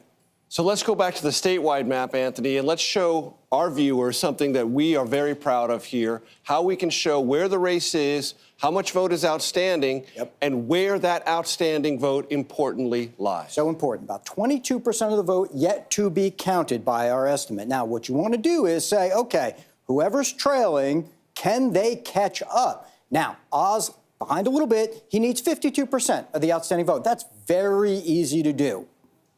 Mathematically, we think that's close to 50%. Okay. Right. Okay. However, we estimate right now he's going to get 42% of it. And let me show you why. It's because where is it from? Is it from Republican areas? Is it from Democratic areas? I'll show you. I'm going to put this up on the large board here, Major. And you're going to see that it is from, and the higher bars represent more vote outstanding, it is from blue-shaded Democratic areas. In other words, Philadelphia and its suburbs. What that tells you is these are reliably Democratic areas, at least in the past. We don't know this time, but they comprise more of the outstanding vote that could advantage Fetterman. That is the state of the race in Pennsylvania, Norah. And when we say at the data desk that we feel the data, when that swept right through me, I felt the whole sweep of it. So that is so interesting. So that suggests to me, if I understand what you're saying, is that it would be harder for Oz given the amount of the outstanding vote and where that outstanding vote remains. Right. It is more from Democratic areas that does advantage Fetterman right now. All right, let's see if that matches up with some of Robert Costa's reporting. But what about the problem that they had earlier with the ballots? Would that factor into this in any way in Pennsylvania? Yeah, I'm glad you asked. It's really important that we understand what part of the ballots that have been counted is Election Day, where Oz and Republicans are doing better, or whether it's absentee and early, where Fetterman has been doing better. It's a mix right now, and until we get more clarity on that, that's an important component. That's why we can't project the race. Inside the Fetterman campaign right now, CBS News has learned that they are watching the Philadelphia suburbs. They believe the race will come down to them. And they say that they believe that the mail-in vote that's coming in, they should know more about it by midnight. But they're on the edge of their seats because they know Dr. Oz has been there almost every day. He's been living in the Philadelphia suburbs, and he's been trying to shake politically that Trump endorsement off of his shoulders. Who did Oz bring in the final days of the campaign? Yes, he was there with Trump in western Pennsylvania, but who did he bring to the Philadelphia suburbs? Senator Susan Collins of Maine came to the Philadelphia suburbs to be there with Oz because he wants to project to those voters, the swing voters, that he's casting himself as a centrist Republican. And that's how he believes he can win Pennsylvania. But he hasn't been casting himself as a centrist Republican for most of this race. That's right. That Trump endorsement gave him everything to win the Republican primary. And one of the interesting things, hang on to that Trump endorsement for a big part of this race. He's balancing doing the base stoking by talking about Trump while also trying to get Susan Collins moderates on his side. I want to bring in Ashley Eddy and a Democratic strategist on this. I wonder, too, what you think. And also, do you think Oprah's endorsement of Fetterman might have brought some voters to the polls as well? Definitely, I think Oprah's endorsement helped. It didn't hurt. I mean, it definitely impressed upon black voters to come out for Fetterman. But what I'm hearing is similar to what Robert's just speaking to, that I've heard from officials on the ground that there is some ticket splitting happening, that especially in the Philadelphia suburbs, especially among women, that they're voting for Shapiro and also voting for Dr. Oz because they didn't like Fetterman's politics, primarily around crime. They felt like also Oz did himself a favor in the debate, that the debate made him much more palpable and reasonable, and so they're splitting their votes between Shapiro and Dr. Oz, which of course is giving Fetterman some pause. Yeah, earlier in the evening we heard, I forgot what state, where the candidate said they were nauseously optimistic.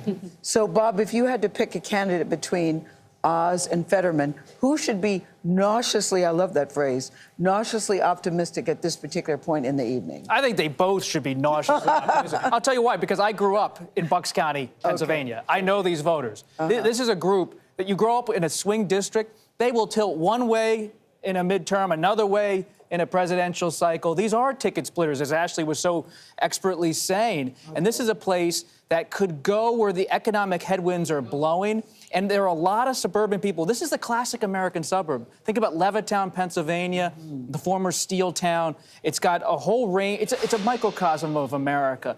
And they've been listening hard to both of these candidates. And at this point, I wouldn't say either should feel too good. Okay. Let's go to Vlad Duthier because he has some of the exit polls about voters in Pennsylvania. Vlad? So, Norah, what we're understanding is candidate quality matters. There have been some concerns over Lieutenant Governor John Fetterman's health, and voters are divided about that. About half think he is healthy enough, as nearly as many do not.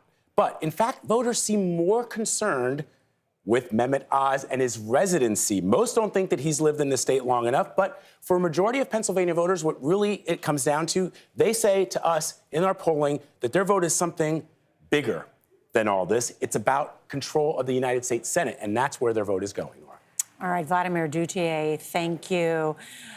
Next, we're going to dig into some of those big results coming from the West Coast and more details on what's happening in that Georgia Senate race. We'll dive into the data. Coming up, you're watching CBS News America Decides.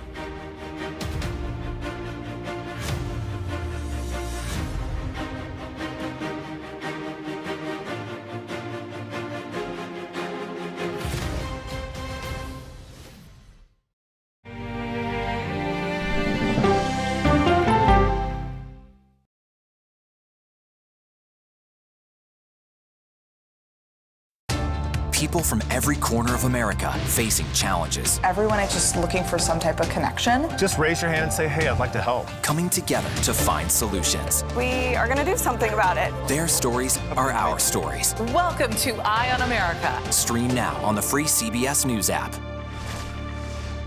If it's important to our nation, Madam Speaker, I want to talk to you, of course, about abortion. it's on Face the Nation. How much money is it that you think you need to go ask Congress for? The why behind the biggest stories. Can there be stability if Vladimir Putin remains in power? Face the Nation with Margaret Brennan on CBS.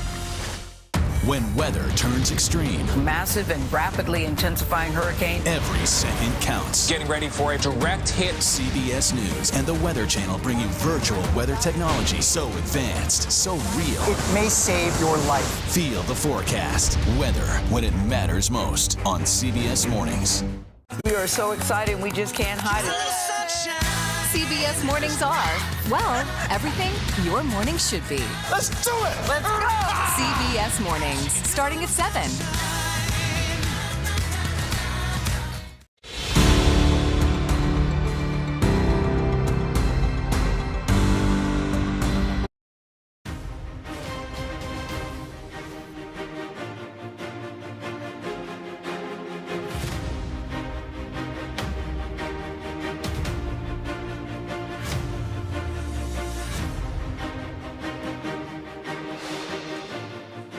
And welcome back to our CBS News Election Night headquarters. This is turning out to be a very interesting race, defying conventional wisdom.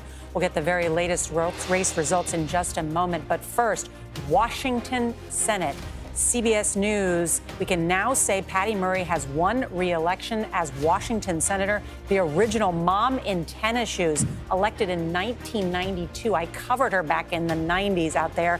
She is going to be going back to the Senate for a 6th term. Sure. Let's go to Natalie Morales, who is in Los Angeles covering many of those races in the West. Natalie. Hey, good evening, Norah. And as you mentioned there, Tiffany Smiley, the Democrat who challenged her, put on a very tight race. It was close, and we saw it getting closer as Tiffany Smiley raised a lot of money in the last quarter. But as it turns out, Vlad talked about the quality of the candidates. Murray is a name that people know well in Washington state. She is a 5-term incumbent, now moving into her 6th term, given these results. A mom in tennis shoes became her calling card. She has fought for women's rights, and specifically the issue of abortion and Roe v. Wade, trying to codify women's rights and protecting a women's choice when it comes to abortion.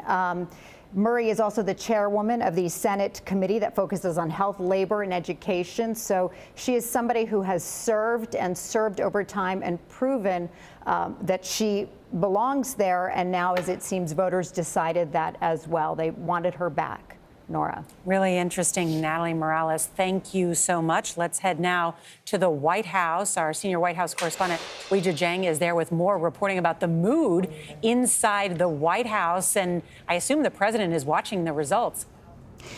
Norah, he has been watching the results all evening. He started first in the White House residence with a group of advisors and then moved over to the West Wing and spent time with staffers watching results. And now he is in the dining room here making congratulatory calls. And I have to say, the aides we have spoken to are very excited. They feel validated. They feel like the closing message was strong, and they are feeling relief because they are not seeing this red wave that you have been talking about, that so many people have been talking about. So the feeling here is that it could be much worse. It could be much worse in the sense that they could have lost even more House seats, especially compared to what presidents have seen in the past. And it could be much worse with regard to what's happening in the Senate. Now, of course, they are cautiously optimistic. That is how they are describing what they are seeing for Senate control, because so many races are still up in the air. However, from the beginning, they have thought that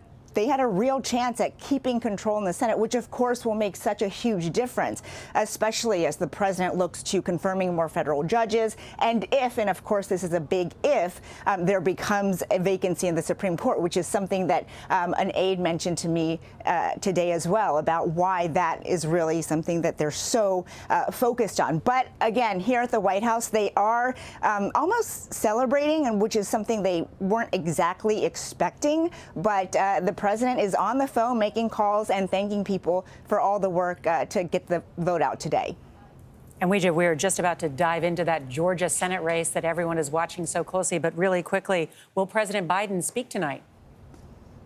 We do not expect him to speak tonight, Norah. He really wanted to wait until tomorrow, and so far there's nothing on his schedule that looks like formal remarks. But of course, as you guys have been talking about, that would break precedent if he didn't make some sort of formal remarks. So we expect to hear from him for sure. The question is whether he's going to have a formal press conference and how many questions he takes from those of us who have many for him.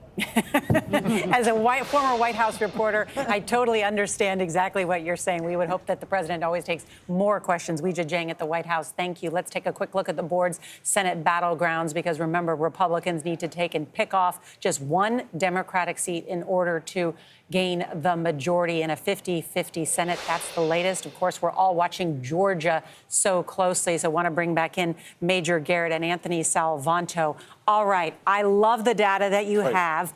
Where's the vote outstanding? Who's doing well? Can we read the tea leaves? We can read some tea leaves, Norah. And one thing I want to tell you before we get to Anthony is this is the data desk, but there's also some reporting going on here. I've been talking to Republicans working in field ops in Georgia. They are discouraged at this hour that Herschel Walker, the Republican nominee for Senate, is running 4.5 points or more behind Republican Brian Kemp in the governor's race. They do not see that as a positive sign. Anthony, dig more deeply into the data that we have right now. Two big things: the early vote versus the election day vote. We've been setting up this all night, okay? I want to show you that early vote because Raphael Warnock built up a lead on it, a 10-point lead. This is among the ballots that were cast early. But then I'm going to show you the combined, where it gets much closer. In other words, Herschel Walker did better today. That's why this race is so even, Major. That's part one.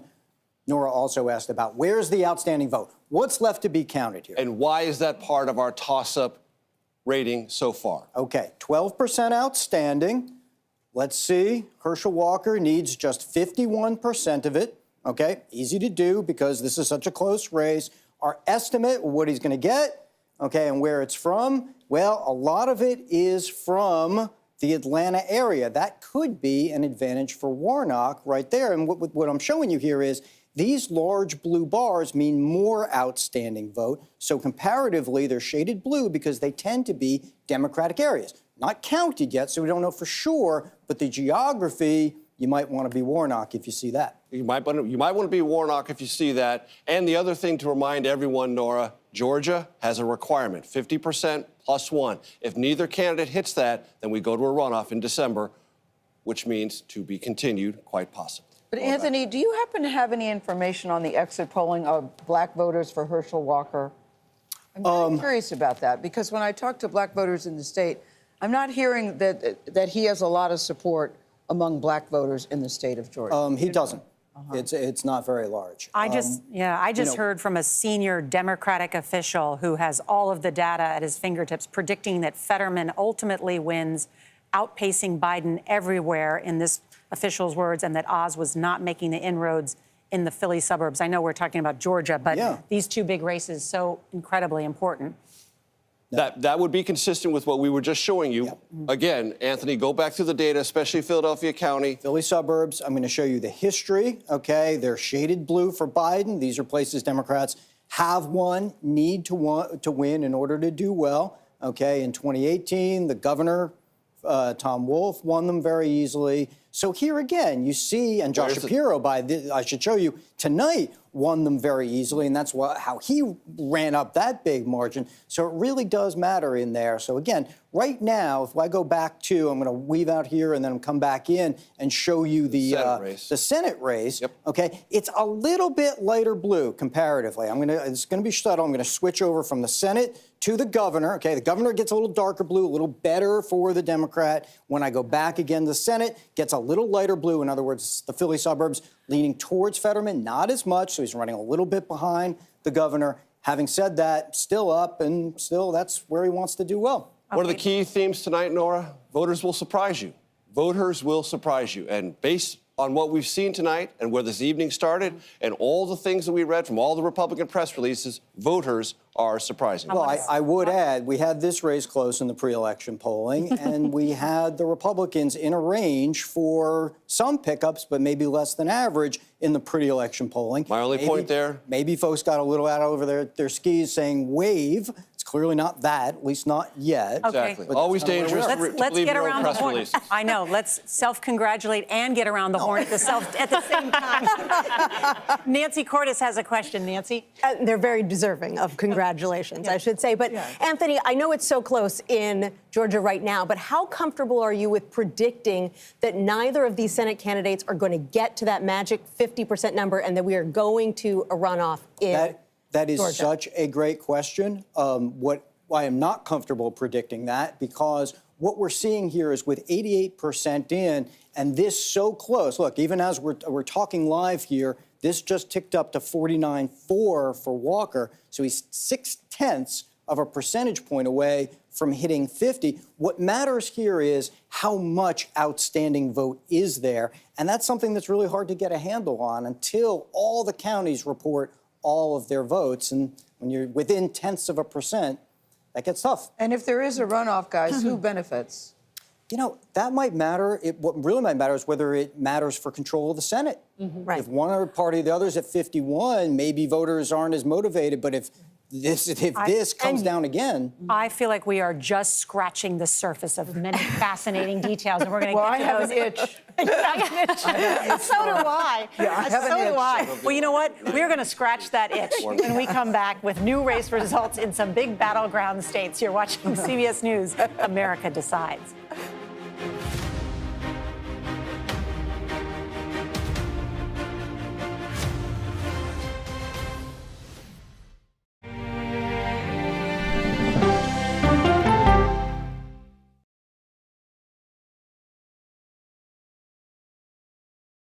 When weather turns extreme, Hurricane Fiona battered Puerto Rico with torrential rain, massive flooding. every second counts. We won't get missed. We are the next target. CBS News and the Weather Channel bring you virtual weather technology so advanced, so real. Well over 9 feet. This is not survivable. You'll have time to get prepared. You want to have the advantage on severe weather days. It just may save your life. Feel the forecast on the CBS Evening News with Norah O'Donnell. My name is Omar Villafranca. Me llamo Enrique Acevedo. Our family at CBS is proud to celebrate Hispanic Heritage Month. The power of our community is in our diversity and identity. My parents came from Mexico. My mother's last name is Lopez. She's from Guatemala. We're proud of the dreams not just of ourselves and our people, but the dreams of this nation. We explore it all on CBS Reportes El Poder, streaming Thursday, October 13th. We are so excited, we just can't hide it. Drew Barrymore. Hi, guys. Mayor Savino. Miss Lopez and Mr. Maluma are Reggie. It's the Fonz. His name is Henry. I know. It's all right. One question. How often do you consume cannabis? CBS mornings are, well, everything your morning should be. Is this a date or are we just friends? Just a little sunshine. Here we are, your favorite morning people. CBS Mornings, starting at 7. We are so excited, we just can't hide it. CBS Mornings are, well, everything your morning should be. Let's do it! Let's go! CBS Mornings, starting at 7.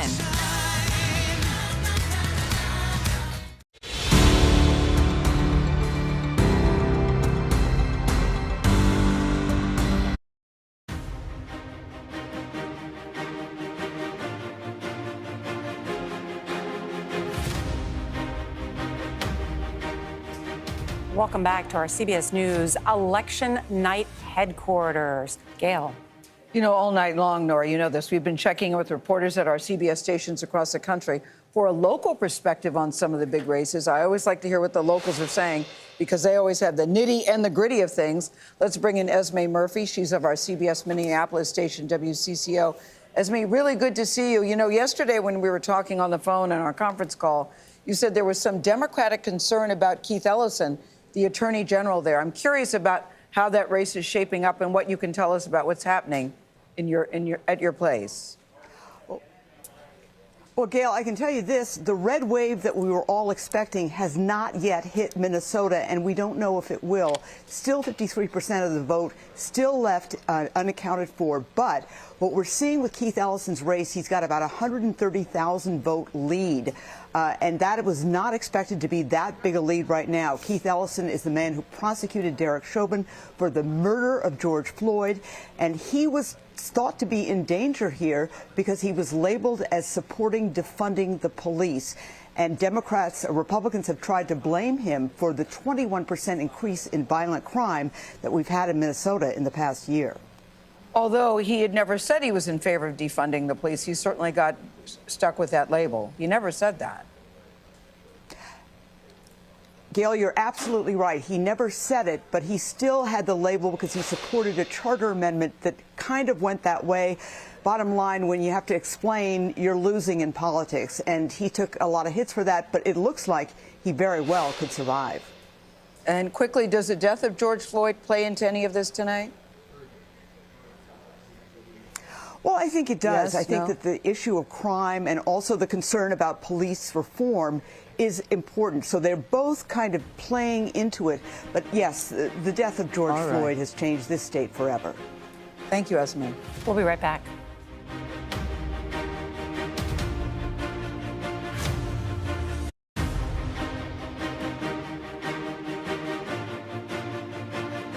I'm Lilia Luciano at the CBS Broadcast Center in New York. And of course, that was Las Vegas with more coverage of CBS News America Decides. The Senate race in Nevada is another contest that polls show super duper tight. The Democrat, Senator Catherine Cortez Masto, the first and only Latina in the Senate, is being challenged by Adam Laxalt, a former attorney general who helped lead former President Donald Trump's effort to overturn Nevada's presidential election results in 2020. Let's check in with CBS News correspondent Manny Bojorquez. Manuel Bojorquez is in Las Vegas at Laxalt's election night headquarters. Manny, when I was on the ground in Vegas, I talked to voters, heard from people who were hearing from both candidates and connecting with them in different ways. I also heard from a Laxalt advisor who was saying, look, even though Cortez Masto is Latina, Latinos here, which are 20% of the electorate, are not necessarily connecting with the identity thing. They're connecting with the economy thing, and they thought that would work. What are you hearing? That's right. On the GOP side, that's exactly the message. They want people to vote with their pocketbooks. When we talk about Nevada, you have to remember that when it comes to the rate of inflation and gas prices, they're above the national average. So here at the event for Adam Laxalt, the GOP contender tonight, there's a lot of optimism and excitement that message did really resonate with voters in the state. Of course, that remains to be seen. But I also want to tell you that we've checked in on the Democratic side with the incumbent's campaign, Catherine Cortez Masto. They say they also feel optimistic about the night. Some interesting points they made, however, that they do not believe that this race will be called tonight. Part of the reason why, they believe there's a large number of mail-in ballots, some that were just put in the mail today that would still qualify to be counted, that have yet to be counted. They believe there's a lot of votes for Democrats among those. So indicating that we may not know the results of this race tonight if it is close. You know, Manny, it was one of those races where Cortez Masto was considered one of the most, if not the most vulnerable Democrat in the Senate. But then we saw those heavy hitters, former President Obama, former President Clinton, all campaigning for her. We'll see what happens. Manuel Bojorquez, incredible reporting all week in Las Vegas. It's good to see you. Good to see you, Tim. You're watching CBS News coverage of America Decides. We'll have much more from the battleground states and all the big and more local races after this short break. We'll be back.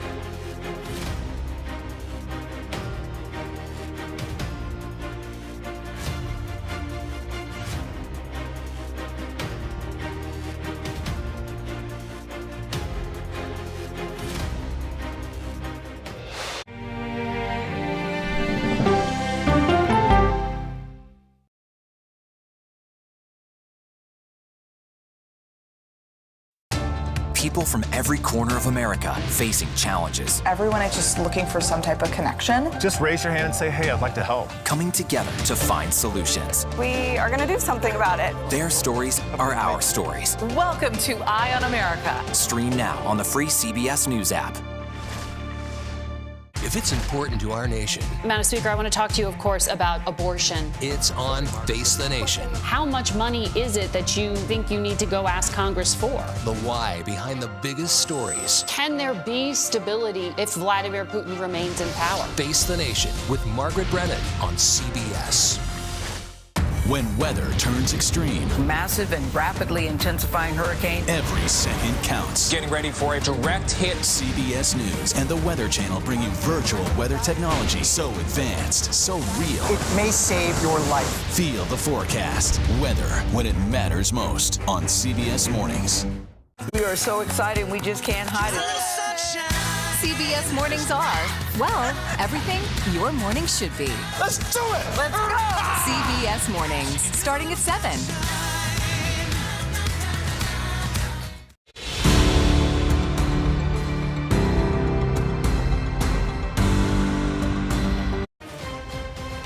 Will be the honor of a lifetime to serve as Arkansas's 47th governor and the first female governor. I am proud to say that I've been reelected to the United States Senate. Thanks to the overwhelming support of the people of Florida, we not only won election, we have rewritten the political map.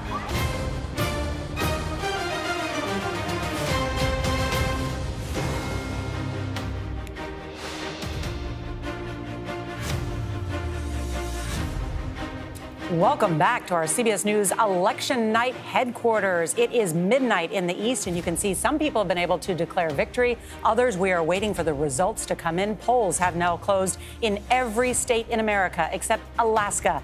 And we're getting fresh new clues about who could take control of Congress.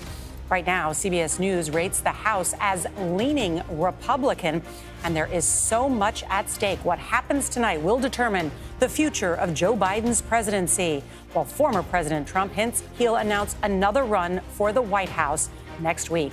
Let's go to our chief election and campaign correspondent, Robert Costa. Robert, this evening different than we thought would turn out. Republicans were overwhelmingly confident that they would win a number of seats that hasn't materialized at this hour.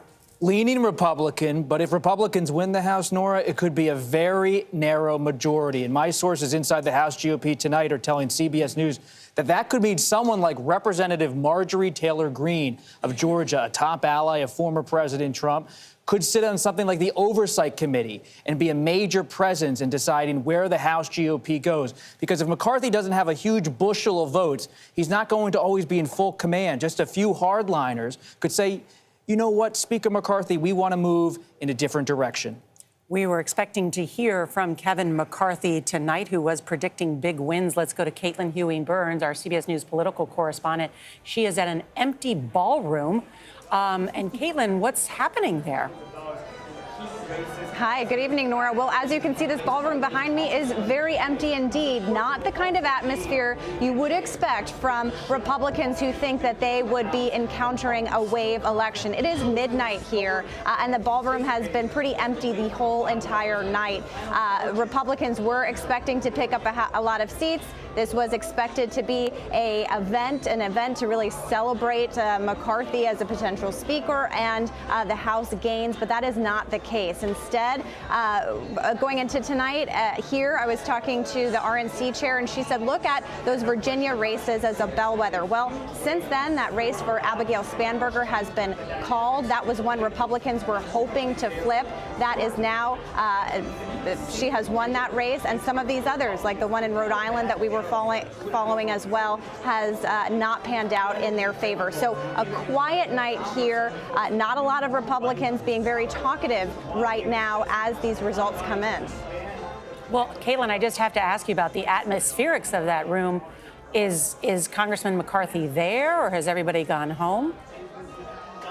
No, nowhere that we can see. Right now, it's just kind of, people gathering a little bit in the lobby, but we have been, and I'm looking at my return here, and it's still empty, just making sure that nobody has come in. And people that we had been trying to talk to are just not as talkative tonight. So we really expected this to be a celebratory atmosphere, and it has been quiet and empty in this ballroom. And I think that image, speaks for itself, at least at what we know at this hour. Caitlin Huey-Burns, thank you. Robert Costa is with us as well. Robert? Just to build on Caitlin's excellent reporting, it brings me back to 12 years ago, Norah. I was covering Kevin McCarthy, shadowing him all night 12 years ago in 2010 when the Republicans won the House that year. He might have to wait tonight to have another moment like John Boehner had back in 2010, where he declares he's the presumptive speaker, that the Republicans are winning the majority. This is politics. We're now midnight on the East. We're still counting votes. We don't know if Republicans are going to win the House or not. For McCarthy and for everybody, it's a wait-and-see moment. All right. We are also just getting in some interesting results from the state of Arizona that may surprise you. CBS News is changing its characterization in the battleground of Arizona in the Senate race. The CBS News race rating is now lean Democratic for Senator Mark Kelly, the former astronaut there.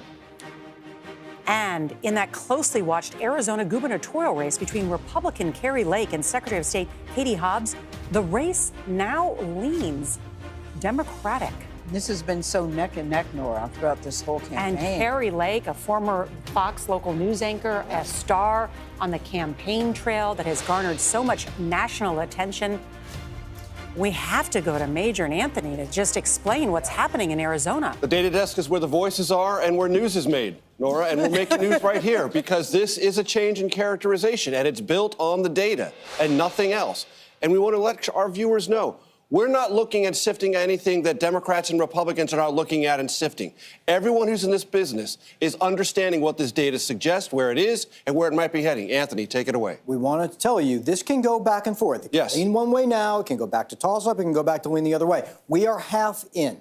But this is how to characterize the race right now, because you see, Kelly has a 239,000 vote lead with half the vote in. The other thing I'm going to do is I'm going to zoom in here on Phoenix, Maricopa County. This is where most of the state's vote is. And, I'm going to go in actually a little closer. I'm going to take you in to the neighborhoods of Phoenix here, and I'm going to show you that in central Phoenix, Kelly is doing well. These are the precincts, these are the wards where he needs to do well. As you get out into Metro Phoenix and the surrounding areas, you get a little more Republican. That's a pretty typical pattern, but it's certainly what Kelly needs to do. And what can you show us, Anthony, about the governor's race in Arizona? Okay, governor's race, we're going to go there. And we've also said this is leaning Democratic. Similar reasons. You've got a 178,000 vote lead at the moment for Katie Hobbs. Again, winning in Maricopa, that's most important. Half in, we'll see where this goes from here. But that's why we can give this right now a lean. That's the trajectory in Arizona. Nora? Well, that is fascinating. That is going to have a lot of people surprised tonight. Yeah. That is a really striking finding, Nora. Not so much when it comes to the Senate race, because Mark Kelly is the incumbent. He's very well known. But the fact that Kari Lake now is struggling, she was such an omnipresent figure on the campaign trail, very outspoken, an election denier who said just today that she was going to be the media's worst freaking nightmare, and that they were going to reform the media. So a very combative figure. And at the same time, Democrats would concede publicly that Katie Hobbs, the Secretary of State, was not a very dynamic candidate, and they were very frustrated. And yet, at this hour, it appears that the race leans towards her. Kari Lake also didn't make it clear that if she did lose tonight, that she would concede. Didn't she seem to leave that open? Yeah, absolutely. She has been asked multiple times, and she has refused to say whether. And she's talking about that right now, actually. Oh, well, we're going to check in with David Becker about that. I do want to go first to Chris Van Cleve, who's there in Scottsdale, Arizona. Chris, quite a development tonight. Well, Nora and Kari Lake is just taking the stage here at the Republican Watch Party. Republicans still think they can close this gap based on what they believe was higher than expected day of voting turnout. Now, I've talked to Democrats on the various campaigns here. They feel like their early vote numbers are something to be really excited about. So you're hearing a lot of confidence from Democrats, Republicans saying it's going to be a long night. What's been interesting here is several of the speakers that have come onto this stage here at the GOP Watch Party have already started brandishing conspiracy theories about the election issues here in Maricopa County, using words like rigged and criminal. We need to be clear that there's no evidence that anyone was unable to vote today in Maricopa County despite the technical issues. Kari Lake has just started her address. We're going to listen in to see what she says about the race, but so far Republicans here are stressing patience as there's a lot of votes yet to count. Nora? Yeah, Chris, you know what? We'll come right back to you if you want to bring us some of what Kari Lake is saying. But first, I do want to touch base with David Becker, our CBS election law expert. What about that? I mean, Kari Lake, this is an early characterization of the race, given all the data that we have. Talk about what your concerns are on some of the early indications that this may be contested. Yeah, so there's still a long way to go here. The majority of the ballots that are outstanding come from Maricopa and Pima counties, which tend to be a little bluer than the rest of the state, but they're mostly election day votes and late arriving mail ballots. So those might trend a little more Republican than the rest of the county. So we still have to wait and see here. But the key thing to remember is that throughout the state of Arizona, all of the ballots are paper. All of those paper ballots are audited to confirm that the machines did what they were supposed to do. There are automatic recount provisions within 0.5% in the state of Arizona. So this is a very, very secure system. All of the ballots, the number of ballots, are checked against the number of voters that checked in. It's very, very secure. So all of these claims are without any factual basis. And what does it say to you, David, that she's already dropping little seeds that there's some hanky-panky going on here? Honestly, we were hearing this well before the election as well, kind of preceding this. And actually, I want to check in with Chris Krebs, who is the former head of the Department of Homeland Security's cybersecurity agency. Chris, I understand you're picking up some traffic already in Arizona. Yeah, as David points out, this is all a pretext. They have established a narrative in advance, much like in 2020, if not in 2016, with the former president. And I would expect to see, as that timeline of counting over the next several days draws out, is just going to create opportunity space. And what you could see, there were some planned protests for this evening. I would expect to see protests over the next several days in Maricopa County, perhaps. And that is where Arizona is a bit of the hot spot of election denialism. Those are where those sorts of protests could turn violent. All right, Chris Krebs, thank you. Ahead, We have new results, new analysis, a new race rating in the Pennsylvania Senate race. You'll want to stay tuned for this. You're watching CBS News, America Decides.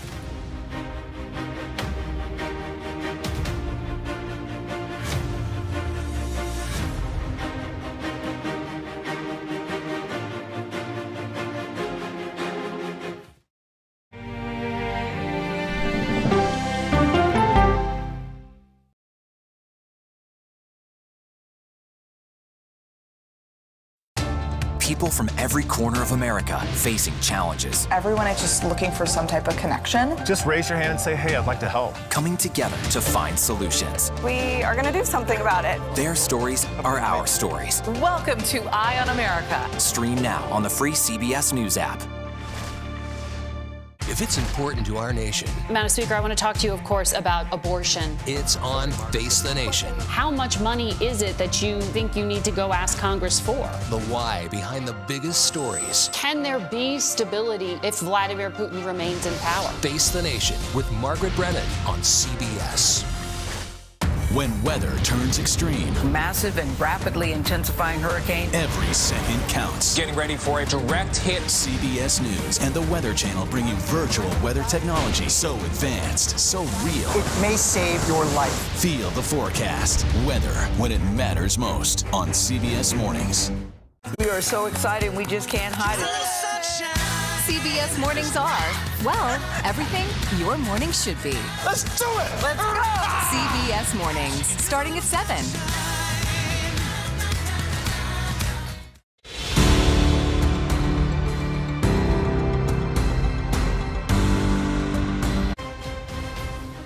I will bring balance to Washington, but John Fetterman, he'll bring more extreme. Sometimes I'm going to mush two words together, but one thing I absolutely will always get right is making sure that we stand for the important things in Washington, D.C.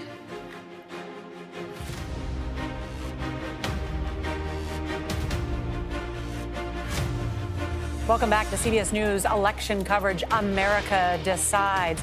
As I noted, it's a bit after midnight. And look at this. CBS News is changing its characterization of the Senate race. The race rating is now lean Democratic toward John Fetterman. Let's go now to Jerika Duncan, who is there in Philadelphia. Jerika, what are you hearing? We're hearing from the campaign that the people, the campaign, the volunteers are feeling good.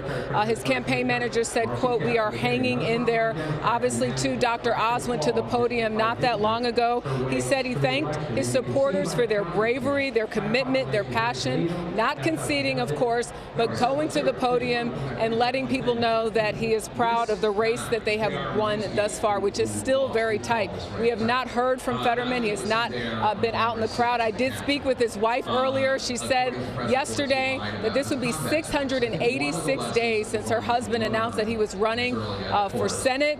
She told me she's feeling great and she's happy to be here. Norah?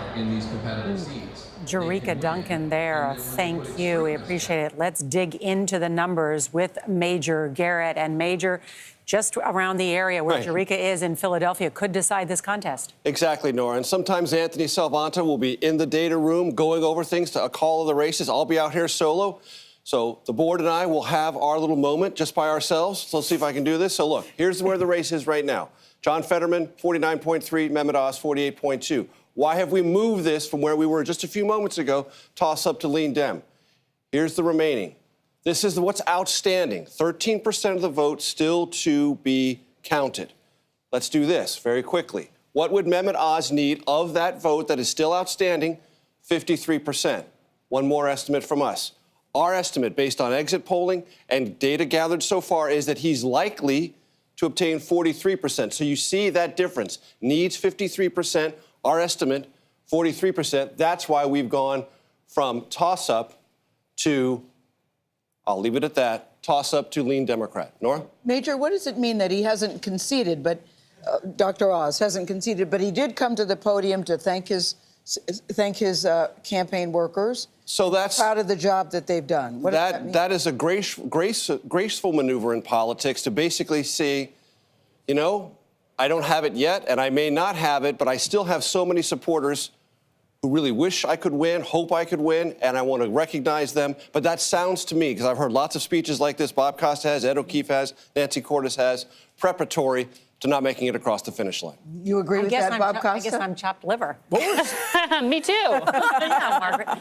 Something really interesting happening right now. You look at Arizona, you look at what's going on with Dr. Oz in Pennsylvania. What do you see from Kari Lake and Dr. Oz, both endorsed by former President Donald Trump? Kari Lake adopted the Steve Bannon Trump playbook in Arizona. I've been texting with Senator Roy Blunt, the retiring senator, Republican from Missouri, and he says Mitch McConnell has been trying to get top candidates who can win across the map, but that wasn't always possible because some of these Trump-endorsed candidates were winning. McConnell got behind Herschel Walker, got behind a lot of these Trump-endorsed candidates, but we're now seeing some of these Trump candidates having a tough time. Wow. So if some of these big Trump candidates in the Senate don't perform, will Trump get the blame for it? Well, he wants to have that big announcement next Tuesday at Mar-a-Lago, and if some of them go down, it may not be as cheery a message as he would have hoped. It's not a big announcement, Bob. It's a very, very, very, very big I'm sure that's a direct quote. There's a difference.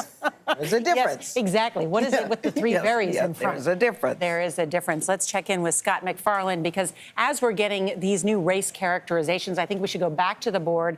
As early in the night, I reported that Senator Rick Scott, who's the chairman of the National Republican Senatorial Committee, told me he thought 52 seats was the minimum for him and that they would likely retake the majority. Where does that stand now? Since we last heard from Senator Scott, the battleground has shrunk as we make these projections. Here we are, past midnight in New York.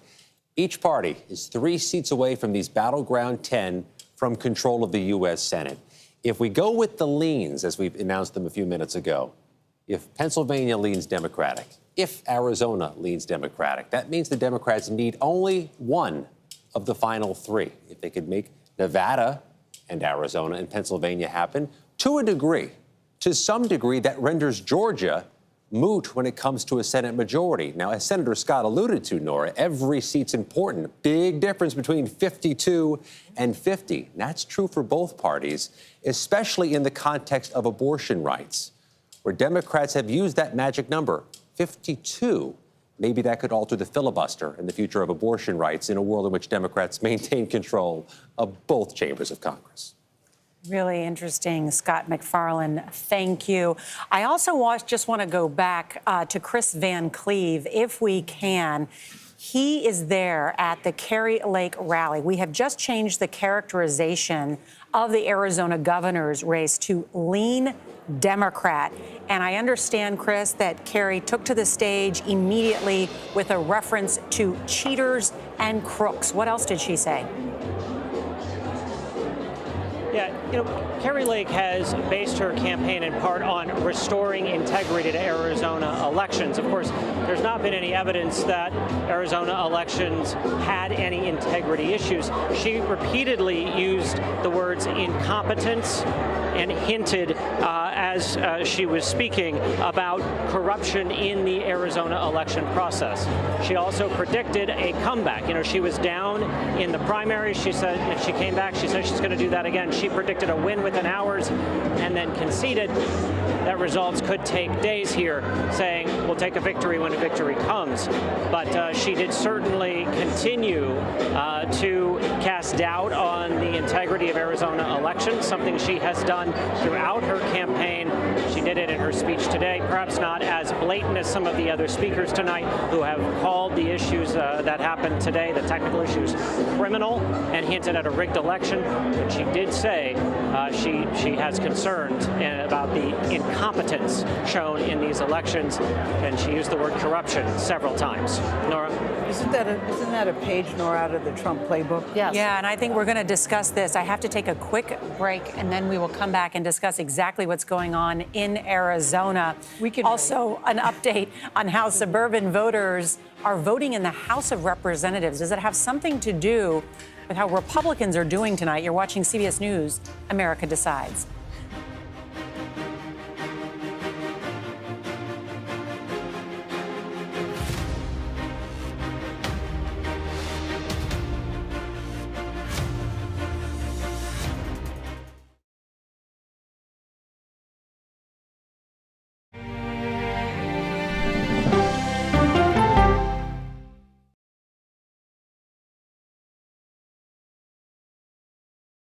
when weather turns extreme. Hurricane Fiona battered Puerto Rico with torrential rain, massive flooding. Every second counts. We won't get missed. We are the next target. CBS News and the Weather Channel bring you virtual weather technology so advanced, so real. Well over 9 feet. This is not survivable. You'll have time to get prepared. You want to have the advantage on severe weather days. It just may save your life. Feel the forecast on the CBS Evening News with Norah O'Donnell. My name is Omar Villafranca. Me llamo Enrique Acevedo. Our family at CBS is proud to celebrate Hispanic Heritage Month. The power of our community is in our diversity and identity. My parents came from Mexico. My mother's last name is Lopez. She's from Guatemala. We're proud of the dreams not just of ourselves and our people, but the dreams of this nation. We explore it all on CBS Deportes El Poder, streaming Thursday, October 13th. We are so excited, we just can't hide it.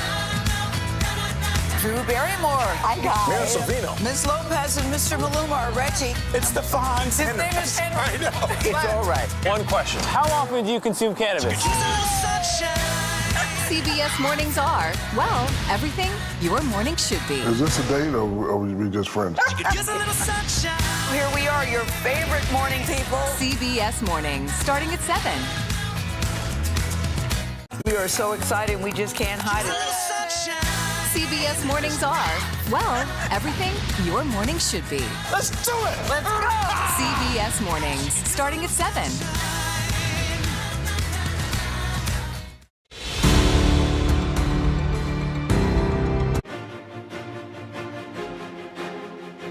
Welcome back to our CBS News election night headquarters. I want to go straight to Ed O'Keefe for some new reporting on Democrats in those House races. Ed? Nora, we've been talking about this narrower than anticipated margin for Republicans. We want to show you why. We started the night with about 49 House battlegrounds across the country, anticipating that many of these blue boxes would go red. It hasn't happened.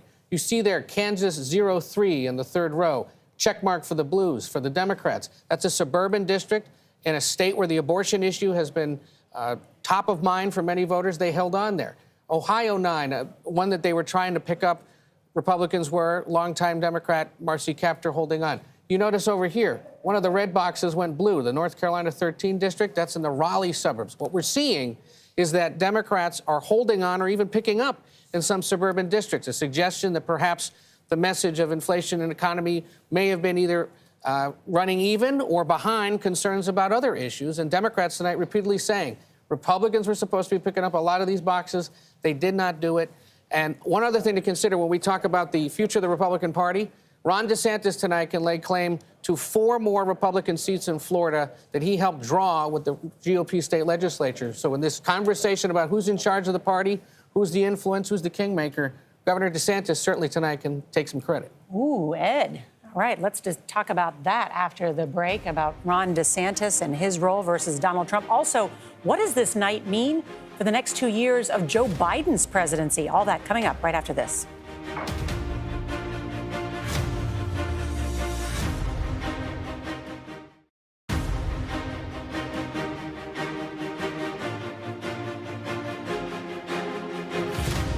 Good evening. I'm Lilia Luciano at the CBS News Broadcast Center in New York with more coverage of CBS News America Decides Campaign 22. It's been a long night, and there's much more ahead for election workers nationwide, counting ballots with control of Congress hanging in the balance. CBS News rates the House is leaning Republican. At this hour, however, control of the Senate remains on a dead heat. The outcome of these midterms will also determine the future of Joe Biden's presidency in more ways than one. I want to check in with CBS News senior White House correspondent Weijia Zhang now. Weijia, how is the administration right now reacting to the results so far? Aides here at the White House say there is a feeling of excitement mixed with validation because there is no so-called red wave that many were predicting and that they had feared. In fact, you know, they had thought that it would be a lot worse than it is. And so that is the feeling here tonight, that they could have lost a lot more seats, that the Senate races could have been less competitive than they are.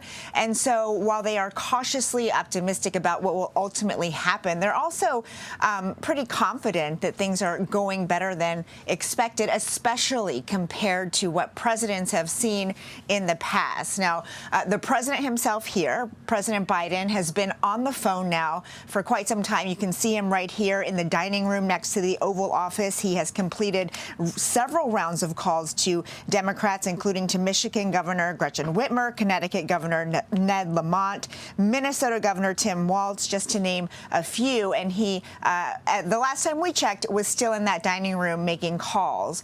And so the mood here, the atmosphere is better than anticipated. Well, I mean, when it comes to the numbers, it seems like, yes, we're not at that red wave that so many experts had perhaps predicted or forecast. But, you know, Democrats could still lose control of the Senate. Just walk us through what the difference would be for the legacy of the Biden presidency, for so many policies that have already passed, if they keep the Senate or if they don't. So President Biden himself said that if Democrats lose both the House and the Senate, it would be a, quote, horrible 2 years. And he said that he would have his veto pen ready, which is a signal of what he is anticipating if this were to happen, because not only would it be about not being able to fulfill the rest of the items on his agenda, but it would be trying to protect what he has already done, because Republicans have vowed to try to repeal some of those things, not to mention launch a flurry of investigations. Yeah, and the other I word that they've been warning, impeachments too. Wei Zhang at the White House tonight. Thank you. You're watching CBS News coverage of America Decides. We have much more after this short break.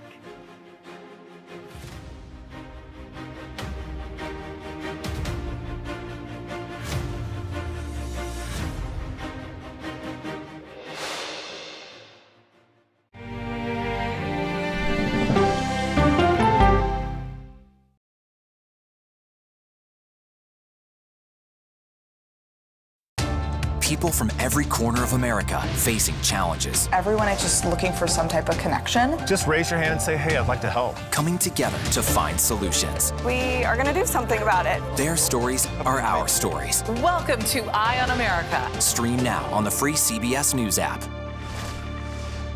If it's important to our nation. Madam Speaker, I want to talk to you, of course, about abortion. It's on Face the Nation. How much money is it that you think you need to go ask Congress for? The why behind the biggest stories. Can there be stability if Vladimir Putin remains in power? Face the Nation with Margaret Brennan on CBS. When weather turns extreme. Massive and rapidly intensifying hurricane. Every second counts. Getting ready for a direct hit. CBS News and the Weather Channel bring you virtual weather technology so advanced, so real. It may save your life. Feel the forecast. Weather when it matters most on CBS Mornings. We are so excited we just can't hide it.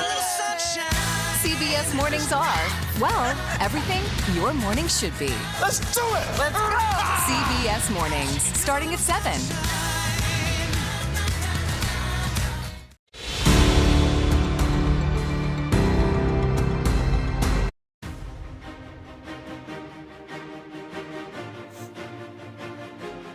Welcome back to an exciting night of our CBS News election night coverage. Polls are now closed in almost every state in America. Only voters in Alaska are still casting their ballots. But we want to show you at this hour that CBS News rates the House as leaning Republican. This was supposed to be a big night for Kevin McCarthy, expected to be the next Speaker of the House, but he might have a much smaller margin at the end of the night. Take you inside the hotel ballroom where it was going to be his victory party tonight. Our Caitlin Huey-Burns there.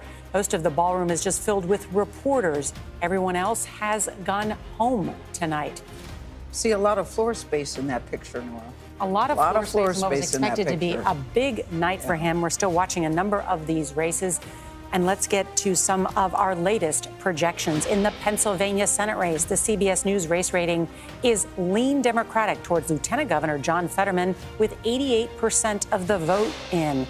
The Georgia Senate race, that's still a toss-up with 15,000 votes between Herschel Walker and Raphael Warnock. In Arizona, those two big races, CBS News characterizing the Senate race as lean Democratic. And the Arizona governor's race, also lean Democratic in favor of the Secretary of State there over the local Fox anchor Kari Lake and Trump firebrand. The Wisconsin Senate race is another one. At this hour, CBS News characterizing that race as a toss-up. I'm going to have to dig into the numbers on that. That's interesting. And in Rhode Island, too, that is a congressional seat. CBS News is projecting that Seth Magaziner will beat Alan Fung. This is a big deal because Alan Fung was the popular mayor of Cranston. Thank you, Ed O'Keefe. That's right. The Republicans said everybody likes him in Rhode Island. This is an opportunity for us to knock off a Democrat in that state. But Seth Magaziner prevailing, even though Alan Fung, a moderate Republican there, not aligned with the Trumps. So that also suggesting a strong night for Democrats despite the headwinds of history. That's exactly right, Nora. You're looking right now at a House Democratic conference that tried to define themselves in individual races and not get swept up by economic headwinds or by the political winds of Washington. Define themselves in individual races as people who have their own profiles and are not just associated with the leadership. Republicans were so confident, though, Bob, going into this race. What happened? I know we're still counting. I realize that. But with the predictions that we're making so far, what happened? Well, Republicans have been focused on the economy, crime, and immigration. But we saw it in Kansas this summer. Other issues are on voters' minds. Abortion rights, even in a ruby red state like Kansas earlier this year, and now tonight in so many races. Voters, and they've been telling us this in recent weeks as we've been reporting, they care about issues like voting rights, democracy, abortion rights, in addition to the economy, immigration, and crime. I want to bring in Ed O'Keefe, who's been following these House races so closely. Ed, that question that Gayle posed is such a good one. What happened? Well, I mean, this was the Rhode Island race, for example, is one that President Biden won by double digits.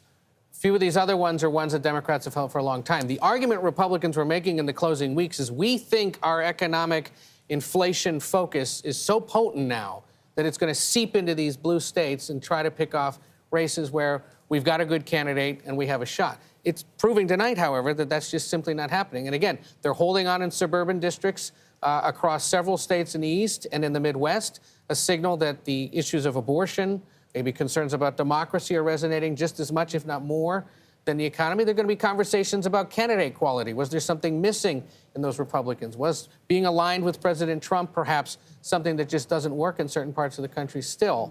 Democrats know they were going to lose the majority, and they're still on pace to lose the majority. But a smaller, thinner majority for Republicans is one that Democrats will see as a big win for them tonight, regardless. And think about what Kevin McCarthy said to us earlier tonight here at CBS News. He said he gives former President Trump a lot of credit for candidate recruitment. You see that across the board. Right. And, you know, it's true that Republicans did talk a lot about the economy and a lot about inflation, but they didn't give much in the way of a prescription for what they would actually do about inflation if they were to win the majority. That's partly because there isn't much that Congress can do. Frankly, there isn't much that the president can do. That's in the hands of the Federal Reserve. But that may have blunted the potency of their message. They weren't really putting out there something for voters to grab onto necessarily to say, oh, I like what they're selling, rather than what the Democrats are selling. I want to bring in Mick Mulvaney, who was former President Trump's chief of staff. And Mick, what's happening with the Republican Party tonight? Yeah, a couple things. It looks like there's a bunch of races that they thought they'd be competitive in, and they're losing it by 3 and 4 points. You guys mentioned the race in Rhode Island, a race that they thought that they should do well in. They're going to lose that by 4 or 5 points. There's races like that all over the country. The race I'm looking at, and you have to preface it by saying that only 43% of the vote is in. This is the Katie Porter race in Southern California. This is a race specifically that the members of the House Republican leadership had said they thought was in play. They thought that Katie was at risk. This was a big deal for the Republicans because this is the second largest fundraiser for the Democrats after Nancy Pelosi. She's winning by 15 points. That's not close. And again, caveat, only 43% of the votes are in. But it's just like that across the board tonight. Races where they thought they'd be competitive, they're not. Races that they thought they had a chance to win by 2 or 3 points, they're losing by that exact same margin. Mick, what do you think happened? The same question that we're asking here in the studio. You know this party very well. What do you think happened? Yeah, you don't know, because the Senate is easier to sort of talk about because that's more national, right? Further down the ballot you get, the more local races get. The Spanberger race was fascinating to me. I'd actually seen a bunch of those ads, and Abigail was not talking about abortion. She was not talking about the democracy and so forth. She was talking about the economy and crime and so forth. And I thought that was interesting, the right thing for her to do in her race. Clearly, she won. But it's sort of hard to tell. Maybe the Democrats were able to localize these races instead of getting caught up in the national wave. Now, that said, there turns out not to be a national wave. So it's really, it's very interesting as we sit here and muddle through the rest of the night. All right, Mick Mulvaney, thank you so much. One other state that we've been watching very closely is the state of Wisconsin. I noted earlier in the night that Senator Ron Johnson is the only incumbent Republican senator running in a state that Joe Biden won in the last election. CBS Weekend News anchor Adriana Diaz is in Neenah, Wisconsin. And what are you hearing?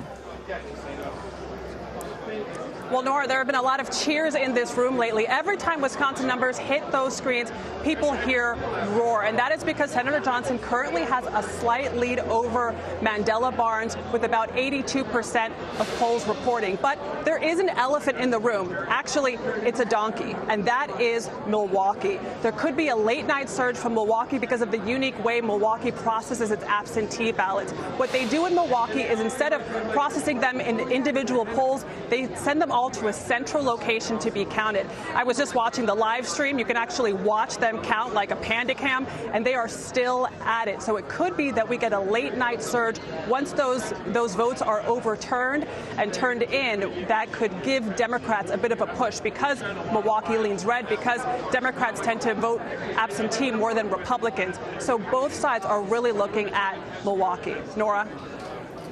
All right, Adriana Diaz, thank you so much. And we will check base with Major Garrett about Wisconsin in just a moment.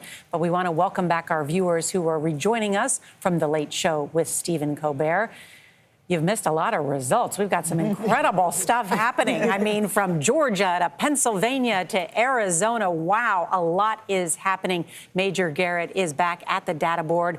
You heard Adriana Diaz talking about what is an unusually close race in the state of Wisconsin. And I say that only because Republicans were uber confident in that state. Tell us about what vote is remaining. Republicans really were confident, have been for 2 or 3 weeks, that Ron Johnson, once behind in this race, had used the issue of crime, specifically against the Democratic nominee Mandela Barnes, and had put this race away, at least so they thought. We characterize it right now as a toss-up. As you can see, 83% of the vote is in.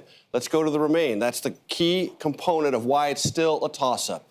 So 17%, that's obviously the math between 83%, 17%. All right, so currently Ron Johnson, the incumbent Republican, is leading. Mandela Barnes would need 59% of the outstanding vote. So what do our own internal projections say about the likelihood of that? Well, based on data from previous elections, exit polling, and other sources, 53%.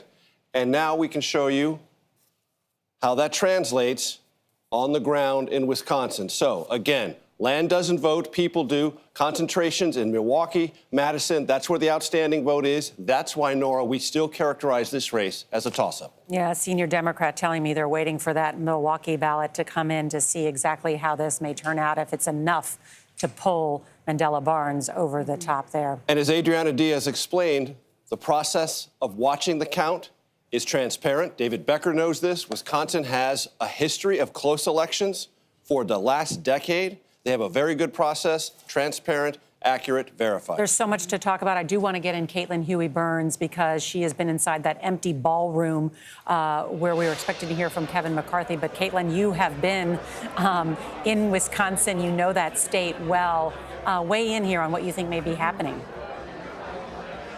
Well, when we were in Wisconsin, it was kind of a tale of two elections. Yes, crime was the dominant issue. We heard from Republicans and Democrats, and something that Ron Johnson was essentially staking his campaign on. But the Mandela Barnes campaign and Democrats that I spoke to in the state that were also working for the governor said that abortion access, abortion rights were going to be the driver in that race, because Wisconsin is currently under a law going back to the 1849 banning all abortions in the state. So they thought that this issue could play uniquely for them. And when you looked at our polling heading into this, that was the top concern for people who were supporting Barnes. That governor's race also very close. I had talked to Tony Evers a couple of weeks ago when I was in Wisconsin. He's the Democratic incumbent. He said that, look, Wisconsin is a battleground state. These are very close races, but that issue of abortion, he was hoping would also play in that race as well. And I think that's also a bigger story tonight, Norah,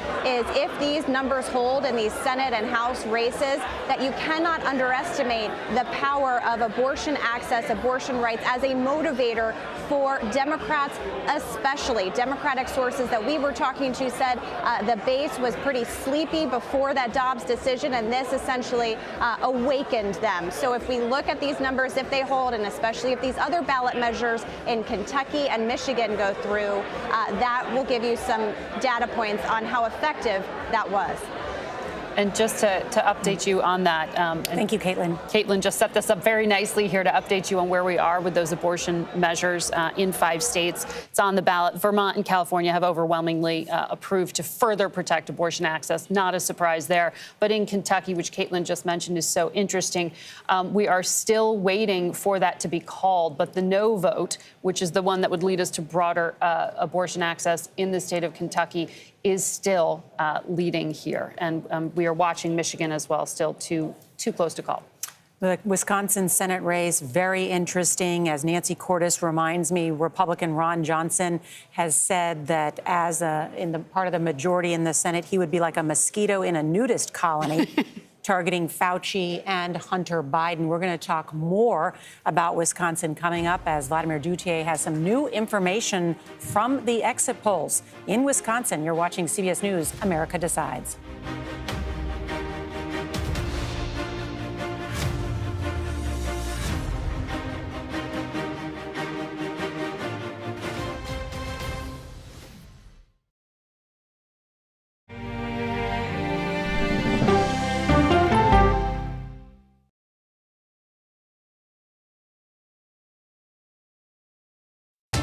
People from every corner of America facing challenges. Everyone is just looking for some type of connection. Just raise your hand and say, hey, I'd like to help. Coming together to find solutions. We are going to do something about it. Their stories are our stories. Welcome to Eye on America. Stream now on the free CBS News app.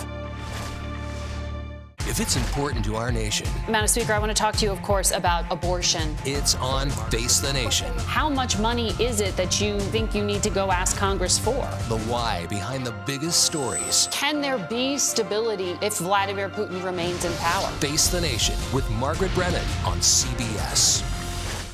When weather turns extreme, Massive and rapidly intensifying hurricane. every second counts. Getting ready for a direct hit. CBS News and the Weather Channel bring you virtual weather technology so advanced, so real. It may save your life. Feel the forecast. Weather when it matters most on CBS Mornings.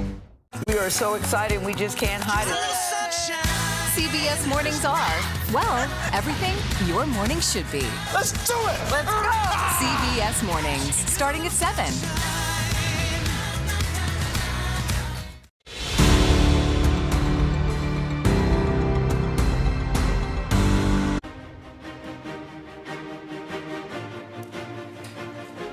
Welcome back to CBS News election coverage. America Decides. Well, the race for the U.S. Senate heating up, getting some clues here. This is the board.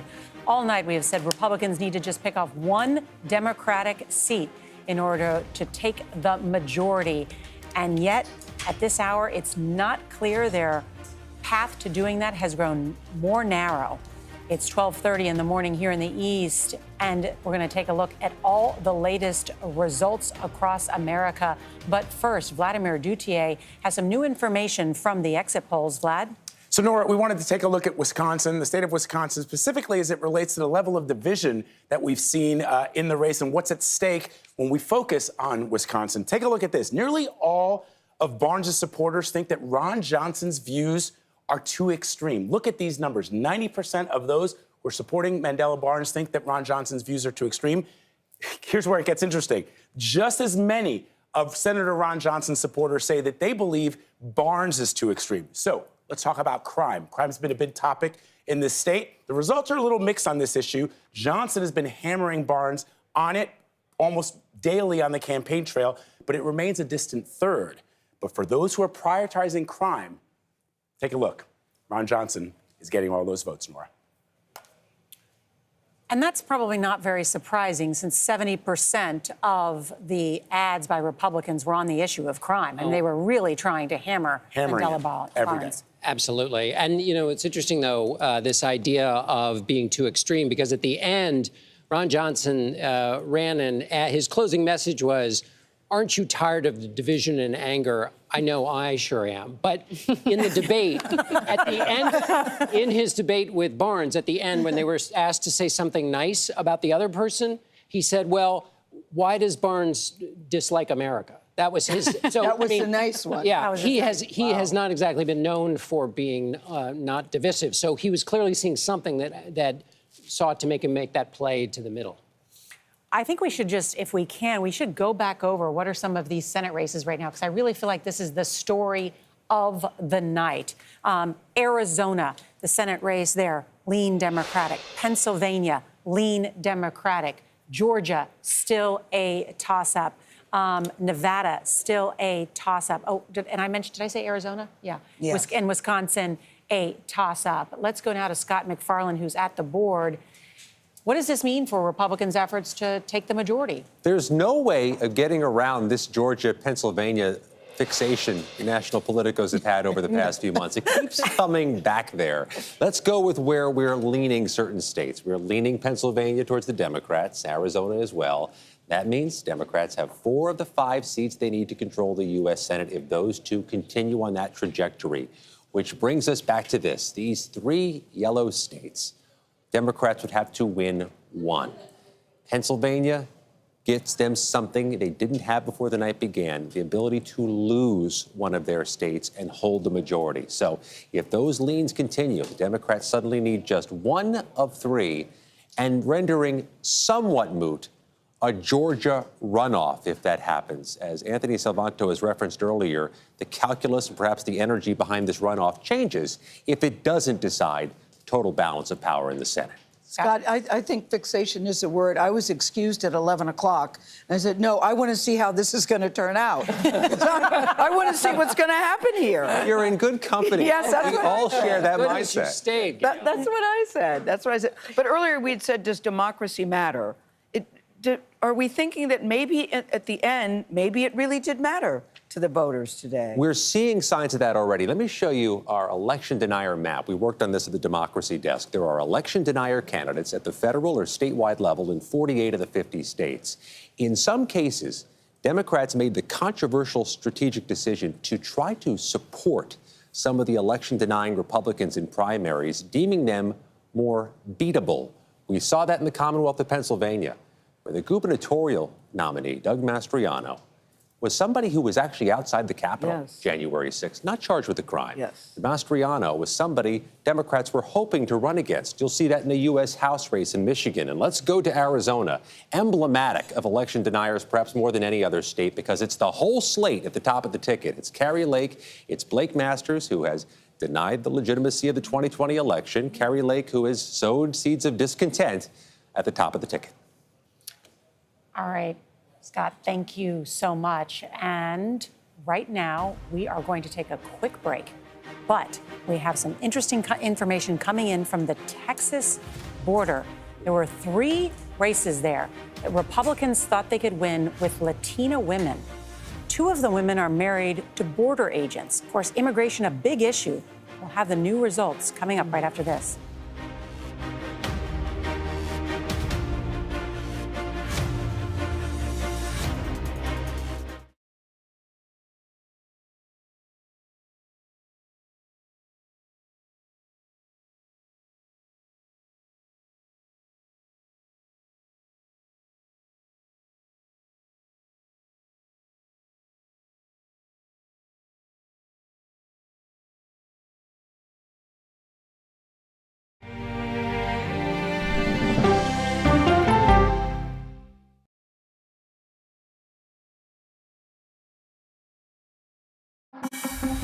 an original documentary from CBS Reports.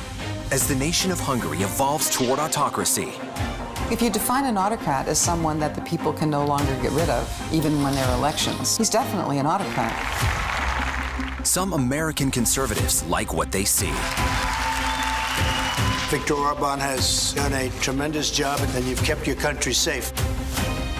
CBS Reports explores their growing alliance. I have come to Texas. We should unite our forces. So there are a ton of booths here, a lot of young people here. And what it means for American democracy. Prime Minister Orban is being accused of all kinds of things simply because he doesn't toe that liberal line. He stands for Christian conservative values. To sum up, the mother is a woman, the father is a man, and leave our kids alone. Full stop, end of discussion. A new conservative alliance, now streaming on the free CBS News app. What are the words you would use to describe the Queen? Kind, caring, and a nice lady. I'm here for you. America needs drivers. And we're here to help. What are you learning from Girls on the Run? Never give up and to always keep trying. You can see Myron Rescue is up. They're doing wellness checks when people are trapped inside their homes. We're going to be okay. We're going to make it.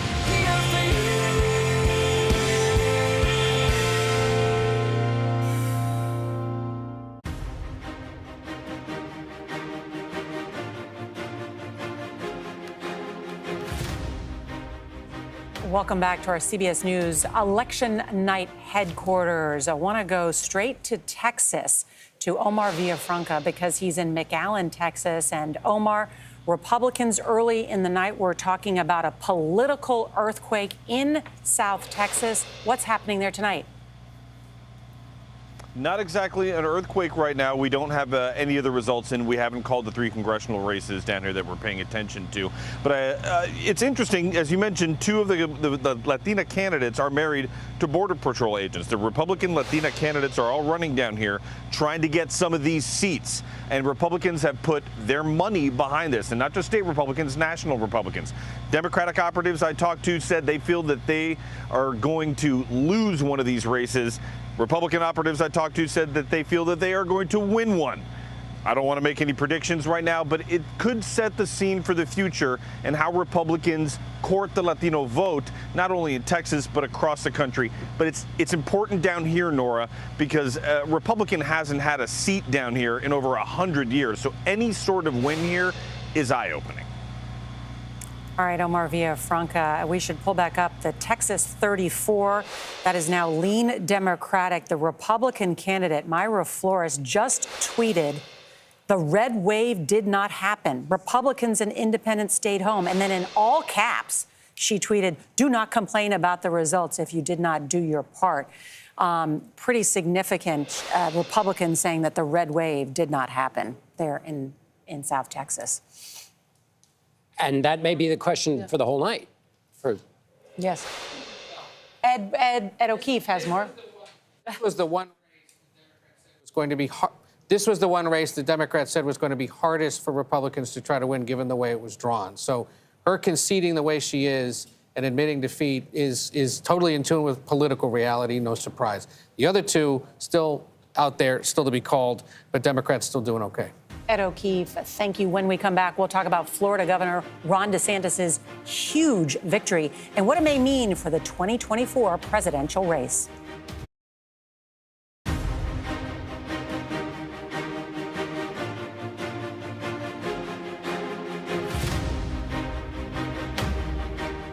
I'm Lilia Luciano at the CBS Broadcast Center in New York with more coverage of CBS News America Decides. To Texas now, where CBS News projects that Governor Greg Abbott has secured his 3rd term, defeating Democrat Beto O'Rourke. Let's head to McAllen, Texas, where we find CBS News correspondent Omar Villafranca. Omar, we know the governor's victory celebration wrapped up, so thanks for sticking with us. You know, my first thought and the first thing I did when I saw this was go to Twitter. I have seen so many tweets of heartbreak from those Uvalde families that you and I have both interviewed on the ground. They were really rooting for Beto. But I've also heard from so many Texans that they thought Beto was going to come for their guns. So, you know, what was it about Abbott? Was it Operation Lone Star at the border? Was it the guns? What are you hearing? Well, an interesting note about Uvalde. Abbott won that county overwhelmingly. Wow. So even though Beto was down there, and 5 months after that tragedy in Uvalde at Robb Elementary, Greg Abbott won that county handily. What was working for Greg Abbott was, it's not broken, no need to fix it. His slogan was, don't California our Texas. Our economy's doing well. Beto would turn it into a Biden state. Let's not do that. And the voters agreed with him. You know, Republicans worked really hard in Texas to flip the Rio Grande Valley red. They made some strides. There was a lot of efforts. What's the significance so far, whether they win or lose the 3 seats of these 3 conservative Latinas running? Well, it's interesting. I've talked to Democratic operatives who basically say neglect by the Democratic Party for years has now put the Valley and Laredo area in play. Now, again, as you mentioned, those congressional races, 15, 28, and 34, haven't been called by CBS yet, but there are some trend lines.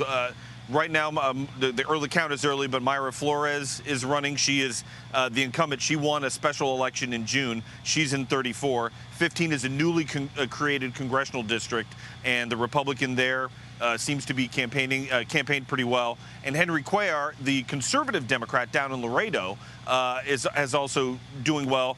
A Democratic operative told me he thinks that they will lose one of these seats. A Republican operative told me they think they will gain one of these seats. A Republican win here will basically give them fire in their bellies to keep going down here in the Valley. And keep in mind, there hasn't been a Republican elected here in over 100 years from down here in the Rio Grande Valley. So will be interesting to see what this means for 2024. You know, a real wake-up call for Texas Democrats. Omar Villafranca, thank you for joining us from McAllen, Texas. Thank you. You're watching CBS News coverage of America Decides. We have lots more to cover, even at this hour. Stay with us.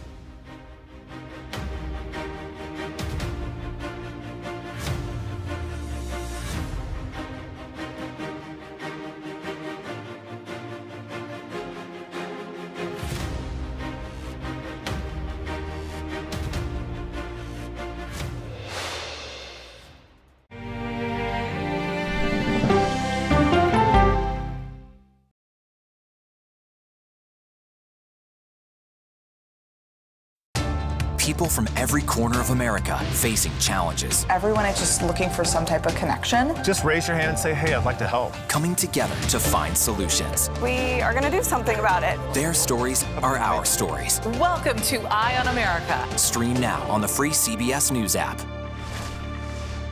If it's important to our nation. Madam Speaker, I want to talk to you, of course, about abortion. It's on Face the Nation. How much money is it that you think you need to go ask Congress for? The why behind the biggest stories. Can there be stability if Vladimir Putin remains in power? Face the Nation with Margaret Brennan on CBS.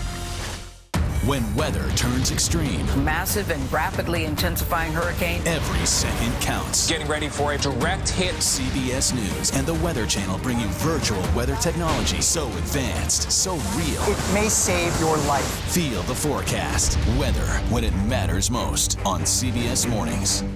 We are so excited, we just can't hide it. CBS Mornings are, well, everything your morning should be. Let's do it! Let's go! CBS Mornings, starting at 7.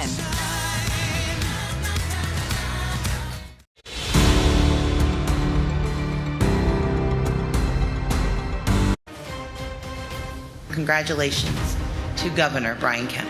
I can't tell you how honored I am to be your governor. And we needed another stark reminder that we have incompetent people running the show in Arizona. Tonight, I humbly stand before you as your governor-elect, knowing that you met this moment.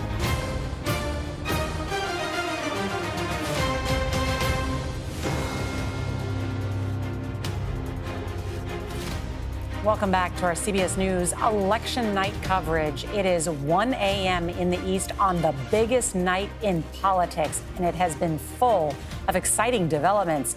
CBS News still rates the House at this hour as leaning Republican.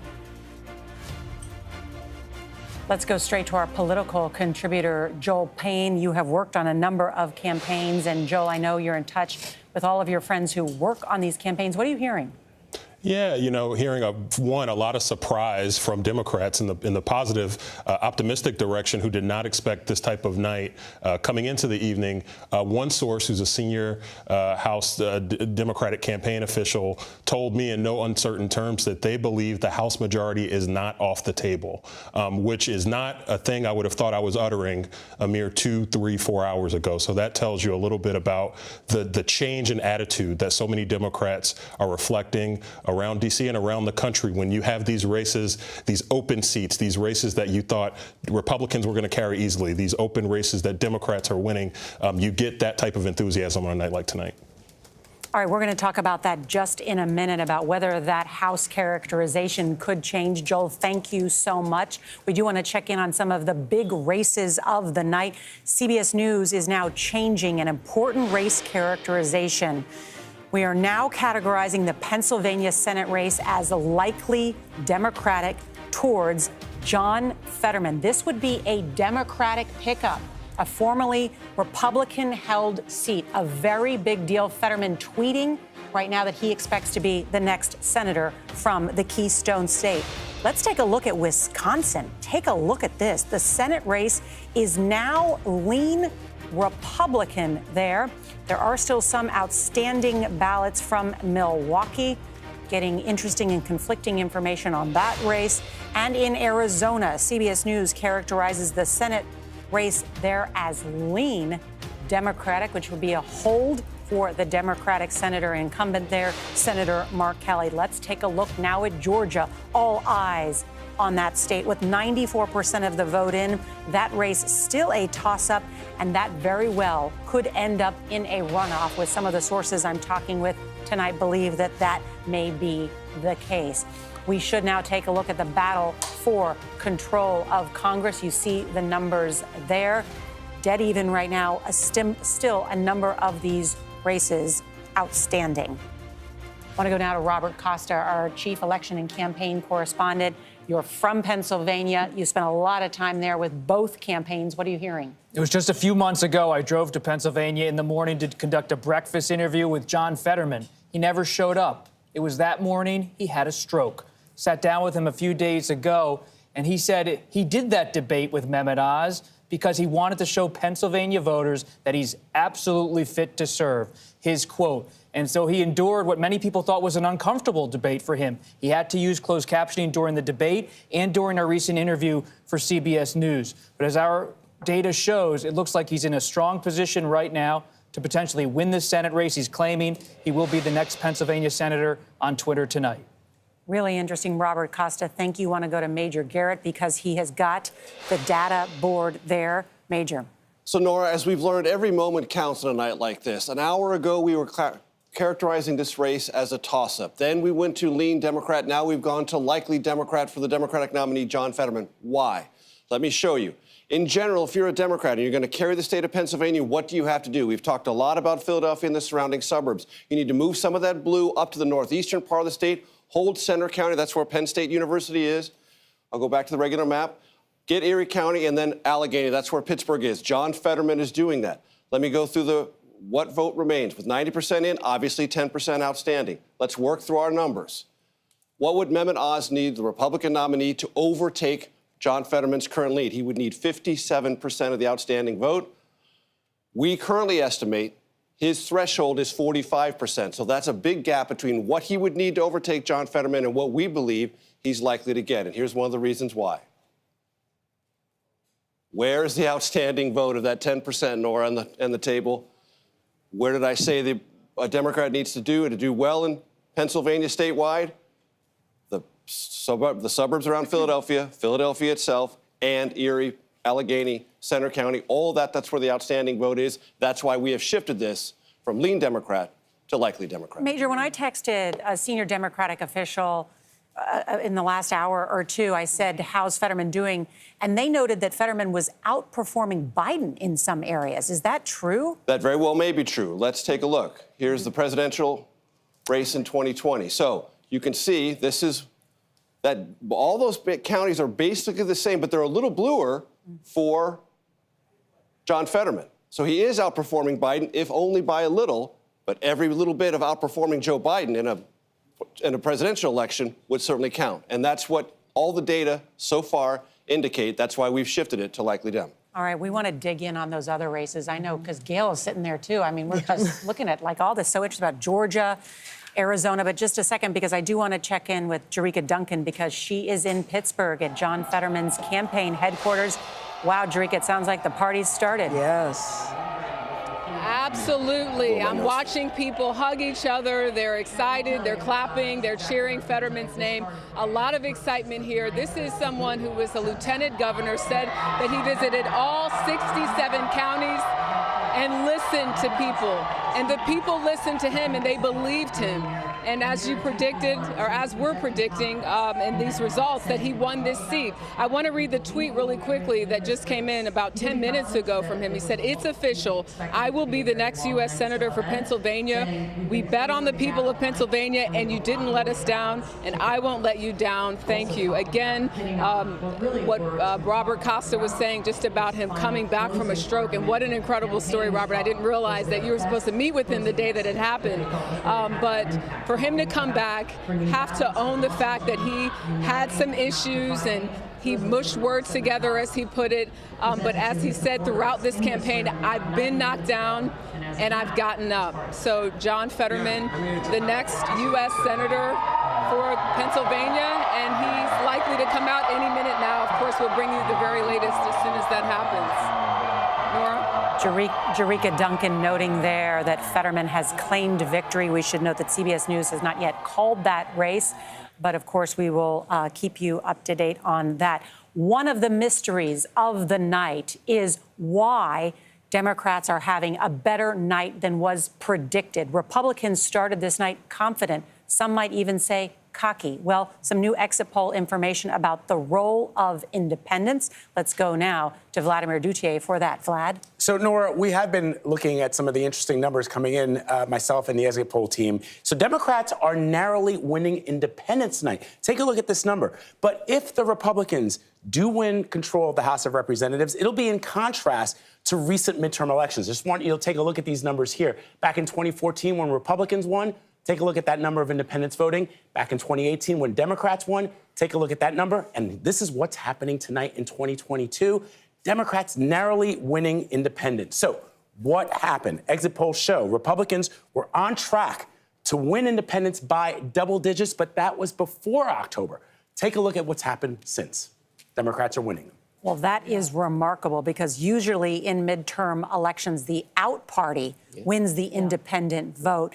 We're going to have to dive deeper into what is it that independents saw, what drove them to the polls towards the Democrats. Yeah, what happened in October, John Dickerson? Well, nothing comes to mind. I mean, you could imagine, during the January 6 hearings or something, independents turning against Republicans or some big national event. But one thing also, just to pick up on Vlad's point within Pennsylvania, Biden won independents in Pennsylvania 52-44. Fetterman is winning them 57-39 over Oz.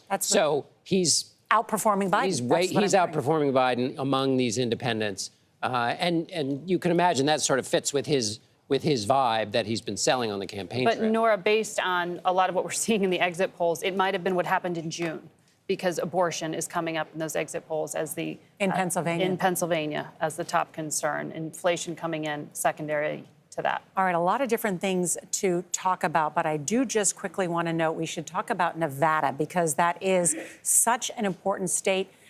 Democrats consider Senator Cortez Masto their most vulnerable Democrat. Major Garrett. That's exactly right. It's not an insult. Democrats did look at this race and feel that Catherine Cortez Masto was the most vulnerable of the incumbents trying to hold on to a Democratic seat. Now, for our eagle-eyed viewers and those who are watching the bar go by and watching the CBSNews.com website tracking votes coming in, they might have been alarmed maybe 30 minutes ago to see Nevada voted 1% and then, boom, instantly jumped to 44%. My colleague David Becker will explain why that was in a minute, but here's where we have the race as a toss-up. We have a little bit of results in from Reno, Carson City, a little bit coming in from Las Vegas. But this race is clearly a toss-up, 44%. There's more coming in. But why did it go instantaneously from 1% to 44%? There's nothing askew there. Nothing is going wrong. David Becker will explain what's going on. Yeah, that's exactly right, Major. What was happening was, if you live in the Reno area, you know there was bad weather in the Reno area today. And I spoke with election officials in the state of Nevada, and what they told me was there were some places where there were very long lines of poll closing. If you're in line when the polls close, you get to vote. So they could not release results until all of those people had voted. So they were waiting until the last voter in those last polling places who was eligible to cast a ballot that night had cast a ballot. And then all of the votes in the system that had been preloaded were released. And that includes a big bunch of votes from Clark County, Nevada.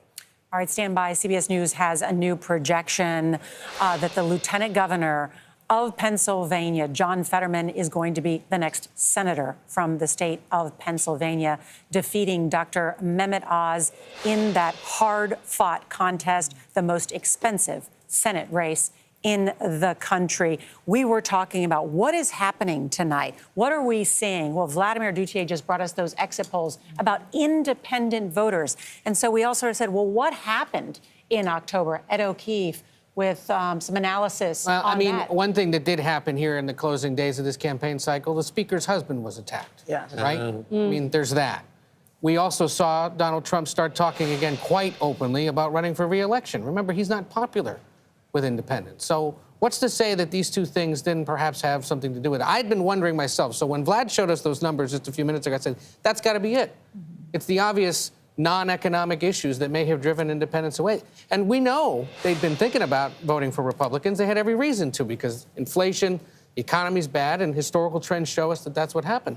But perhaps that's what it is. I mean, it's just too early to know. But that number said to me, it's things like the Pelosi attack, it's things like Donald Trump reemerging potentially that could have caused at least enough here. The other thing in Arizona, I know we were talking about this earlier, and there was some surprise that Katie Hobbs and Mark Kelly are ahead. Got to remember, Democrats plus independents beat Republicans in that state. It used to be Republicans plus independents would win. John McCain did it. Jeff Flake did it.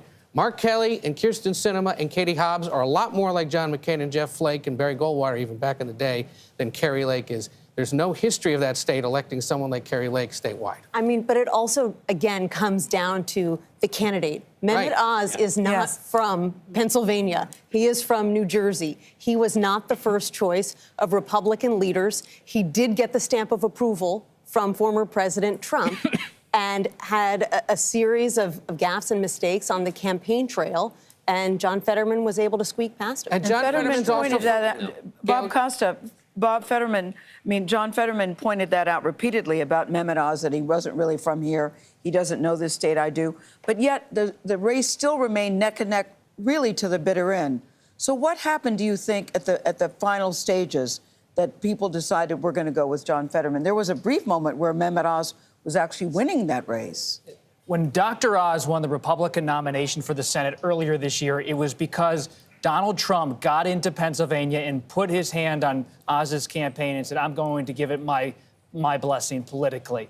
In the final days of the campaign, when I was tracking Oz, I went to Bucks County, Pennsylvania with Oz. Oz was trying to say to voters, I'm a centrist Republican. I'm going to be a Susan Collins type in the Senate. But what happened in the final days in Pennsylvania? Trump came back to Western Pennsylvania, went to Latrobe, Pennsylvania. Oz showed up. So Oz's entire effort to say, I'm a Susan Collins type, Donald Trump came in and said at the end, don't forget, you're also one of my candidates. The other thing, Gayle, John Fetterman's from Western Pennsylvania, first senator from Western Pennsylvania, and I believe more than a century.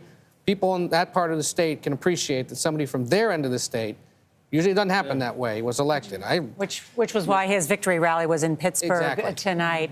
All of that analysis, excellent. We're going to have more on these key Senate races and the path to victory. Does one still exist for the Republicans in the U.S. Senate? Scott McFarland with the very latest. You're watching CBS News, America Decides.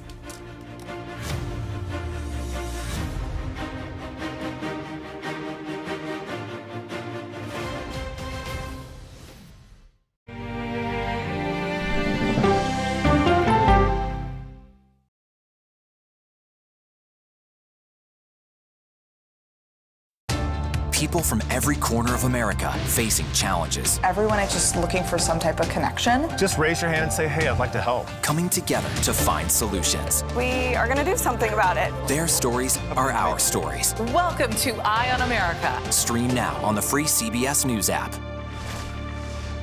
If it's important to our nation, Madam Speaker, I want to talk to you, of course, about abortion. it's on Face the Nation. How much money is it that you think you need to go ask Congress for? The why behind the biggest stories. Can there be stability if Vladimir Putin remains in power? Face the Nation with Margaret Brennan on CBS. When weather turns extreme, Massive and rapidly intensifying hurricane. every second counts. Getting ready for a direct hit. CBS News and the Weather Channel bring you virtual weather technology so advanced, so real. It may save your life. Feel the forecast. Weather when it matters most on CBS Mornings. We are so excited, we just can't hide it. CBS Mornings are, well, everything your morning should be. Let's do it! Let's go! CBS Mornings, starting at 7.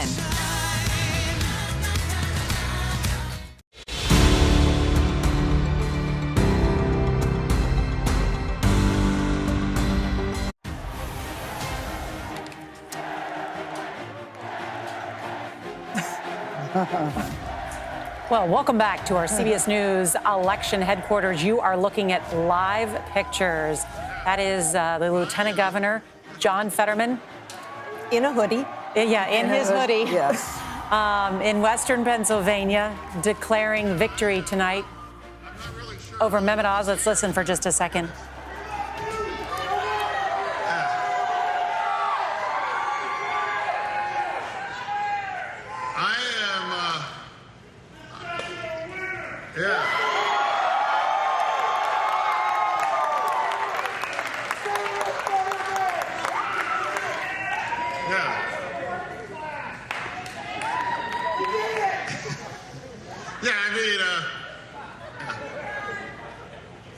So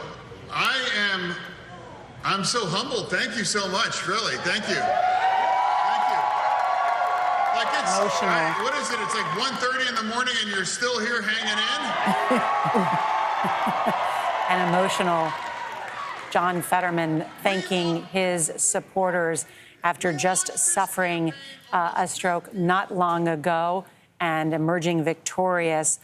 This is a key Democratic pickup because this was a former Republican seat. Let's go now to Scott McFarlane now about the path to victory. The board is changing. Another projection means the Democrats need 2 more of the 4 remaining battleground states for which there is no projection. We have designated Arizona as a lean Democrat. If it continues in that trajectory, they need just 1 of the final 3. Georgia, Wisconsin, and Nevada, for which we may be waiting quite a while. All of this underscores something else, though, Norah. One of the closest races in America this year wasn't necessarily tonight. It was that Pennsylvania Republican primary. It took days to declare Mehmet Oz the winner. A lot of Republicans in the Commonwealth thought David McCormick might have a better chance of winning tonight. That's right. Scott McFarlane, thank you. When we come back, we've got a big update on that Senate race in Georgia. You'll want to see this. You're watching CBS News, America Decides.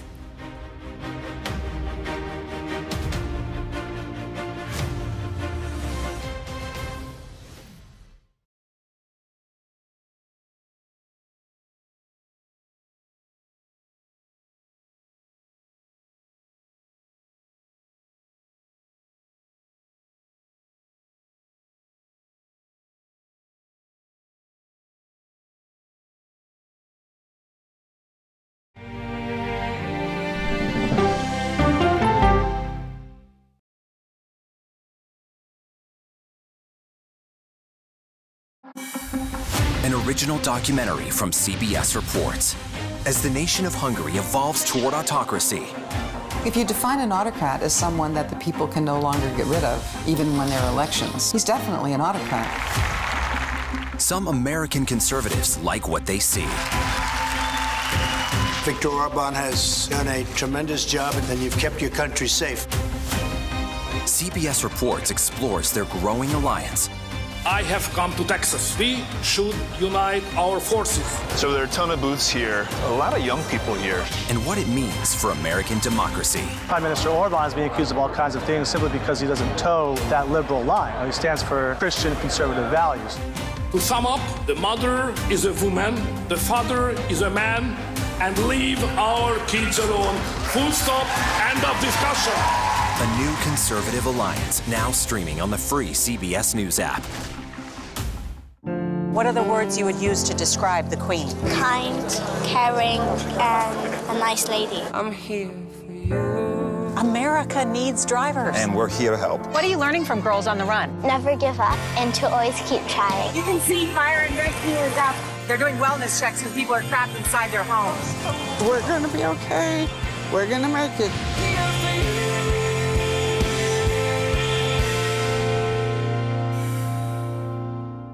Go to the ends of the earth. Right now. We got something crazy. And reach for the stars. Here we are. Time. Yes, it's my comeback. Hey, this is pretty fun. But wait, there's more. Experience thought-provoking, Welcome to the idea of being a human being. innovative, and truly original reporting. Look through a telescope and go, wow. Because there's always something new under the sun on CBS Sunday morning.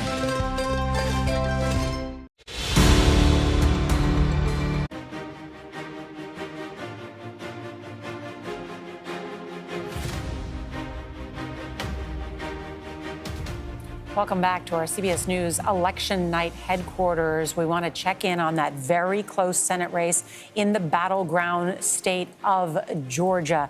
Let's go now to David Becker, our CBS News election law contributor. And David, when you look at what's happening in Georgia, what are you predicting? Well, I just got off the phone with Georgia election officials, and given where we are, we have about 95% of the vote in, and what the margins are right now, the leader right now is Raphael Warnock with 49.2% of the vote. They view it as a near certainty there will be a Senate runoff in Georgia on December 6th. And that's because there's just no way for either one of them to reach 50%. It's just exceedingly unlikely that either one of them could get to the 50% threshold that would avoid a runoff. So it'd be 4 weeks from today. All right, I do want to ask you about Arizona in just a second, but want to check in with Nicole Killian because she is there in Atlanta. Nicole? Hey, good evening to you, Nora. And I do want to add to the conversation you're having. As you see, we are outside of Herschel Walker's headquarters here in Atlanta, and that's in part because the campaign just told supporters to go home because they expect this to be a long night. And a lot of this is because they are still waiting on vote totals from counties north of Atlanta. These are Republican strongholds where they feel that Herschel Walker probably performed well. They also think that there is some outstanding vote in the metro Atlanta area, counties like DeKalb and Gwinnett, which could potentially be more favorable to Herschel Walker's opponent, Senator Raphael Warnock. And so basically where the rubber meets the road here is they want to know what that spread is. They believe there are still hundreds of thousands of votes that are out there. How many of them are early votes? How many of them are absentee ballots? How many of them are in-person voting from Election Day? And so based on that spread, they feel like they can get some clarity once they have a better sense of those numbers. Now, in terms of those outstanding counties, some of those offices have now closed. So that's why they told supporters to go home, because they just don't expect to get those results tonight. And so they do expect that hopefully more of those totals will start coming in tomorrow morning. I would note, because of Georgia's new voting law, counties have to report all of their totals to the Secretary of State by 5 p.m. Eastern. So they do expect, hopefully by the close of business, that they will have some clarity around this race. I also want to note, in terms of the chances of a runoff versus an outright victory, one campaign official told me that they do think there's probably a 60% chance that this goes to a runoff, maybe 20% that it doesn't. Lastly, we are hearing from the Warnock campaign tonight, which just told CBS News that we can't expect to hear from the senator within the next 15 to 20 minutes. Wow, a lot of great reporting there, Nicole Killian. Thank you so much. Next, breaking news and some new race results. That's next.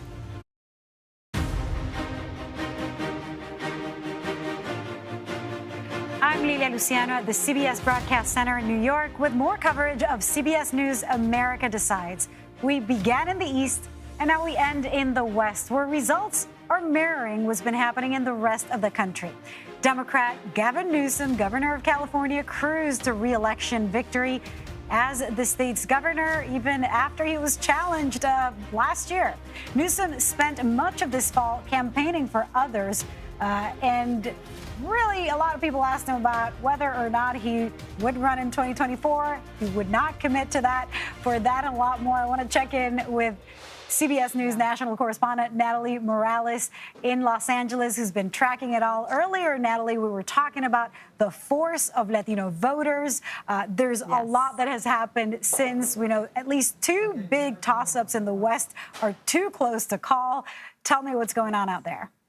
Yeah, you know, there's a lot of interesting developments here. Clearly, that so-called red wave or ripple, however it was being referred to, has not materialized. I think a lot of Democratic candidates are breathing a sigh of relief, particularly in Washington state, where Patty Murray has won. CBS News projecting her to be the likely winner of a 6th term in Washington. She has served 30 years, is the head of one of the committees that deals with education and healthcare reform. So she is going back to Washington, defeating her Republican challenger, Tiffany Smiley. It was a very tightly contested race.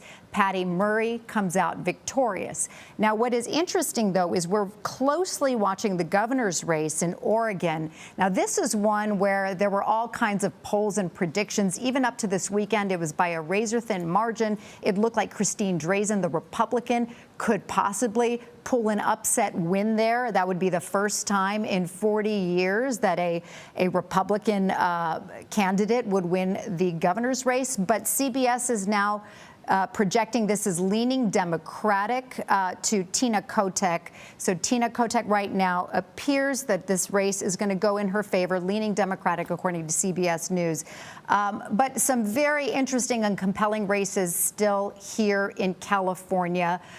You talked about Governor Newsom. That was an expected result. I think everybody had predicted, after surviving the recall, he's been a very popular governor since. And he has, as you said, campaigned for other candidates, Democratic candidates, instead focusing on the other challenges ahead. But the question is, will he run in 2024? And that is a question he has sort of deflected and said, right now I'm happy where I am. So we'll see, if that tone will change in the next couple of months as he, continues on in the governor's seat. That's right. Well, Natalie Morales in Los Angeles, thank you. Good to see you again. Thank you. You're watching CBS News coverage of America Decides. These races continue, some too close to call, but we'll have much more after this break. Stay with us.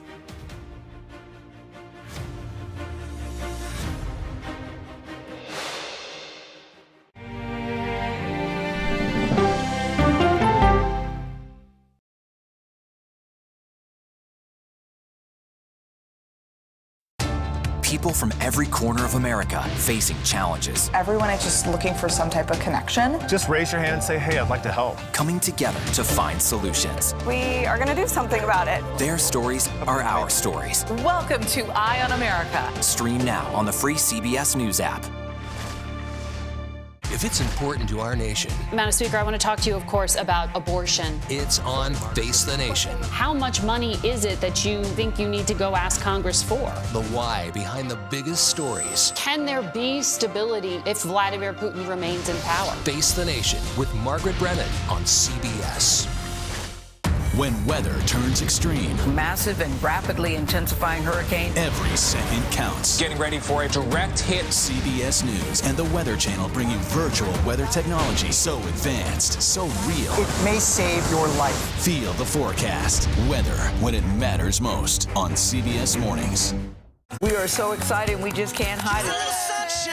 CBS Mornings are, well, everything your morning should be. Let's do it! Let's go! CBS Mornings, starting at 7.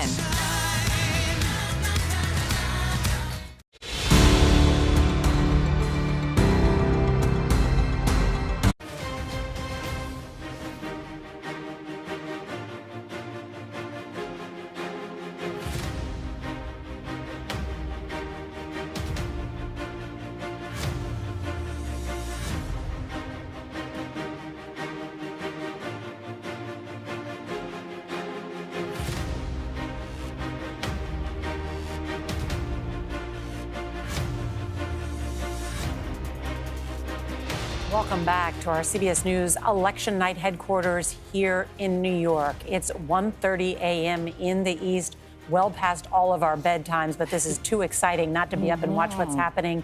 We still do not know who is going to win the House, and we don't know who is going to win the Senate majority. But we do know this is not the night that Republicans were expecting. John Dickerson is our chief political analyst. And John, turns out independents played a key role tonight. They did play a key role tonight. And you know, I was just thinking in the Georgia race, Warnock is up by 11 points with independents. And as you mentioned earlier, if the narrative that we had all been thinking about and that both campaigns had been thinking about, and we should at some point talk to some campaign people and say, how did so many people miss this?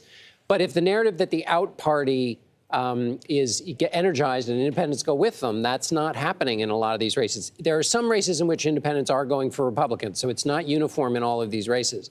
But it's certainly not the case in some of these key races that independents are going for Republicans, the out party, when there's unified Democratic control in Washington. I mean, this would be historic if Democrats could hold on in a way that, frankly, for the past 6 weeks or more, we've been saying looked next to impossible.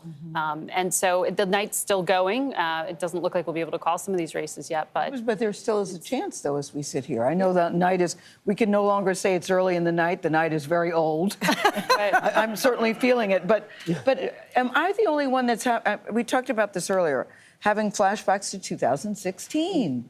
You know, at that time, the Democrats were very confident. And as going in tonight, the Republicans were very confident. And I remember sitting not in this room, we were at our old place, saying this did not turn out the way that we expected it to. What do you say to that, Major? You were there. I was there. We all remember on the evening of 2016 when the Virginia results came in, there were people with the Hillary Clinton's campaign talking about, well, we're beginning to see the emerging Clinton coalition. Do you remember those sound bites? Yes. About 7, 8, 9 o'clock? Well, they didn't age well. Yes. Because voters surprised you. We talked about that earlier. And there are lots of issues that were before voters. And it's quite possible, Gayle, that when voters went into the polling places or cast their mail ballot or cast their ballot early in person, they may have gone to the polls with one idea that they conveyed to pollsters. And the surveyors took it downright. But once they made that actual decision, looked into it, something else might have led them in a different direction. And independents clearly broke on some of these lines that Republicans were not expecting, and even Democrats didn't pick up in their own surveys. So voters surprise you. All right, hold on just a second. I want to go to Nancy Cordes. I understand we have heard from Speaker Nancy Pelosi. Yes, we've just gotten a brief statement from the House Speaker, who says, while many races remain too close to call, it is clear that House Democratic members and candidates are strongly outperforming expectations across the country. As states continue to tabulate the final results, every vote must be counted as cast. Many thanks to our grassroots volunteers for enabling every voter to have their say in our democracy. So she's clearly hedging here. She's not claiming victory for the Democratic Party. She's not saying she's going to keep the Speaker's gavel, but she's saying that her party is having a better night than was expected. And we are also hearing, I think, that we're going to hear from the Republican leader, Kevin McCarthy. We would mention that empty ballroom. We may still hear from him tonight.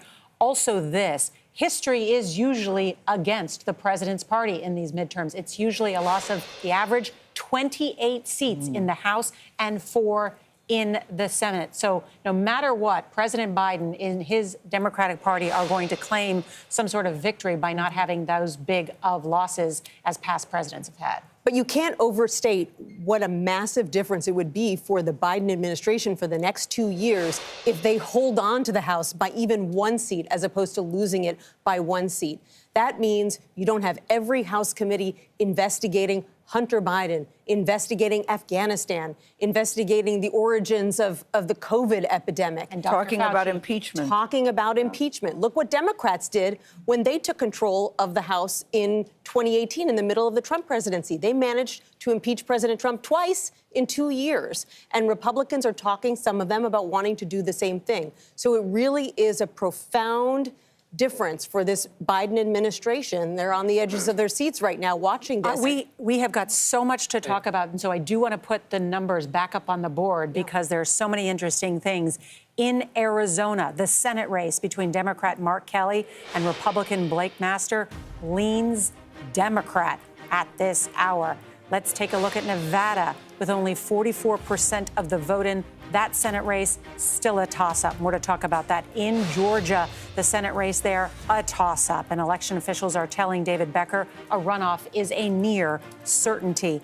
And in Wisconsin, take a look at this. The Senate race is lean Republican towards incumbent Ron Johnson. Last time I looked, though, it's about 40,000 votes. We're going to check in with Major and Anthony on that. And then take a look at the race for governor in Wisconsin. CBS News projects Tony Evers will win re-election. And if you guys don't mind, I want to dive into Wisconsin because Mandela Barnes, the lieutenant governor, against a powerful incumbent, Senator Ron Johnson. Yes, we'll get to the governor's race first, though, Nora, because we just called that. Because, Anthony, explain to the audience why Tony Evers now, according to our projection, will win the governor's race and win re-election. Okay, this is very straightforward math in some respects. It's all about what remains. Right now, just 7% of the vote is outstanding. And what would Michaels need to catch up? He'd need 69% of it. He's getting 48 statewide, so that isn't going to happen. That's why you can project the race. The other thing about this, and it speaks to what we were talking about before, expectations. We went into this night with a lot of Democrats and a lot of pre-election polls, them saying they may or may not turn out. We had turnout expectations that were lower for them. However, at the decision desk, we go county by county looking at expected vote, and they've hit those expectations all along, which is to say, later in the day, Democrats did turn out in a lot of these places that helped Tony Evers, and it's helped Democrats so far in a lot of places. Let's communicate what we see in that Senate race. Okay, the Senate race, much closer. I've got a narrow lean on this. It is leaning Republican. Ron Johnson up a little bit on Mandela Barnes right now. Here's a case, again, I'm going to show you the outstanding vote, and what's going to happen is, 8% outstanding. Well, what does Mandela Barnes need to catch up? Well, 60%. That's difficult, but not impossible. It's not the kind of large number you would say it rules it out. So that's why this is still a competitive race. Okay, so I'm getting texts about this because I'm asking about this. How much outstanding vote is there still in Milwaukee? If there's a lot of outstanding vote, that means that Mandela could still potentially win. If not, let's see. Yep. Okay. So let's do this. I'm going to show you right now the outstanding vote, and I'm going to show you where we are with the vote overall. So 89% in. Okay. 322,000 votes outstanding. Okay. Now I'm going to dive in. Hold on. I'm going to dive into Milwaukee right here. Okay. Mandela Barnes doing well at 69%.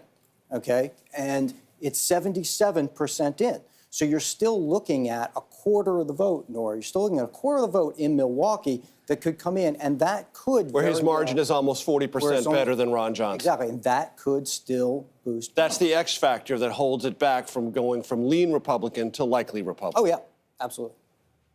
Got it. So, okay, so so bottom line without all the numbers, are there enough votes in Milwaukee for Mandela Barnes to pull off a victory? There might be. There might be. It is possible. But yet you're still leaning Republican, though, even though it's still a possibility. It is. It's a possibility, but he's going to have very strong turnout from here, and our expectations of the vote are going to have to be very precise, and he's still going to have to do well. Okay. Let's touch base with Adriana Diaz because she is there in Wisconsin in quite a turn of events tonight, Adriana. It has been nonstop tonight here in Wisconsin. Now, I know you guys were just talking about those Milwaukee votes. We know that those absentee ballots that I was talking about earlier that have to be counted all together before they're submitted for reporting, those have been transferred from that Milwaukee central count location to the court. The court then has 2 hours to add those votes to the overall tally. I've reached out to Milwaukee election officials to see if that 77% of Milwaukee votes, which have been reported, includes those absentee ballots. So I'm waiting to hear back on that.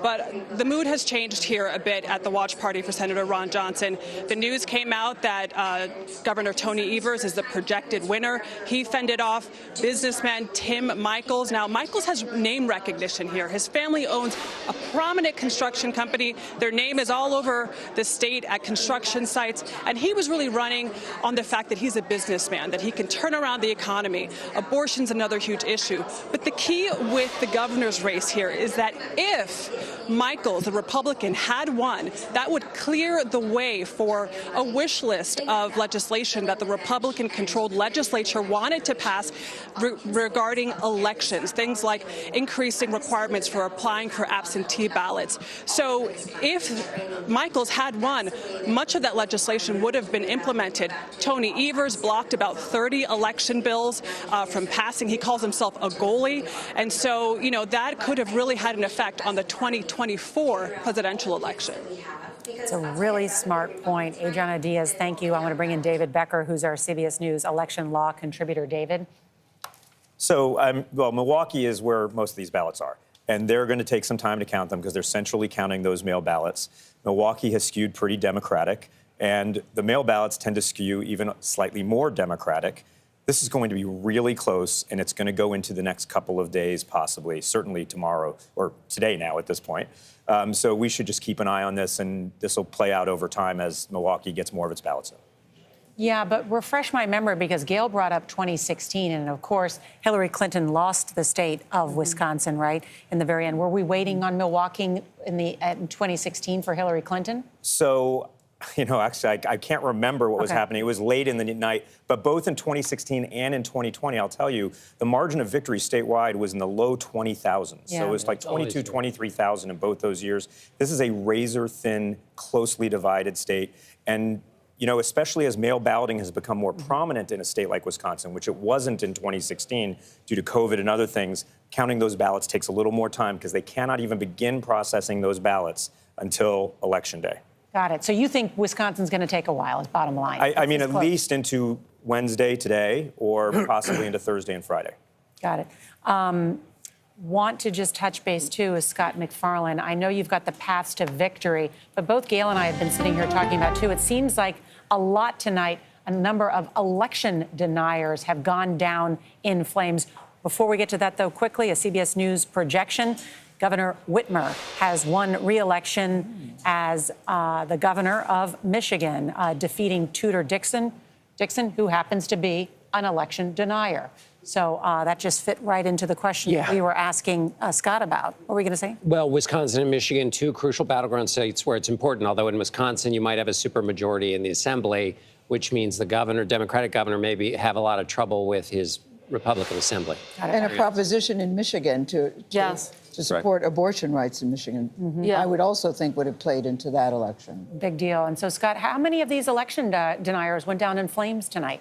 A few dozen have lost. More than 120 of the 308 we tabulated have won. Michigan really is a paradigm example. The fortuitous timing on that call, because the top of the slate for the Republicans all had some component of election denialism during the campaign, Tudor Dickerson being one of them, the Secretary of State candidate also. But our top line number of the 308 federal and statewide candidates, 124 have won. Some were expected to. Many who've lost were expected to lose. They were in very blue districts. But at this moment, there are big success stories and big failures among the election deniers. One of them won the Ohio Senate seat tonight.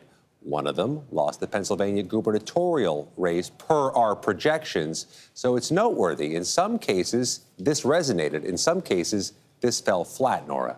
All right, Scott McFarlane, thank you. And as we have been reporting, Republicans did not have the type of night that they wanted tonight. But one Republican extremely happy, Ron DeSantis, the governor of Florida, who won big tonight. When we come back, we'll talk about his political future and whether he could run for president in 2024 and what his relationship is with Donald Trump. That's next.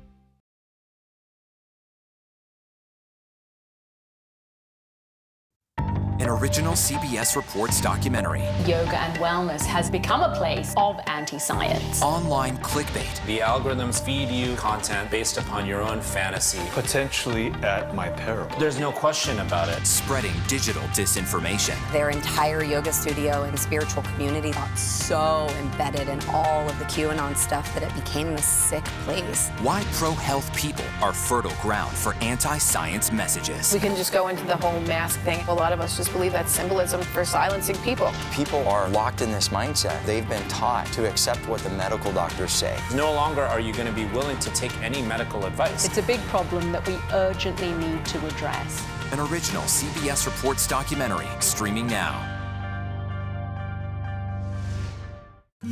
An original CBS Reports documentary. We need to put an end to this territorial status. Will statehood create a better Puerto Rico? So that we have the same quality of life that you see in the States. What do you worry about? Me living here in the future? They're giving incentives to non-Puerto Ricans to come to Puerto Rico and extract our natural resources and take over our land. Vacation in Puerto Rico, and in exchange for that, you don't pay taxes. Why would I allow somebody who abused me for 123 years to then consume me? An original CBS Reports documentary streaming now. When weather turns extreme, Massive and rapidly intensifying hurricane. every second counts. Hurricane Fiona slams Puerto Rico with flooding and power outages. CBS News and the Weather Channel bringing virtual weather technology so advanced, so real. Well over 9 feet. This is not survivable. You'll have time to get prepared. You want to have the advantage on severe weather days. It just may save your life. Feel the forecast. Weather when it matters most on CBS Mornings. People from every corner of America facing challenges. Everyone is just looking for some type of connection. Just raise your hand and say, hey, I'd like to help. Coming together to find solutions. We are going to do something about it. Their stories are our stories. Welcome to Eye on America. Stream now on the free CBS News app. We are so excited, we just can't hide it. CBS Mornings are, well, everything your morning should be. Let's do it! Let's go! CBS Mornings, starting at 7. Stories that inform, inspire, and brighten your day. I've been waiting patiently for something like this. Make every day a little more like Sunday morning. Here comes the sun. Stream on the free CBS News app Tuesday mornings. An original documentary from CBS Reports. 8.8 million pounds of thrust. America's starting its journey back to the moon. It's a way of NASA to say, we're going back. For the first time in 50 years. The Eagle has landed. Boy. On the most powerful rocket NASA's ever built. It is a monster. CBS News takes you inside NASA's groundbreaking new lunar program. This is the Orion Mach. It feels roomy. Why the stakes are so high. It's a high wire act all the way up. If it doesn't go right. Conceivably, it could end the program. And the hopes even higher. We want to travel to Mars. The perfect place to practice that is the lunar surface. Artemis, America's new moonshot. Now streaming on the free CBS News app.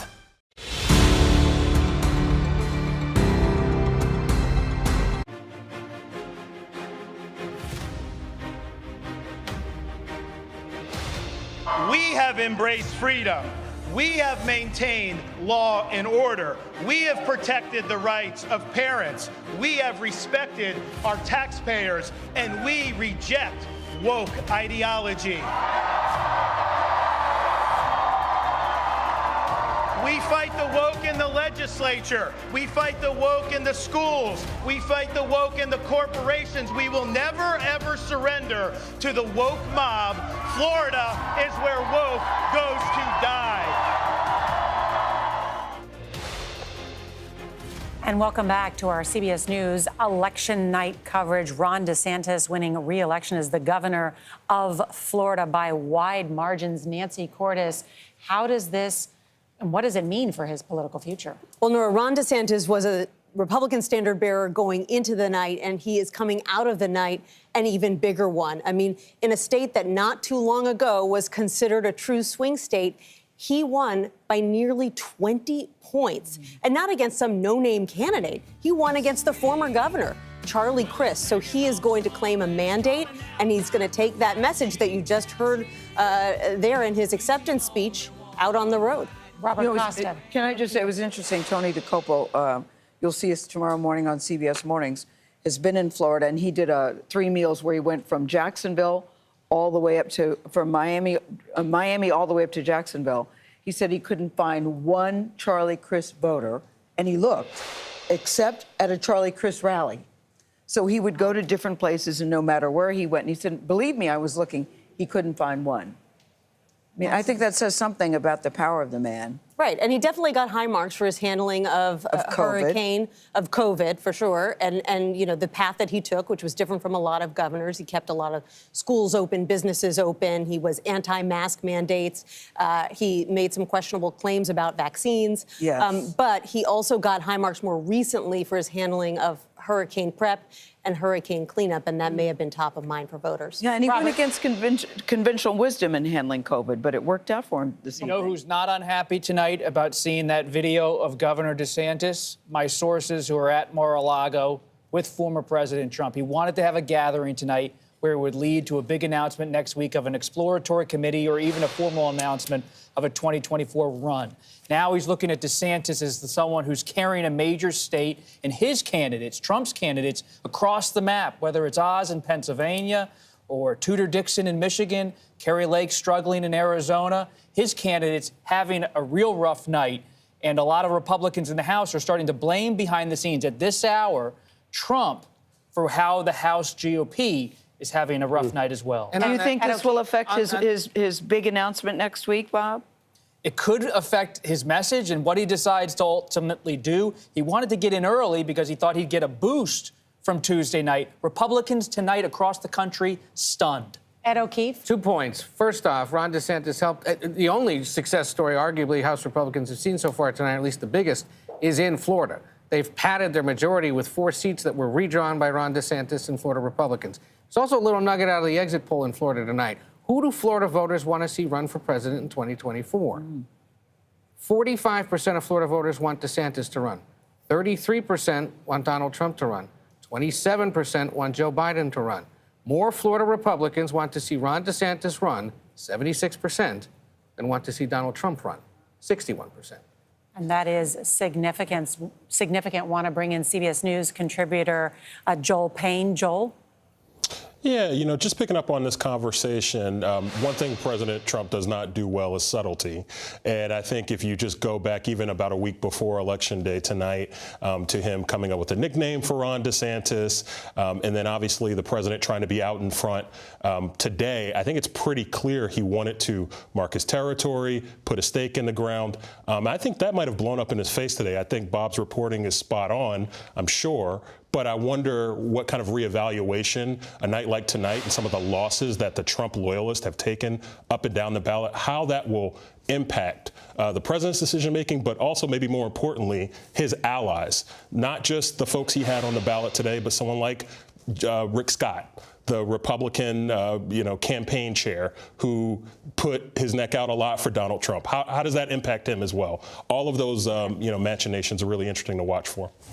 And Mick Mulvaney, you are the chief of staff to former President Donald Trump. How do you think this affects his decision making?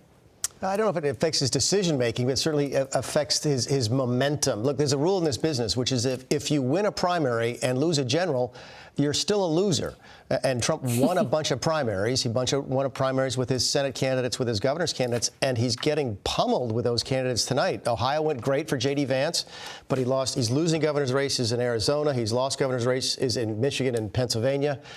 He's going to have to get in heavy. If that Georgia race, again, turns out to be the race to determine the control of the Senate, he's got to get in there because there's no one more affiliated and tied to Donald Trump than Herschel Walker. So, yeah, it lives. As between being Donald Trump and Ron DeSantis tonight, you want to be Ron DeSantis. This is a huge win for him, and it's a huge momentum. Does it change Trump's decision-making? No.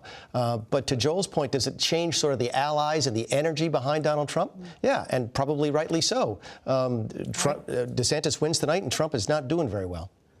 Mick Mulvaney, thank you. Robert Costa, is it too soon to predict the political death of Donald Trump?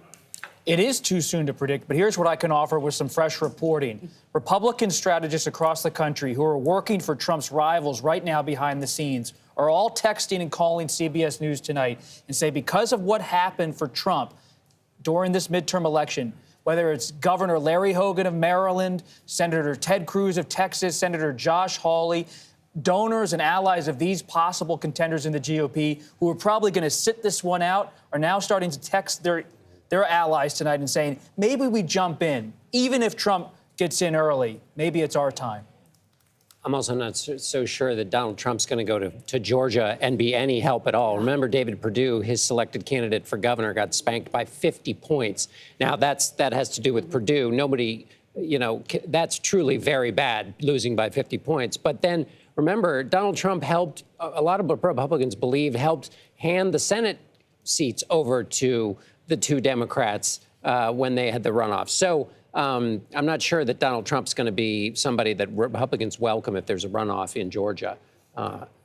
And I also am not sure that he cannot run because of his legal challenges. There are benefits to running and raising money as an aggrieved person that he may have legal reasons he may want to run. Well, the reason if he stays out as a candidate, the RNC can still pay his bills. If he jumps in as a presidential candidate, the RNC will no longer be able to pay his legal bills. Major Garrett, the implications of tonight for the Republican Party, who was quite confident. We all talked to our sources that they would win big tonight, and yet that has yet to materialize. They're overconfident, and they did not read things that are sometimes not visible, which is what are independents going to do? How are they going to break? What was day of turnout?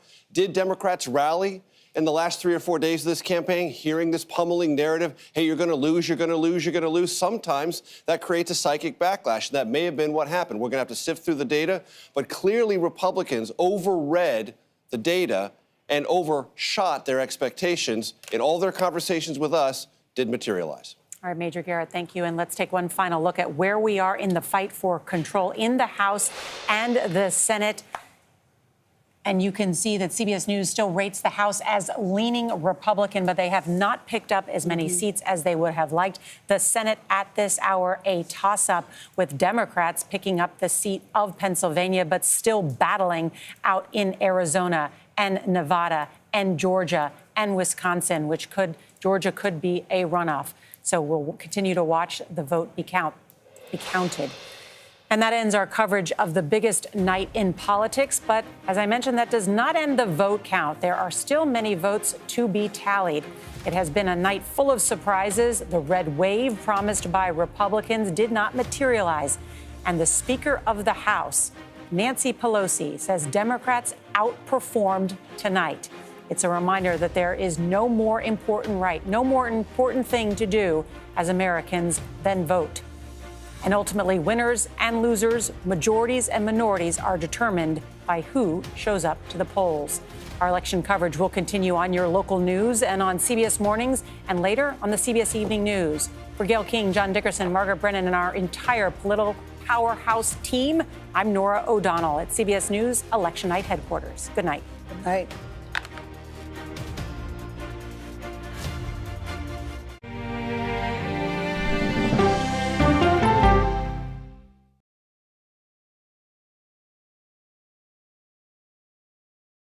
When weather turns extreme. Hurricane Fiona battered Puerto Rico with torrential rain, massive flooding. Every second counts. We won't get missed. We are the next target. CBS News and the Weather Channel bring you virtual weather technology so advanced, so real. Well over 9 feet. This is not survivable. You'll have time to get prepared. You want to have the